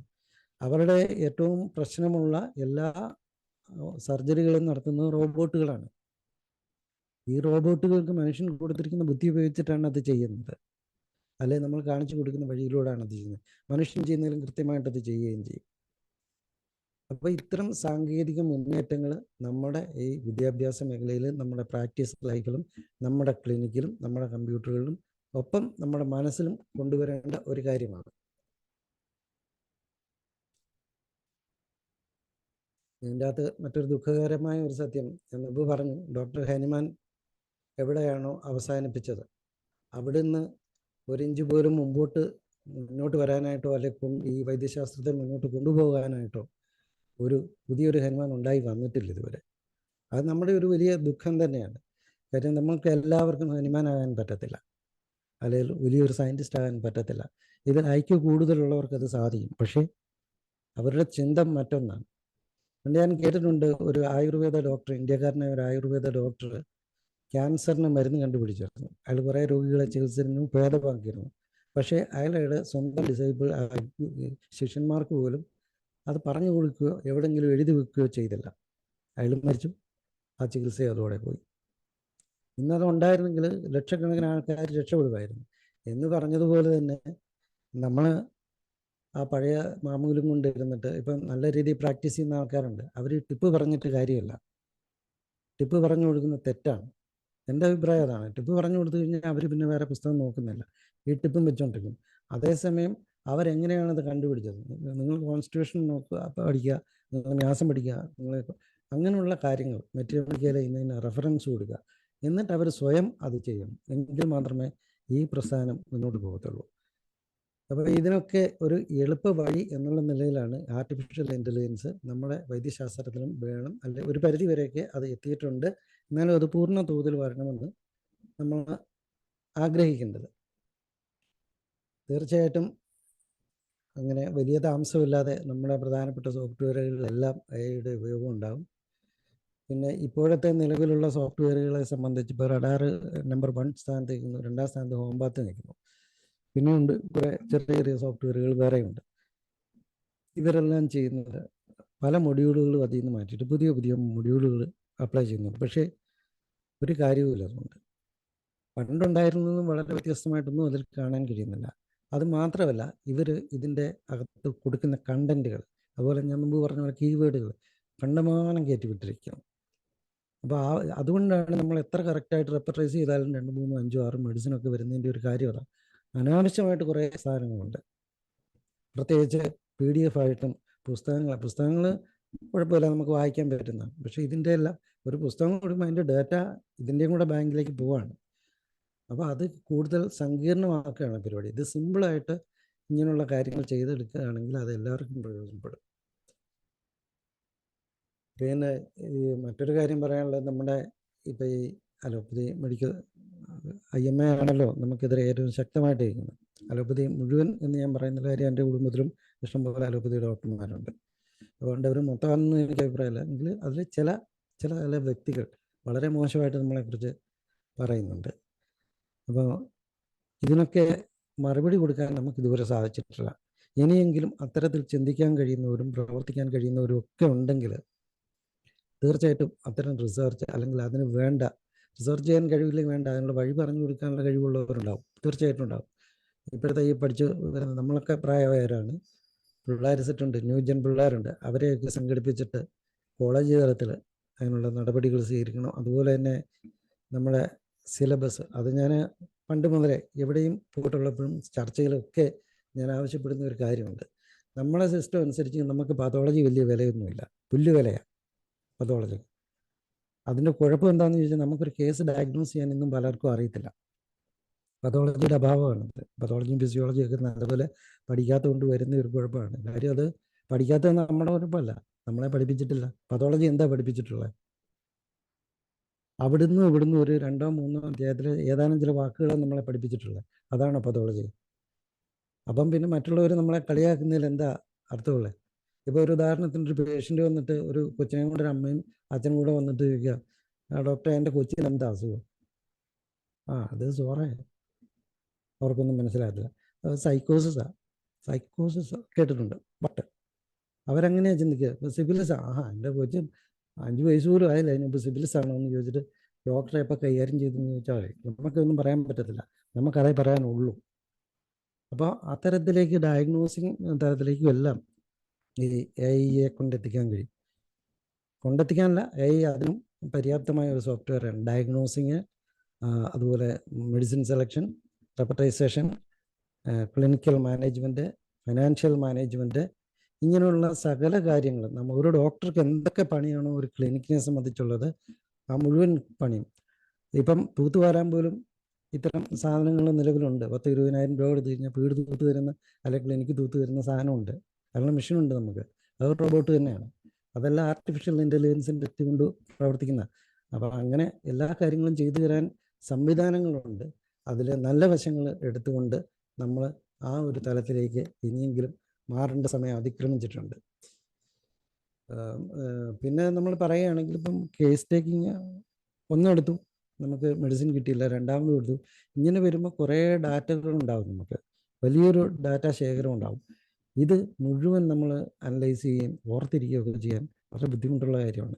അത് കഴിഞ്ഞ് മെറ്റീരിയൽ മെഡിക്കലോട്ട് പോകുമ്പോഴോ നമ്മളിപ്പോൾ ബോറയ്ക്ക് എടുത്ത് വെച്ച് കഴിഞ്ഞാൽ ഒരു 10 മെഡിസിൻ കിട്ടും. ഈ 10 മെഡിസിനും നമ്മൾ കുത്തിയിരുന്ന് വായിച്ചിട്ട് വരുമ്പോൾ ഈ രോഗി ഒന്നേൽ പെട്ടിക്കകത്തായിരിക്കും, അതല്ലെങ്കിൽ അവരവരുടെ വഴിക്ക് പോകും. നമ്മളിപ്പോൾ കഷ്ടപ്പെട്ടതും മിച്ചമാവും. അപ്പോൾ അതുകൊണ്ട് കാര്യങ്ങൾ വളരെ എളുപ്പമാക്കാൻ, സങ്കീർണമായ കാര്യങ്ങൾക്ക് വളരെ എളുപ്പമാക്കാൻ നമ്മുടെ ഈ വൈദ്യശാസ്ത്രത്തിൽ AI ഏറ്റവും പ്രയോജനം ചെയ്യുന്ന ഒരു സംഭവമാണ്. അതിൻ്റെ കൂടുതൽ ഡീറ്റെയിൽസ് അടുത്ത പവർ പോയിൻറ്റ് പ്രസൻറ്റേഷനോടുകൂടി ഞാൻ പറയുന്നുണ്ട്. ഇപ്പം ഞാനൊരു ജസ്റ്റ് ഒരു ഇൻട്രഡക്ഷൻ മാത്രമാണ് പറഞ്ഞത്. ഇതിനെക്കുറിച്ച് ഇനിയും അധികം പറയാനുള്ള കാര്യം, ഇത് അത്ര വലിയൊരു സംഭവമല്ല. പക്ഷേ നമ്മുടെ ഈ വൈദ്യശാസ്ത്രത്തിൽ അത് ഇംപ്ലിമെൻ്റ് ചെയ്ത് കഴിഞ്ഞാൽ നമുക്ക് വളരെയേറെ വളരെ ചെയ്യുന്ന ഒരു കാര്യമാണ്. ഇപ്പം നമ്മൾ NLP പോലൊക്കെയുള്ള ടെക്നിക്കൽ ഇത് പല മേഖലകളിലും ഉപയോഗിക്കുന്നുണ്ട്. AIക്കും NLP ഉപയോഗിക്കേണ്ടി വരും. NLP എന്ന് പറയുമ്പോൾ നമ്മളിപ്പോൾ ഒരു കമ്പ്യൂട്ടറിലേക്ക് ഒരു കീബോർഡ് വഴി ഒരു കമാൻഡ് കൊടുക്കുമ്പോൾ അത് നമ്മളിപ്പോൾ വെൽക്കം എന്നടിച്ചു കഴിഞ്ഞാൽ WELCOME എന്ന് അങ്ങനെയല്ല കമ്പ്യൂട്ടർ മനസ്സിലാക്കുന്നത്. കമ്പ്യൂട്ടർ 0യും 1ഉം കൂട്ടിയുള്ള ഒരു പരമ്പര, ഒരു ചെയിനാണ് അവർക്ക് അതിൽ കിട്ടുന്നത്. മെഷീൻ ലാംഗ്വേജ് എന്ന് പറയും. അത്തരം ലാംഗ്വേജിന് ശരിക്കും നമുക്ക് മനസ്സിലാകുന്ന ഭാഷയിലേക്ക് കൊണ്ടുവരാൻ ഉപയോഗിക്കുന്ന ഒരു ഇതാണ് NLP. ആ NLPയും കൂടെ ഇതിൽ അഡാപ്റ്റ് ചെയ്ത് കഴിഞ്ഞാൽ നമുക്ക് ഈ ഡാറ്റ ഒക്കെ സെക്കൻഡുകൾ കൊണ്ട് കണ്ടുപിടിക്കാവുന്നതേ ഉള്ളൂ. അപ്പോൾ ഇത്രയൊക്കെയാണ് എനിക്ക് ഇതിൻ്റെ ഒരു ഇൻട്രൊഡക്ഷനായിട്ട് പറയാനുള്ളത്. ബാക്കി നിങ്ങൾക്ക് താല്പര്യമുണ്ടെങ്കിൽ മാത്രം നാളെ മറ്റേതാണോ അടുത്ത ക്ലാസ്സിലൂടെ എടുക്കാം. പക്ഷെ അത് ഇത് പവർ പോയിൻ്റ് പ്രസൻറ്റേഷനോട് കൂടിയായിരിക്കും. ഇതിപ്പോൾ നിങ്ങൾക്ക് എല്ലാവർക്കും അത്ര ഇഷ്ടപ്പെട്ടില്ല എന്ന് തോന്നുന്നു. കാര്യം ഇത് പുതിയൊരു സബ്ജക്റ്റാണ്, പെട്ടെന്ന് അങ്ങോട്ട് ദഹിക്കുന്ന ഒരു സാധനമല്ല. ഞാൻ പറഞ്ഞല്ലോ, ചിലരെങ്കിലുമൊക്കെ ടിപ്പ് പ്രതീക്ഷിച്ചിരിക്കുന്നവരുണ്ടായിരിക്കും. ഞാൻ ഒരിക്കലും ടിപ്പിൻ്റെ ആളല്ല. ഞാൻ എഴുതിയെടുക്കാറുമില്ല, പറഞ്ഞു കൊടുക്കാറുമില്ല. കാര്യമോ തെറ്റാണ് എന്നാണ് ഞാൻ വിശ്വസിക്കുന്നത്. അല്ലെങ്കിൽ ഫോട്ടോസ്റ്റാറ്റ് പേഷ്യൻറ്റിനെ ഈ ടിപ്പ് വെച്ച് പറഞ്ഞു കൊടുക്കുന്ന ആൾ ചെയ്ത രോഗിയുടെ ഒരു ഫോട്ടോസ്റ്റാറ്റ് രോഗിയെ തരേണ്ടി വരും. എങ്കിലേ നമുക്ക് ആ രോഗിയെ ഭേദമാക്കാൻ പറ്റും.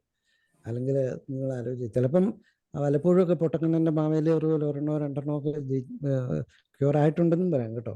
100% അങ്ങനെ അല്ലെന്നും ഞാൻ പറയുന്നില്ല. പക്ഷേ അത് ശരിയല്ല. അപ്പം അതുകൊണ്ട് ഞാൻ ഇപ്പോൾ തൽക്കാലം ഇവിടെ അടുത്ത് മൈക്കിൻ്റെ പ്രശ്നമുള്ളത് കൊണ്ട് തന്നെ എൻ്റെ ഒരു മൂഡ് ഔട്ട് ഓഫ് മൂഡായിപ്പോയി. അപ്പം താല്പര്യമുണ്ടെങ്കിൽ നാളെ കാണാം. ഇത്രയും പറഞ്ഞുകൊണ്ട് ഞാൻ അവസാനിപ്പിക്കുകയാണ്. എന്തായാലും ഇങ്ങനെ ഒരു അവസരം തന്ന എല്ലാവർക്കും നന്ദി പറയുന്നു. പ്രത്യേകിച്ച് ധനേഷ് ഡോക്ടറോടും നന്ദി പറയുന്നു. ഡോക്ടർ, എനിക്ക് തോന്നുന്നത് ഡോക്ടർ മൊബൈലിൽ നിന്ന് ഡയറക്റ്റായിട്ടൊക്കെ സംസാരിച്ചാൽ പോരെ?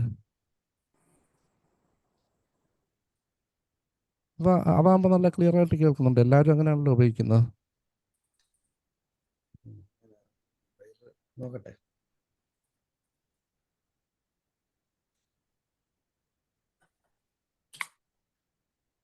നന്ദി ഡോക്ടറെ. ഡോക്ടറുടെ ഈ ക്ലാസ്സിന് അഭിപ്രായം പറയാനായിട്ട് 2 പേര് ഹാൻഡ് റൈസ് ചെയ്തിട്ടുണ്ട്. മനോജ് ഡോക്ടറെ ക്ഷണിച്ചുകൊള്ളുന്നു. നന്ദി പറയാം ഡോക്ടറെ.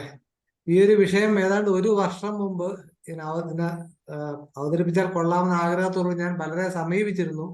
പക്ഷെ നമ്മുടെ പലർക്കും അതിനുള്ള സാവകാശം കിട്ടാത്തത് കൊണ്ടാണ് വൈകി. എന്തായാലും മനോഹരൻ ഡോക്ടർ ഏറ്റെടുത്ത് നന്നായി പറയുകയാണ്. പിന്നെ റിസർച്ച് വർക്കുകൾ ഹോമിയോപ്പതിയിൽ ധാരാളം നടക്കുന്നുണ്ട്. നമ്മൾ അറിയുന്നില്ല എന്നുള്ള വിഷയമാണ് പലപ്പോഴും ഉള്ളത്. അതായത് മെഡിസിൻ കൊടുത്തിട്ട് ബോഡിയിൽ സെല്ലുകളിൽ പ്രോട്ടീൻ മോളിക്യൂൾ ഉണ്ടാകുന്നതെന്നും ആ മോളിക്യൂൾക്കനുസരിച്ചാണ് ബോഡിയിൽ ബയോകെമിക്കൽ ചേഞ്ചസ് ഉണ്ടാകുന്നത് പറഞ്ഞ് ഈ പ്ലാറ്റ്ഫോമിൽ ധാരാളം പ്രസന്റേഷൻ വന്നിട്ടുണ്ട്. അത് നമ്മൾ അറിയുന്നില്ല. പിന്നെ രണ്ടാമത്തെ കാര്യം എന്ന് പറയുമ്പോൾ ഈ ഹനുമാൻ തുടങ്ങിയതിൽ തന്നെ നിൽക്കുന്നു എന്ന് പറയുമ്പോൾ അത് വളരെ ഫണ്ടമെന്റൽ ആയിട്ടുള്ള കാര്യങ്ങളാണ്. ഫണ്ടമെന്റൽ കാര്യങ്ങളിൽ അഡീഷൻസ് വരാം, അതിൽ തെറ്റൊന്നുമില്ല. പക്ഷെ അത് വരുന്നുണ്ട്, നമ്മൾ അറിയുന്നില്ല.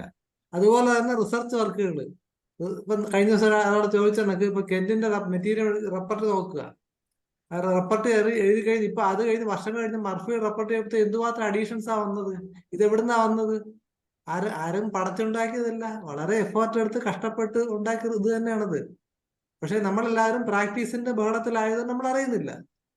എന്നിരുന്നാലും ഈ ഒരു വിഷയം ഡോക്ടർ പറഞ്ഞ വളരെ കൃത്യമായിട്ട് കാര്യങ്ങൾ പറയേണ്ടത്, അതായത് ഇൻഡിവിജ്വലൈസേഷൻ എന്നൊരു കടമ്പയിലേക്ക് കടക്കാൻ ഏറ്റവും ബുദ്ധിമുട്ട് അതാണ്. തീർച്ചയായിട്ടും ഉപകരിക്കും. അതുപോലെ diagnosis, clinical management, diet and regimen എല്ലാം തന്നെ ചുരുക്കി പറഞ്ഞാൽ കൃത്യത കൈവരിക്കാൻ തീർച്ചയായിട്ടും ഇത് കഴിയും. ഇതിനെക്കുറിച്ച് കൂടുതൽ ചർച്ചകൾ ആവശ്യമാണ്. അപ്പൊ അതുപോലെ സാങ്കേതികമായ ഡോക്ടറുടെ ആ മൈക്കിന്റെ കാര്യത്തിൽ കൂടെ പരിഹരിക്കേണ്ടതായിട്ടുണ്ട്. തീർച്ചയായിട്ടും കേൾക്കാൻ ആഗ്രഹമുണ്ട്. മുമ്പ് ധനേഷ് ഡോക്ടറോട് സംസാരിച്ച വിഷയം തന്നെയാണ്, അതുകൊണ്ടാണ് ഡോക്ടർ പറഞ്ഞതും. അപ്പൊ ഈ ഒരു സന്ദേഹത്തിന്റെ ആവശ്യം അവിടെ ഇല്ല. ഇത് ആർട്ടിഫിഷ്യൽ ഇന്റലിജൻസിൽ പറയുന്നില്ല, നാച്ചുറൽ ഇന്റലിജൻസ് പറയുന്ന ഒരു കാര്യം തന്നെയാണ്. ഡോക്ടർ ഇനിയും വരണം. പക്ഷേ ഒരു സജഷനേ ഉള്ളൂ, മൈക്കിന്റെ കാര്യം കുറെ കൂടെ ഒരു അഡ്ജസ്റ്റ്മെന്റ് വേണം. അത് എങ്ങനെ എനിക്കറിയില്ല, ഹ്യൂബർ ഡോക്ടർ അറിയായിരിക്കും. മൊബൈലിൽ നിന്ന് സംസാരിച്ചാൽ മതി ഡോക്ടർ, മൊബൈലിൽ നിന്ന് സംസാരിച്ചാൽ മതി.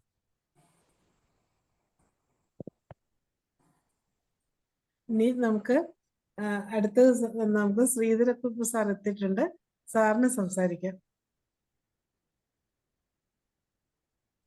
സാറിന് സംസാരിക്കാം. സാറിനെ ഒന്ന് അൺമ്യൂട്ട് ചെയ്യുന്ന. കേക്കാവോ? കേക്കാം സാറേ. ഡോക്ടർ മനോഹരൻ, കാര്യമൊക്കെ വളരെ നന്നായിരുന്നു, വിശദമായിരുന്നു. പക്ഷെ എപ്പം നടപ്പിൽ വരുമെന്നുള്ളതാ സംശയം. പിന്നെ ഇത് പറഞ്ഞ മാതിരി റെപ്പാർട്ടറിയും ഒരുപാട് കാര്യങ്ങളൊക്കെ വ്യത്യാസങ്ങൾ വന്നിട്ടുണ്ട് ഹോമിയോപ്പതി. നമ്മൾ പഠിച്ച കാലത്തിലുള്ള ആ ഹോമിയോപ്പതിയുടെ സ്റ്റാറ്റസ് ഒന്നുമല്ല. ഞങ്ങളൊക്കെ പഠിക്കുമ്പം ഞാൻ 75 പാസ്സായതാ ആതുരാശ്രമത്തിൽ നിന്ന്. അന്ന് റെപ്പാർട്ടറിയെ കുറിച്ച് 2 ക്ലാസ് എടുത്തിട്ടുള്ളൂ. എത്ര റെപ്പാർട്ടറി ഉണ്ടെന്ന് പോലും അറിയാൻ മേലായിരുന്നു. അത് കഴിഞ്ഞിട്ട് നമ്മൾ പിന്നെയും പഠിക്കുമ്പോഴാണ് നമുക്ക് മനസ്സിലാകുന്നത് ഇന്നതൊക്കെയാണെന്ന്. അതുകൊണ്ട് പിന്നെ അതുപോലെ ഹോമിയോപ്പതിയുടെ ഫണ്ടമെന്റൽസ് ഒന്നും നമുക്ക് തിരുത്താൻ പറ്റിയില്ല. ഹനുമാനല്ല, ഇനി ഹനുമാൻ വീണ്ടും ജീവിച്ചാലും അവധി കുറച്ച് ഡീവിയേഷൻസ് ഒക്കെ വരുത്താനേ പറ്റുള്ളൂ. അതിന്റെ ഫണ്ടമെന്റൽ തിയറി ഇപ്പം വേദത്തെക്കുറിച്ച് നമ്മൾ പുസ്തകങ്ങൾ 1,000 വർഷങ്ങൾക്ക് മുമ്പ് എഴുതിയിട്ടുണ്ട്. അതൊന്നും തിരുത്തപ്പെടുന്നില്ല. അഡീഷൻസ് ആകാം, തിരുത്തപ്പെടാൻ പറ്റിയല്ല ഫണ്ടമെന്റല്.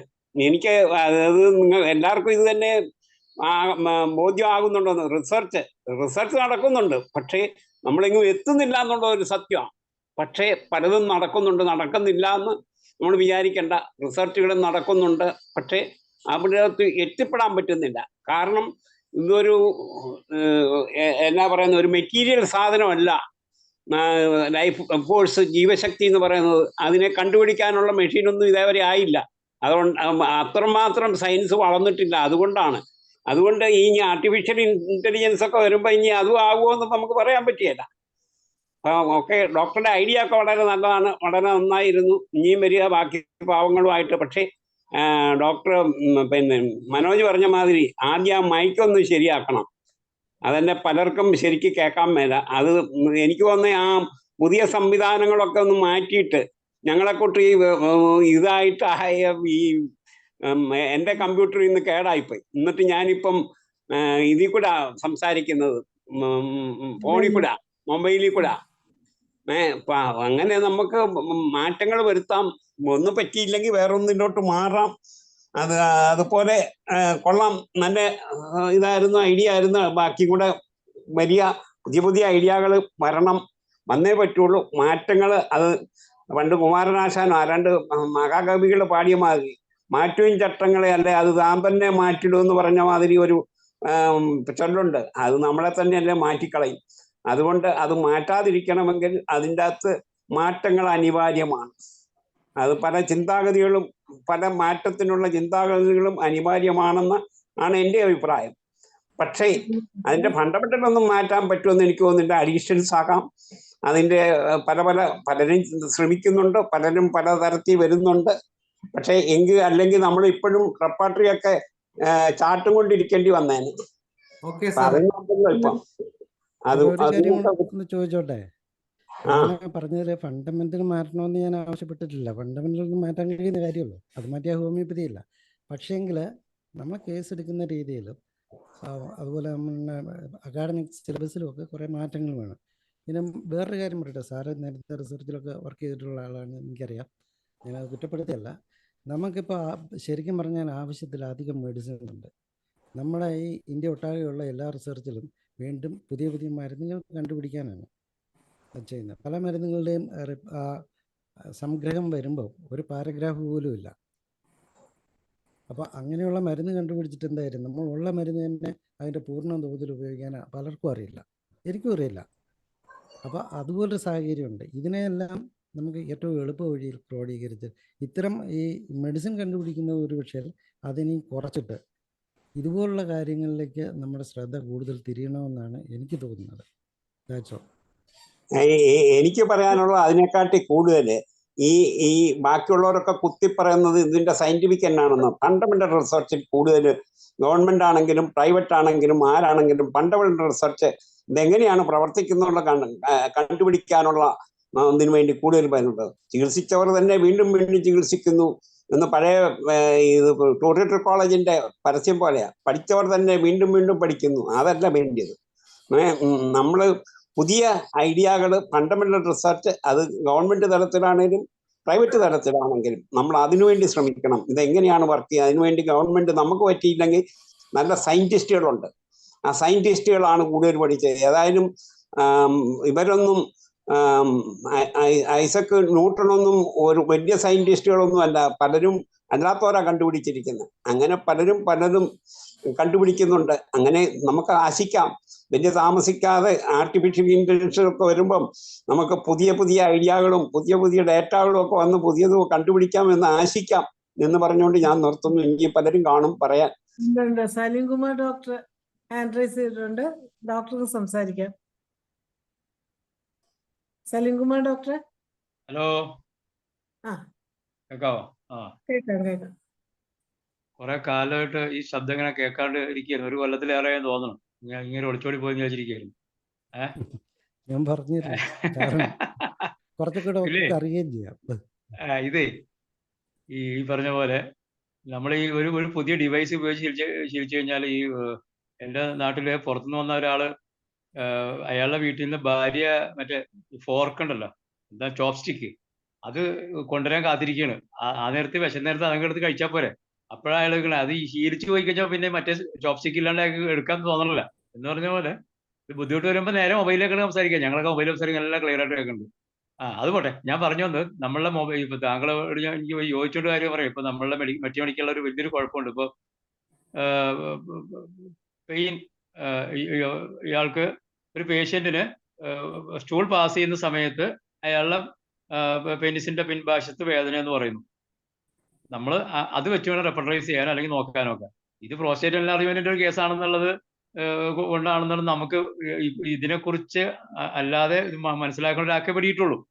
അപ്പൊ ഇങ്ങനെയുള്ള സാധനത്തിന് അപ്പൊ അങ്ങനെ പറയുമ്പോൾ ഇയാൾക്ക് പ്രോസ്റ്റേറ്റ് എൻലാർജ്മെന്റ് ഉണ്ടാവേണ്ടതല്ലേ? അല്ലെങ്കിൽ അപ്പൊ ആ മെഡിസിൻ പ്രോസ്റ്റേറ്റ് എൻലാർജ്മെന്റ് വരുന്നതാണ്. ഇങ്ങനെയുള്ള സാധനങ്ങൾ നമ്മളെങ്ങും കൂട്ടിയിണക്കിയിട്ടില്ല. അപ്പൊ ഈ ആർട്ടിഫിഷ്യൽ ഇന്റലിജൻസ് വരുന്ന കാലത്തെങ്കിലും ഇത്തരം കുറവുകൾ നമുക്ക് പരിഹരിക്കപ്പെടുമെന്ന് വിചാരിക്കാം. അതാണ് ഇപ്പൊ എനിക്ക് ഇതിനകത്തൊരു ഒരു പ്രതീക്ഷ ഉള്ളത്. ഒട്ടനവധി സിംറ്റംസിന് പത്തോളജിയായിട്ട് നല്ല ബന്ധമുണ്ട്. പക്ഷെ അത് എന്തുകൊണ്ടാണെന്ന് ഒരു ഹോമിയോപ്പതിക്കാരനും അറിയാൻ പാടില്ല. അല്ലെങ്കിൽ അത് പഠിച്ചാൽ നമുക്ക് എല്ലാം തലയിരിക്കണമെന്നില്ല. അപ്പൊ ഇതിനെ കണക്ട് ചെയ്തുകൊണ്ട് മെറ്റീരിയൽ തന്നെ അങ്ങനെ ഇറങ്ങണത് നന്നായിരിക്കും. അല്ലെങ്കിൽ അത് ആർട്ടിഫിഷ്യൽ ഇന്റലിജൻസ് വഴിയെങ്കിൽ നമുക്കത് ബോധ്യപ്പെട്ടാൽ നന്നായിരുന്നു. തീർച്ചയായിട്ടും അങ്ങനെയുള്ള ഒരു റിസർച്ചും കാര്യങ്ങളൊക്കെയാണ് ഇപ്പോൾ റഡാറിന്റെ ഭാഗത്തു നിന്നൊക്കെ തുടങ്ങിയിട്ടുണ്ട്. ഈ ഡയഗ്നോസിങ് അടക്കം, മെഡിസിൻ അടക്കം, ഡയഗ്നോസിങ് അടക്കമാണ് ആർട്ടിഫിഷ്യൽ ഇന്റലിജൻസിലൂടെ ഈ സോഫ്റ്റ്വെയറുകൾ നമ്മുടെ കയ്യിലെത്തും. ഡോക്ടറെ, നമ്മുടെ ഡിപ്പാർട്ട്മെന്റിലുണ്ട് ഡോക്ടർമാരുണ്ട്, doctor George, doctor Rajikumar, doctor Anil എന്നീ ഇതിൽ വന്നിട്ടുണ്ടോ ഡോക്ടർ? ഇനി ആരെങ്കിലും ഇതിൽ സംസാരിക്കാൻ ആഗ്രഹിക്കുന്നുണ്ടെങ്കിൽ അൺമ്യൂട്ട് ചെയ്ത് സംസാരിക്കാവുന്നതാണ്. ഡോക്ടർ അനിലുണ്ട്, ഡോക്ടർ അനിൽ ഡോക്ടറെ. സാർ, ബഹുമാനപ്പെട്ട സീനിയർ ഡോക്ടർമാരെ, പ്രിയപ്പെട്ടവരെ, എനിക്ക് റെജിയും ജോർജ് ഡോക്ടറും ഒക്കെ ഉണ്ട്. അപ്പോൾ ഈ മേഖലയിൽ ഒരുപാട് നൂതനമായി ചിന്തിക്കുന്നവരാണ്. ഞാൻ അവരുള്ളത് കൊണ്ടാണ് ഞാൻ കുറച്ചേരം മിണ്ടായിരുന്നത്. കാരണം അവർക്ക് ഒരുപാട് ഐഡിയ ഉണ്ടെങ്കിലും ഈ ഒരു മേഖലയിൽ കുറച്ച് വർക്ക് ചെയ്യുന്ന ഒരാളെന്ന നിലയിൽ ഞാൻ മനോഹർ സാർ പറഞ്ഞതുപോലെ ഇതൊന്നും അതിവിദൂരതയിലുള്ള കാര്യമല്ല എന്നുള്ളതാണ് ആദ്യത്തെ ഒരു കാര്യം. കാരണം നമ്മളിൽ പലരും ഇന്നൊരു എഴുത്തെഴുതിയിട്ട് എത്ര കാലമായി എന്ന് ആലോചിച്ച് കഴിഞ്ഞാൽ, ഒരു തപാൽ സ്റ്റാമ്പ് ഒട്ടിച്ച് പോസ്റ്റ് ചെയ്തിട്ട് എത്ര കാലമായി എന്ന് ചോദിച്ചാൽ അതൊരിക്കലും ഒരു നിയമം മൂലം നിരോധിച്ചത് കൊണ്ടല്ല, പലപ്പോഴും അതിൽ മെച്ചപ്പെട്ട സാങ്കേതിക വിദ്യകൾ കയ്യിലുള്ളത് കൊണ്ടാണ് എന്നുള്ളതാണ്. നമ്മുടെ പരിസരത്തിൽ വെജിറ്റബിൾ വെൻഡർ എന്തുകൊണ്ട് ഗൂഗിൾ പേ ഉപയോഗിക്കുന്നു എന്ന് കരുതിയാൽ അതും ഒരിക്കലും നിയമം മൂലം അയാൾ ഇൻസിസ്റ്റ് ചെയ്തുകൊണ്ടല്ല, ചില കസ്റ്റമേഴ്സ് ആവശ്യപ്പെടുന്നത് കൊണ്ടാണ്, അല്ലെങ്കിൽ സമൂഹം അതിൽ അത്രത്തോളം വെൽ വേഴ്സ്ഡ് ആണ് എന്നുള്ളത് കൊണ്ടാണ്. അപ്പോൾ ഹോമിയോപ്പതിയിലും ഡിജിറ്റലൈസേഷനും എയും വരുന്ന ഇത് അതിവിദൂരതയിലല്ല, വളരെ അടുത്തായി വരും എന്നുള്ളതാണ് ഞാൻ മനസ്സിലാക്കുന്നത്. അതിലൊരു കാര്യം കൂടി ഞാൻ പറയാൻ ഉദ്ദേശിക്കുന്നത്, വരുന്നത് എന്തുകൊണ്ടാണ് എന്ന് അങ്ങനെ പറയാൻ കാരണം, Ayushman Bharat digital health mission എന്ന് പറഞ്ഞ് ഗവൺമെന്റ് ഓഫ് ഇന്ത്യ ഒരു പ്രോഗ്രാം 2021 ലോഞ്ച് ചെയ്തിട്ടുണ്ട്. അത് ഹെൽത്ത് മേഖലയിലെ മൊത്തം സംവിധാനങ്ങളെയും ഡിജിറ്റലൈസ് ചെയ്ത് അതിലൊരു ഹെൽത്ത് ഇൻഫോർമാറ്റിക്സ് ജനറേറ്റ് ചെയ്യുക എന്നൊരു ഒരു വലിയൊരു വിശാല ലക്ഷ്യമുള്ള അംബ്രല്ല സ്കീമാണ് Ayushman Bharat digital health mission. അപ്പോൾ അതിലേക്കായിട്ട് നമ്മുടെ ഇന്ത്യയിലെ എല്ലാ സ്ഥാപനങ്ങൾക്കും ഒരു ഹെൽത്ത് ഫെസിലിറ്റി രജിസ്ട്രി ഉണ്ടാവണം, എല്ലാ ഹെൽത്ത് പ്രൊഫഷണൽക്കും ഹെൽത്ത് പ്രൊഫഷണൽ രജിസ്ട്രി ഉണ്ടാകണം. അതുപോലെ പേഷ്യൻസിന് ആഭ I D, Ayushman Bharat health account നമ്പറും ഉണ്ടാകണം. അങ്ങനെ ഈ ഒരു ഇതിൽ കൂടെ ഡിജിറ്റലൈസ് ചെയ്തുള്ള ഹെൽത്ത് ട്രീറ്റ്മെന്റ് ആയിരിക്കണം തുടർന്നുള്ള കാലങ്ങളിൽ ഒരു പക്ഷേ ഇൻഷുറൻസ് വാലിഡിറ്റി വരെ കിട്ടുക. കാരണം ഇനിയിപ്പോൾ വരുന്നൊരു കാലഘട്ടത്തിൽ ഇൻഷുറൻസ് പേയ്സ് വരുന്നൊരു ആയിരിക്കും ട്രീറ്റ്മെന്റിന്റെ അടുത്ത ലെവൽ വരുന്നത്. അപ്പോൾ അങ്ങനെയുള്ളൊരു മേഖലയിൽ ഡിജിറ്റലൈസേഷൻ, ഗൂഗിൾ പേ, വെജിറ്റബിൾ വെൻഡർ എടുത്തതുപോലെ തന്നെ എല്ലാ വിഭാഗക്കാരും ഡിജിറ്റലൈസേഷനിലേക്ക് പോകേണ്ടി വരും എന്ന് ഞാൻ പ്രതീക്ഷിക്കുന്നു. അത് അതിവിദൂരതയിലല്ല, വളരെ അടുത്ത് തന്നെ അങ്ങനെ വരും. അങ്ങനെ ഡിപ്പാർട്ട്മെന്റ് ഓഫ് ഹോമിയോപ്പതി ഡിജിറ്റലൈസേഷൻ തുടങ്ങിക്കഴിഞ്ഞു.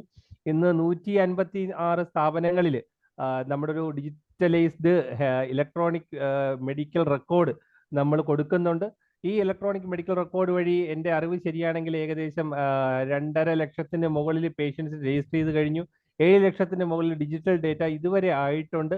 ഈ ഡിജിറ്റൽ ഡേറ്റയുടെ അനാലിറ്റിക്സ് അടുത്ത ലെവലിലേക്ക് നമ്മൾ കടക്കുവാണ്. അങ്ങനെ വരികയാണെങ്കിൽ നേരത്തെ സാറ് പറഞ്ഞൊരു പ്രാക്ടിക്കൽ റെപ്പറട്ടറി, നമുക്കൊരു പ്രാക്ടിക്കൽ ക്ലിനിക്കൽ റെപ്പറട്ടറിയിലേക്ക് നമുക്ക് ചിന്തിക്കാം. അതൊരു സജസ്റ്റീവ് മോഡായിട്ട് വരും. ഒരു സിംറ്റംസ് നമ്മൾ കൊടുക്കുവാണെങ്കിൽ ആ സിംറ്റംസിന്റെ കോമ്പിനേഷൻ അനുസരിച്ചിട്ട് ഏറ്റവും കൂടുതൽ ഡോക്ടർമാർ പ്രിസ്ക്രൈബ് ചെയ്ത മെഡിസിൻസ് ഇന്നതാണെന്ന് സജസ്റ്റ് ചെയ്യുന്ന രീതിയിലേക്ക് വരാം. സജഷനാണ് എടുക്കണോ വേണ്ടിയോ എന്നുള്ളത് അടുത്ത കാര്യം. പിന്നെ സാറ് നേരത്തെ പറഞ്ഞ പോലെ നമ്മളൊരു മൊബൈൽ ഹാൻഡ് ഹോൾഡ് ഡിവൈസ് വെച്ചിട്ട് നമുക്ക് കേസ് ടേക്കിങ്ങിലെ അല്ലെങ്കിൽ വേറബിൾ ഡിവൈസസിന്റെ കാലമാണ് ഇനി വരാൻ പോകുന്നത്. ഈ വേറബിൾ ഡിവൈസസ് വെച്ചിട്ട് നമുക്ക് നമ്മൾ പറയുകയാണ് എനിക്ക് പനിയുണ്ട്, അപ്പോൾ സിസ്റ്റം തന്നെ തിരിച്ച് ചോദിക്കും. സാറ് നേരത്തെ പറഞ്ഞ പോലെ നാച്ചുറൽ ലേണിംഗ് പ്രോസസ്സിംഗ് വഴി അല്ലെങ്കിൽ നാച്ചുറൽ ലാംഗ്വേജ് പ്രോസസ്സിംഗ് വഴി നമ്മൾ പറയുന്ന ഭാഷയിൽ നിന്ന് തന്നെ തിരിച്ചത് ചോദിക്കും. ഓക്കെ, നിങ്ങൾക്ക് തലവേദന രാവിലെയാണോ രാത്രിയാണോ കൂടുതൽ? രാത്രിയാണ്. ഓക്കെ, കിടക്കുമ്പോൾ കൂടാറുണ്ടോ? അല്ലെങ്കിൽ അങ്ങനെയുള്ള ക്വസ്റ്റ്യൻസ് ഒരു കേസ് ടേക്കിങ്ങിന്റെ കൃത്യമായ രീതിയിൽ തന്നെ പോകുന്ന വേറബിൾ ഡിവൈസസ് വേണമെങ്കിൽ വരാമെന്നുള്ള കാലഘട്ടത്തിലാണ് നമ്മൾ നിൽക്കുന്നത്. ഈ വേറബിൾ ഡിവൈസസ് കേസ് ടേക്കിങ്ങിനെ വളരെയധികം എളുപ്പത്തിലാക്കുമെന്ന് ഞാൻ കരുതുന്നു. അത് ഡിജിറ്റലൈസേഷൻ വഴി നമുക്ക് മെഡിസിൻസും കുറച്ചുകൂടി എളുപ്പത്തിൽ നല്ല രീതിയിൽ സജസ്റ്റ് ചെയ്യാൻ പറ്റും. നമ്മുടെ ഡോക്യുമെന്റേഷനും കറക്റ്റ് ആവും. മറ്റൊരാൾ ചോദിച്ചു കഴിഞ്ഞാൽ, ഇപ്പം സാറ് ഡയഗ്നോസിന്റെ കാര്യം പറഞ്ഞു, ഒരു ഡയഗ്നോസിസ് ഇപ്പോൾ ബ്രോങ്കോ ന്യൂമോണിയ അങ്ങനെ എന്തൊക്കെ പാരാമീറ്റർ വേണമെന്നുള്ള എല്ലാ ഡോക്ടറും അറിയണമെന്നില്ല. അപ്പോൾ ആ ഫില്ല് ചെയ്യാത്ത പാരാമീറ്റേഴ്സ് സിസ്റ്റം തിരിച്ച് ചോദിക്കും, ഇന്ന വാല്യൂസ് നിങ്ങൾ നോക്കിയിട്ടുണ്ടോ? ഓക്കെ, നോക്കിയിട്ടുണ്ട്. അടുത്ത പ്രാവശ്യം വന്നപ്പോൾ ഇന്ന വാല്യൂസ് എന്തായിരുന്നു എന്ന് വരുമ്പോൾ നമ്മുടെ പ്രൊഗ്നോസിസും സയന്റിഫിക്കലി മാപ്പ് ചെയ്യാൻ പറ്റും. നമ്മുടെ സിസ്റ്റത്തിന് കുറച്ചുകൂടെ അക്സെപ്റ്റൻസ് ഉണ്ടാകുന്ന ഒരു കാലവും അതിവിദൂരത അല്ല എന്നാണ് ഈ മേഖലയിൽ ചെറുതായിട്ടെങ്കിലും വർക്ക് ചെയ്യാൻ തുടങ്ങി എനിക്ക് തോന്നുന്നത്. ചിലപ്പോൾ എൻ്റെ ആവേശം കൊണ്ട് പറയുന്നതായിരിക്കും, പക്ഷേ ഇതാണ് എനിക്ക് പ്രാരംഭഘട്ടത്തിൽ പറയാനുള്ളത്. അനിൽ പറഞ്ഞ ചെറുതല്ല, വലിയൊരു കാര്യമാണ്. നമ്മൾ ആലോചിക്കേണ്ടത് കഴിഞ്ഞ വർഷത്തെ OP എന്ന് പറയുമ്പോൾ 1,64,00,000 അത് ആലോചിച്ച് നോക്കുക. ഇത് ഇപ്പം പറഞ്ഞ വലിയൊരു കാര്യം, ഈ ഇരിക്കുന്ന 10-60 പേര് നല്ലൊരു ധാരണ ഉണ്ടാവുമല്ലോ ഹോമിയോപ്പതി യഥാർത്ഥത്തിൽ എന്ത് നടക്കും എന്നുള്ളത്. Okay, thank you Anil. Sarith Kumar doctor hand raise ചെയ്തിട്ടുണ്ട്.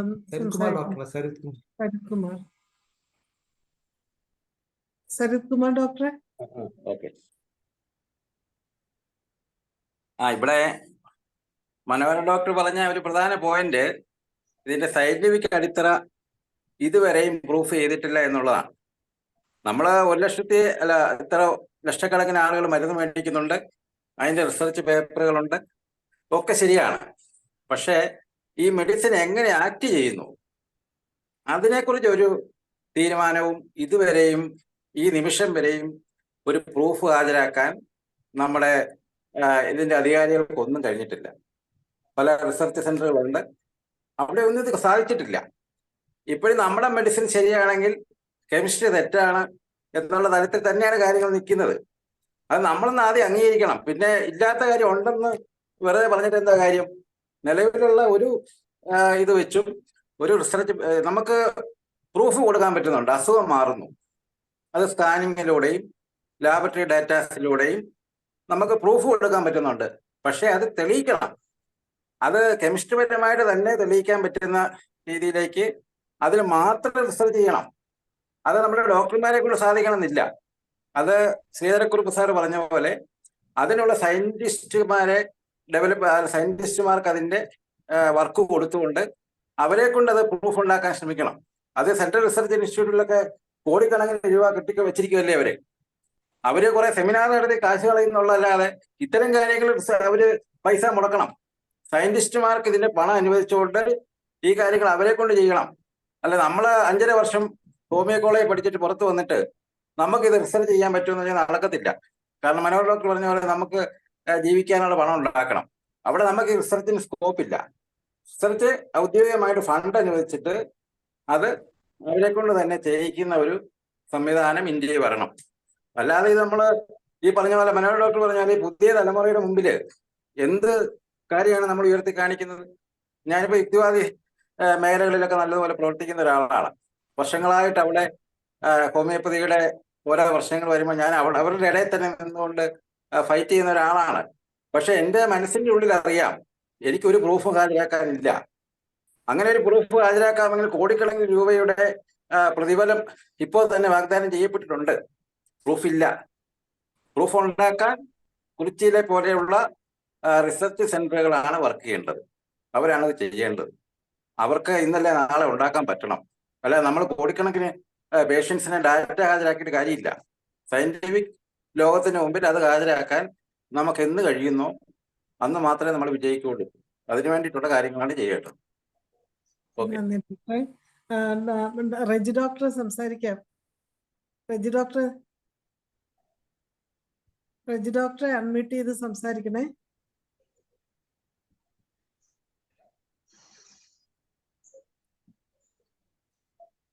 റെജി ഡോക്ടർ ഉണ്ടോ? George doctor?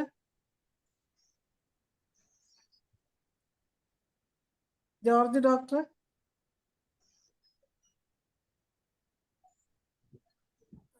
അൺമ്യൂട്ട് ചെയ്യാൻ പറ്റാഞ്ഞിട്ടാണോ? ധനേഷ് ഡോക്ടറെ അൺമ്യൂട്ട് ചെയ്യാൻ പറ്റാഞ്ഞിട്ടാണോ എന്ന് നോക്കണേ.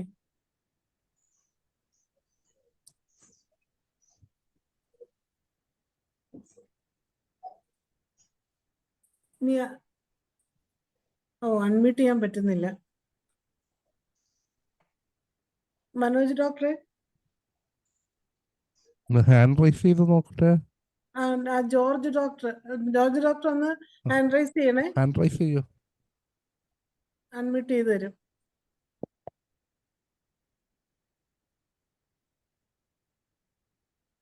ജോർജ് വർഗീസ്.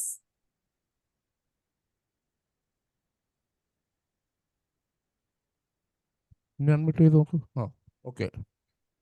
നമസ്കാരം സാറേ. കുറെ സീനിയർ ഡോക്ടേഴ്സ് ഉണ്ട്. ഞാൻ അത്ര സീനിയർ ഒന്നും അല്ല. ഒരു ചെറിയ ഇടക്കാലം കൊണ്ട് ഒരു 10-20 വർഷമായി ഞാനിപ്പോ പ്രാക്ടീസ് തുടങ്ങിയിട്ട്. ഞാൻ കുറച്ച് ഈ കമ്പ്യൂട്ടർ പരമായിട്ടുള്ള കുറെ കാര്യങ്ങളില് ഞാൻ കുറെ പ്രാക്ടീസ് തുടങ്ങിയ കാലം മുതലേ റഡാർ പോലെയുള്ള സോഫ്റ്റ്വെയറുകളൊക്കെ ഉപയോഗിക്കുകയാണ്. ഒരു ഫൈനൽ ഇയർ തൊട്ട് ഉപയോഗിച്ചുകൊണ്ടിരിക്കുന്ന ഒരു ഡോക്ടറാണ്.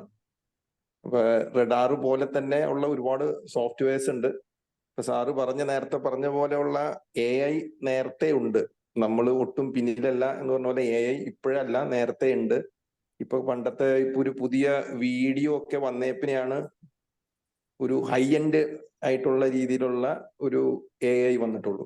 ഇതിനു മുമ്പേ ഏറ്റവും ബേസിക് AI ആയിട്ടുള്ള വലിയൊരു സാധനം നമ്മുടെ റെപ്പർട്ടറി തന്നെയാണ്. റെപ്പർട്ടറി പോലെയുള്ള ഒരു AI അത് ആക്ച്വലി ബിഗിനിങ് തൊട്ടേ നമുക്ക് കമ്പ്യൂട്ടർ വൽക്കരണം ആരംഭിച്ചപ്പോഴേ തൊട്ട് തന്നെ നമ്മുടെ ഹോമിയോപ്പതിയിൽ ഈ പറയുന്ന സോഫ്റ്റ്വെയർ എന്ന് പറയുന്നത് തന്നെ ഒരു ചെറിയ രീതിയിലുള്ള ഒരു ആർട്ടിഫിഷ്യൽ ഇന്റലിജൻസ് തന്നെയാണ്. അപ്പൊ ഞാൻ പറയാൻ ഉദ്ദേശിച്ചത് ഈ റഡാർ പോലെ തന്നെയുള്ള വേറെയും സോഫ്റ്റ്വെയർസ് ഉണ്ട്. എല്ലാത്തിലും നമ്മൾ കൊടുക്കുന്ന വാല്യൂ ആണ് റിസൾട്ട് ആയിട്ട് കിട്ടുന്നത്. നേരത്തെ AI ആയിട്ടുള്ള ChatGPT ആയാലും നമ്മൾ എന്താണോ ഇൻപുട്ട് കൊടുക്കുന്നത് അതിനനുസരിച്ചുള്ള ഔട്ട്പുട്ടേ നമുക്ക് കിട്ടുള്ളൂ. നമ്മൾ ഹോമിയോപ്പതിയെ കുറിച്ച് ചോദിച്ചാൽ ഹോമിയോപ്പതിയെ കുറിച്ച് കിട്ടും. ഹോമിയോപ്പതി വേഴ്സസ് അലോപ്പതി ചോദിച്ചാൽ ഹോമിയോപ്പതി വേഴ്സസ് അലോപ്പതി കിട്ടും. അപ്പൊ നമ്മൾ ഇട്ട് കൊടുത്ത റൂബ്രിക് എന്താണോ അതനുസരിച്ച് നമുക്ക് റിസൾട്ട് കിട്ടുള്ളൂ. ഈ ഹോമിയോപ്പതി എപ്പോഴും ഒരു ആർട്ട് ആൻഡ് സയൻസ് എന്ന് പറഞ്ഞതിന്റെ ആർട്ട് എപ്പോഴും നിലനിൽക്കും. ആർട്ട് ഇല്ലാതെ ഒരിക്കലും ഹോമിയോപ്പതി പ്രാക്ടീസ് ചെയ്യാൻ പറ്റില്ല. AI ഒരു സഹായി മാത്രമാണ്. ഈ സഹായി ഇപ്പോഴും ഉണ്ട്. ഇപ്പോഴും നമുക്കിപ്പോ റഡാർ തുറന്നു വെച്ചാലും ഇപ്പോഴും എന്റെ ഫ്രണ്ടിൽ കമ്പ്യൂട്ടർ റഡാറും കംപ്ലീറ്റ് റെപ്പർട്ടറി തന്നെയാണ് ഇപ്പോഴും ഇരിക്കുന്നത്. ഞാൻ പറഞ്ഞത് റഡാറ് കംപ്ലീറ്റ് റെപ്പർട്ടറി എന്ന് പറഞ്ഞ പുതിയ റെപ്പർട്ടറി ഒക്കെ ഉണ്ട്. ഇതിലൊക്കെ വെറുതെ നമ്മളൊരു വാക്കടിച്ചാൽ തന്നെ നമുക്ക് ഫുൾ ഇപ്പൊ തന്നെ കിട്ടുന്നുണ്ട്. ഇതിനെ AI ആയിട്ട് ഇൻട്രൊഡ്യൂസ് ചെയ്യാന്ന് പറഞ്ഞു കഴിഞ്ഞാൽ ആക്ച്വലി അതൊരു വോയിസ് മോഡുലേഷനെ പിടിച്ച് ടെക്സ്റ്റ് ആക്കിയിട്ട് ടെക്സ്റ്റിൽ നിന്ന് സെർച്ച് ചെയ്ത് നമുക്ക് റിസൾട്ട് കിട്ടുക എന്നുള്ളൊരു മെക്കാനിസം മാത്രമേ ആകാനുള്ളൂ. ബാക്കിയെല്ലാം ഇപ്പോഴേ ഉണ്ട്. ഇപ്പൊ ആക്ച്വലി ഇപ്പൊ കംപ്ലീറ്റ് റെപ്പർട്ടറി ഒക്കെ തുറന്നു കഴിഞ്ഞാൽ അറിയാൻ പറ്റും. വെറുതെ ഒരു വാക്ക് പറഞ്ഞു കഴിഞ്ഞാൽ ഏത് റൂബ്രിക്കാ വേണ്ടതെന്ന് വെച്ചാൽ എല്ലാം മേശപ്പുറത്താണ്. നമുക്ക് സെലക്ട് ചെയ്താൽ മാത്രം മതി. ഇപ്പൊ എന്ത് റൂബ്രിക് പോവർട്ടി എന്ന് വെറുതെ അടിച്ചു കഴിഞ്ഞാലും പോവർട്ടി ആരുടെയെന്ന് വെച്ചിട്ട് മുഴുവൻ റൂബ്രിക്കുകൾ നമ്മുടെ റെപ്പർട്ടറിയിലുള്ള എല്ലാ പോവർട്ടികളും അവിടെ ലിസ്റ്റ് ചെയ്യും. ഒരു മെറ്റീരിയൽ മെഡിക്ക് എടുക്കുക, വെറുതെ ഒരു വാക്ക് അടിച്ചു കഴിഞ്ഞാൽ ആ വാക്ക് മുഴുവൻ ലിസ്റ്റ് ചെയ്യണേണ്. പിന്നെ ഡോക്ടറുടെ എബിലിറ്റി വെച്ചിട്ട് അതുകൂടെ ഒരു കലയും കൂടി ചേർത്താൽ മാത്രമേ പ്രിസ്ക്രിപ്ഷൻ പെർഫെക്റ്റ് ആവുള്ളൂ. ഒരു AIയും എൻ്റെ അറിവില് എത്ര ഫ്യൂച്ചർ ആയാലും തരുന്ന റിസൾട്ട് കൊടുക്കുന്ന ഇൻപുട്ട് അനുസരിച്ചായിരിക്കുള്ളൂ. അപ്പൊ എങ്ങനെ AI വർക്ക് ചെയ്യണമെന്നുള്ളത് തീരുമാനിക്കുന്നത് കുറെ കോഡ്, കുറെ അതിനുള്ള കുറച്ച് നമ്മള് പണ്ടൊക്കെ നമ്മൾ എന്താ ഇതിന് പറയാ, ഫ്ലോ ചാർട്ട് എന്ന് പറയില്ലേ. പണ്ട് കാലത്തൊക്കെ നമ്മൾ മാത്സ് ഒക്കെ പഠിക്കുന്ന സമയത്ത് flow chart, if this is S ആണെങ്കിൽ ഇങ്ങോട്ട് പോകാം, നോ ആണെങ്കിൽ അത് അങ്ങോട്ട് പോകാം. അങ്ങനെ മൾട്ടിപ്പിൾ ആയിട്ട് വരുന്ന കമാൻഡുകളെ യെസും നോയുമായിട്ട് മാറ്റിയിട്ട് കിട്ടുന്ന റിസൾട്ടാണ് നമ്മൾ ഈ പ്രോഗ്രാമിംഗ് എന്ന് പറയുന്നത്. അപ്പൊ ഈ പ്രോഗ്രാമിങ്ങിൽ നമ്മൾ ഇട്ട് കൊടുക്കുന്ന അനുസരിച്ചായിരിക്കും വാല്യൂ. അപ്പൊ ഓരോ ഡോക്ടർ ഇട്ട് കൊടുക്കുന്ന റിസൾട്ട് കിട്ടുന്ന റിസൾട്ടിനെ ബാധിക്കും. ഇൻപുട്ട് എപ്പോഴും ഔട്ട്പുട്ട് തരുന്ന ഇൻപുട്ട് കറക്റ്റ് ആണെങ്കിൽ അതിനനുസരിച്ചുള്ള ഔട്ട്പുട്ടേ കിട്ടത്തുള്ളൂ. ഇവിടെ അൾട്ടിമേറ്റ്ലി ഇതൊരു കലയായിട്ട് വരും, ഒരു ആർട്ടായിട്ട് വരും. ഹോമിയോപ്പതിയുടെ ആർട്ട് എടുത്തു കളഞ്ഞാൽ പിന്നെ ഹോമിയോപ്പതി ഇല്ല. അപ്പൊ AI വരട്ടെ, AI നല്ലതാണ്. അത് ഈസ് ഓഫ് ടാസ്ക്, അത് ടാസ്കിനെ എളുപ്പമാക്കുക എന്നുള്ളത് മാത്രമാണ് AI കൊണ്ട് ഉദ്ദേശിക്കുന്നത്. ഞാൻ 2002 തൊട്ടിട്ട് റഡാറ് ഉപയോഗിക്കുന്ന ഒരാളാണ്, ഒഫീഷ്യലി ലൈസൻസ്ഡ് റഡാറ്. അത് ഫസ്റ്റ് പേഷ്യന്റ് മുതലേ എൻ്റെ കയ്യില് എൻ്റെ ഇപ്പോഴും ഡിജിറ്റലൈസ്ഡ് ആണ് കോപ്പി. പണ്ട് കുറെ കാലം ഹാർഡ് കോപ്പി എഴുതിയിരുന്നു, പിന്നെ കംപ്ലീറ്റ്ലി ഹാർഡ് കോപ്പി മാറ്റി ഇപ്പൊ കംപ്ലീറ്റ്ലി ഡിജിറ്റലൈസ്ഡ് ആണ്. അത് ഇത്രയും വർഷത്തെ ഡാറ്റയും എൻ്റെ കയ്യിലുണ്ട്. അത് നമുക്ക് ഒരുപാട് കാര്യങ്ങൾക്ക് ഉപകാരപ്പെടും. ഇപ്പൊ അവര് വന്ന ഇവിടുന്ന് 10 വർഷം മുമ്പ് കഴിച്ച മരുന്ന് പോലും എൻ്റെ ഒരു ക്ലിക്ക് ഓഫ് ദ ബട്ടണിൽ എനിക്ക് കിട്ടണേണ്. അപ്പൊ നമുക്ക് എടുക്കാൻ എളുപ്പമാണ്. അപ്പൊ AI വരുമ്പോൾ അത് ഗുണമാവുന്നത് എവിടെയെന്ന് വെച്ച് കഴിഞ്ഞാൽ ഒരാളുടെ നോർമൽ വരുന്ന ലോക്കൽ ലാംഗ്വേജിനെ നമ്മുടെ റെപ്പർട്ടോറിയൽ ലാംഗ്വേജ് ആയിട്ട് മാറ്റിത്തരാനായിട്ടാണ് AI ഏറ്റവും കൂടുതൽ ആവശ്യം വരിക. രണ്ടാമത്തെ നേരത്തെ ഡയഗ്നോസിസിന്റെ കേസ് പറഞ്ഞു. അതിപ്പോ റഡാറിൽ വന്നില്ലെങ്കിലും ഒരുപാട് സോഫ്റ്റ്വെയർ അല്ലാണ്ടും ഉണ്ട്. ഡിഫറൻഷ്യൽ ഡയഗ്നോസിസ് തരുന്ന ഒരുപാട് സോഫ്റ്റ്വെയർസ് ഇപ്പോഴും നിലവിലുണ്ട്. നമ്മൾ 4 സിംറ്റം അടിച്ചു കഴിഞ്ഞാൽ ഡിഫറൻറ്റ് ഡയഗ്നോസിസ് ഏത് അസുഖത്തിനെന്ന് എഴുതി വരും. അതും ഇപ്പോഴും ആക്ച്വലി ഇറ്റ് ഈസ് ഒരു വലിയൊരു ടാസ്ക് അല്ല, അത് ഇപ്പോഴേ ഉണ്ട്. ഒരു 4 സിംറ്റം തന്ന ആ സോഫ്റ്റ്വെയറിൽ ഇട്ടാൽ ഇതൊക്കെയാണ് ഡിഫറൻഷ്യൽ ഡയഗ്നോസിസ് വരാവുന്നതെന്ന് ഈവൻ ഗൂഗിൾ പോലും പറഞ്ഞു തരും. അപ്പൊ അതിനൊന്നും പ്രത്യേകിച്ച് എൻ്റെ അറിവില് വേറെ AI ഒന്നും ആവശ്യമില്ല. ഇവിടെ AI വരുന്നത് ഏറ്റവും കൂടുതൽ വരുന്നത് ഒരു പേഷ്യന്റ് നമ്മുടെ ഫ്രണ്ടിൽ വരുമ്പോൾ ആ പേഷ്യന്റ് പറയുന്ന വിവരങ്ങൾ വെച്ച് ഉടൻ തന്നെ നമുക്ക് റെപ്പർട്ടോറിയൽ ആയിട്ട് റിസൾട്ട് വരുത്തുന്ന ഒരു മെക്കാനിസം, അതായിരിക്കും AI നമ്മൾ പ്രധാനമായിട്ടും ഉദ്ദേശിക്കുന്നത്. അതിന് കുറെ വർക്ക് ചെയ്യേണ്ടതുണ്ട്. ഈ ലാംഗ്വേജിനെ കൺവേർട്ട് ചെയ്യണം. ഇതൊക്കെ ഒരുപാട് ശ്രമമായിട്ട് നടക്കുന്ന കാര്യങ്ങളാണ്. ഈവൺ ഇപ്പൊ ജെമിനിക്കായാലും, ജെമിനി ഇപ്പോ ഗൂഗിൾ ഇറക്കിയതാണെങ്കിലും ഇപ്പൊ തന്നെ വലിയ മണ്ടത്തരങ്ങളൊക്കെയാണ്. ഓരോന്നും ചോദിച്ചാൽ തരുന്ന ആൻസർ വേറെ ആയിരിക്കും. അപ്പൊ ചെറിയൊരു കോഡ് മാറിയാൽ തന്നെ ഇതെല്ലാം മാറ്റങ്ങൾ വരും. AI വരട്ടെ എന്നുള്ള നമുക്ക് ശുഭപ്രതീക്ഷയിൽ പോവാം. പക്ഷെ ഞാൻ ഇപ്പോഴേ പറയും, ഓൾമോസ്റ്റ് നമുക്ക് ഈ റെപ്പർട്ടറി എന്ന് പറയുന്ന സാധനം തന്നെ ഒരു വലിയൊരു AI പോലെ തന്നെയാണ്. ഇത്രയും സെർച്ചിങ് ഫെസിലിറ്റി ഉള്ള ഒരു മെഡിക്കൽ സിസ്റ്റത്തിൽ ഇങ്ങനെ ഒരു സോഫ്റ്റ്വെയർ ഉണ്ടാവില്ല. ഇത്രയും ഇതായിട്ടുള്ള ഒരു കംപ്ലീറ്റ് റെപ്പർട്ടറി എന്ന റെപ്പർട്ടറി ഉണ്ട്, ഈ പറഞ്ഞ ഹോംപത്ത് ഉണ്ട്, ഈ പറഞ്ഞ റഡാർ ഉണ്ട്. ഇതെല്ലാം മൂന്ന് തലത്തിൽ പ്രവർത്തിക്കുന്നതാണ്. ഒന്നിലും മെച്ചമാണെന്ന് വേണം പറയാനായിട്ട്. ഇത്രയും എനിക്ക് ബേസിക് ആയിട്ട് പറയാനുള്ളൂ. Thank you. നന്ദി ഡോക്ടറെ. ഇനി ഹരിഹരൻ സാർ ഒന്ന് ഹാൻഡ് റൈസ് ചെയ്തിട്ടുണ്ടായിരുന്നു. സാറിന് എന്തെങ്കിലും സംസാരിക്കുന്നു? ഹരിഹരൻ സാറ്, ഹരിഹരൻ സാറ് സംസാരിക്കുന്നുണ്ടോ സാറേ? ധനേഷ് ഡോക്ടർ സംസാരിക്കാം. എന്തായാലും വളരെ വ്യത്യസ്തമായ ഒരു വിഷയവുമായി വേദിയിൽ വരികയും അതിൽ ഒത്തിരി ചർച്ചകളിലോട്ട് കൊണ്ടുപോകാനും പറ്റിയത് തന്നെ ഒരു വലിയ കാര്യമാണ്. കാരണം അതിന്റെ രണ്ടാം ഭാഗം തന്നെയാണ് നാളെ മനോഹരൻ ഡോക്ടർ ഈ വേദിക്ക് സമ്മാനിക്കുന്നത്. അപ്പൊ അതിന്റെ രണ്ടാം ഭാഗത്തിൽ എന്തൊക്കെയാണെന്ന് അറിയാനുള്ള ഒരു ജിജ്ഞാസയോട് കാത്തിരിക്കുകയാണ്. കാരണം ഇതിലെ ഇപ്പൊ തന്നെ ജോർജ് വർഗീസ് പറഞ്ഞ പോലെ നമ്മളുടെ റെപ്പർട്ടറി എന്ന് പറയുന്നത് തന്നെ ഭയങ്കര ഒരു അത്ഭുതകരമായ ഒരു പ്രതിഭാസമാണ്.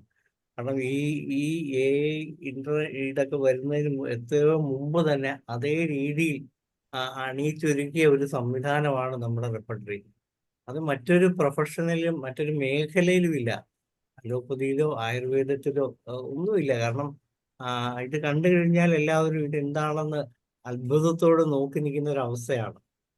യഥാർത്ഥത്തിൽ ഇതൊന്നും ഇതുപോലുള്ള ശാസ്ത്ര ലോകത്തിന്റെ മുമ്പിൽ കാണിക്കാനും നമുക്ക് പറ്റിയിട്ടില്ല. അതല്ലെങ്കിൽ ഈവൻ അലോപ്പതി ഡോക്ടർമാർ പോലും നമ്മൾ ഇങ്ങനെയൊക്കെയാണ് ചെയ്യുന്നതും ഇങ്ങനെയുള്ള ഒരു സയന്റിഫിക് ബേസ് ഹോമിയോപ്പതിയുടെ പുറകിലുണ്ടെന്നും ഹോമിയോപ്പതിയിൽ ഒരു മാത്തമാറ്റിക്സ് തിയറി പോലെ തന്നെ നമുക്ക് രോഗവിവരങ്ങൾ കേട്ടതിന് ശേഷം മെഡിസിൻ ചൂസ് ചെയ്യാനുള്ള മാർഗങ്ങളാണ് ഉള്ളതെന്നും ഒക്കെ ചൂണ്ടിക്കാണിക്കാൻ പറ്റിയിട്ടില്ല. പക്ഷെ ഈ ആർട്ടിഫിഷ്യൽ ഇന്റലിജൻസ് കൂടെ വന്നു കഴിയുമ്പോൾ ഒരു പക്ഷേ ഹോമിയോപ്പതിയുടെ സയന്റിഫിസിറ്റി കുറെ കൂടി ആൾക്കാരുടെ അടുത്ത് എത്തിച്ചു കൊടുക്കാനും നമുക്കാവുമെന്നാണ് ഞാൻ വിശ്വസിക്കുന്നത്. എന്തായാലും ഈ പുരോഗമനപരമായ എല്ലാ കാര്യങ്ങളെയും നമുക്ക് അതിനായി കാതോർക്കാം. തീർച്ചയായും ഹോമിയോപ്പതിയുടെ അടിസ്ഥാന തത്വങ്ങളിൽ നിന്ന് ഒരിക്കലും വ്യതിചലിക്കാതെ തന്നെ ഹോമിയോപ്പതി നിലനിൽക്കും. അത് ഏതൊക്കെ പുതിയ സംവിധാനങ്ങൾ രൂപപ്പെടുത്തിയാലും അതെല്ലാം ഹോമിയോപ്പതിക്ക് ഗുണകരമാക്കുന്നതിന് വേണ്ടി നമ്മൾ ഹോമിയോപ്പതി ഡോക്ടർമാർ കൂടി ശ്രമിക്കേണ്ടതായിട്ടുണ്ട്. അതിൽ ഈ പറഞ്ഞ പോലെ മനോഹരൻ ഡോക്ടർ തുടങ്ങി വെച്ച ഈ സംരംഭം നമുക്കെല്ലാവർക്കും ഏറ്റെടുത്തുകൊണ്ട് ഇതെങ്ങനെ പൊതുജനങ്ങളിൽ അല്ലെങ്കിൽ മറ്റ് മേഖലകളിൽ എത്തിക്കാൻ പറ്റും എന്നതിനുള്ള കൂട്ടായ ശ്രമം കൂടി നടത്തേണ്ടതായിട്ടുണ്ട് എന്ന് പറഞ്ഞുകൊണ്ട് ഞാൻ ഡോക്ടർക്ക് അഭിനന്ദനങ്ങളും അതുപോലെ ഈ ചർച്ചയിൽ പങ്കെടുത്ത എല്ലാവർക്കും അഭിനന്ദനങ്ങളും രേഖപ്പെടുത്തുകയാണ്. അതുപോലെ തന്നെ ഇനിയും ഇങ്ങനെയുള്ള വേദിയിൽ എല്ലാവരും എത്തണമെന്നും ഇതുപോലുള്ള ചർച്ചകൾ വിമർശനാത്മകരമായ ചർച്ചകൾ തന്നെയാണ് നമുക്ക് ആവശ്യം. അതിലൂടെയാണ് നമുക്ക് കൂടുതൽ നമ്മുടെ ശാസ്ത്രത്തെ നല്ല അത്യുന്നതങ്ങളിൽ എത്തിക്കാൻ പറ്റൂ എന്ന് പറഞ്ഞുകൊണ്ട് എല്ലാവർക്കും ഒരിക്കൽ കൂടി നന്ദി പറയുന്നു. നന്ദി ധനേഷ് ഡോക്ടറെ. അങ്ങനെ ഇന്നത്തെ 1277 പ്രതിദിന സൂം വെബിനാർ വളരെ ഭംഗിയായിട്ട് നമുക്ക് നടത്തുവാൻ സാധിച്ചു. ഈ ക്ലാസ് നടത്തിയ NK മനോഹരൻ ഡോക്ടറെ പ്രത്യേകം അഭിനന്ദിക്കുന്നു.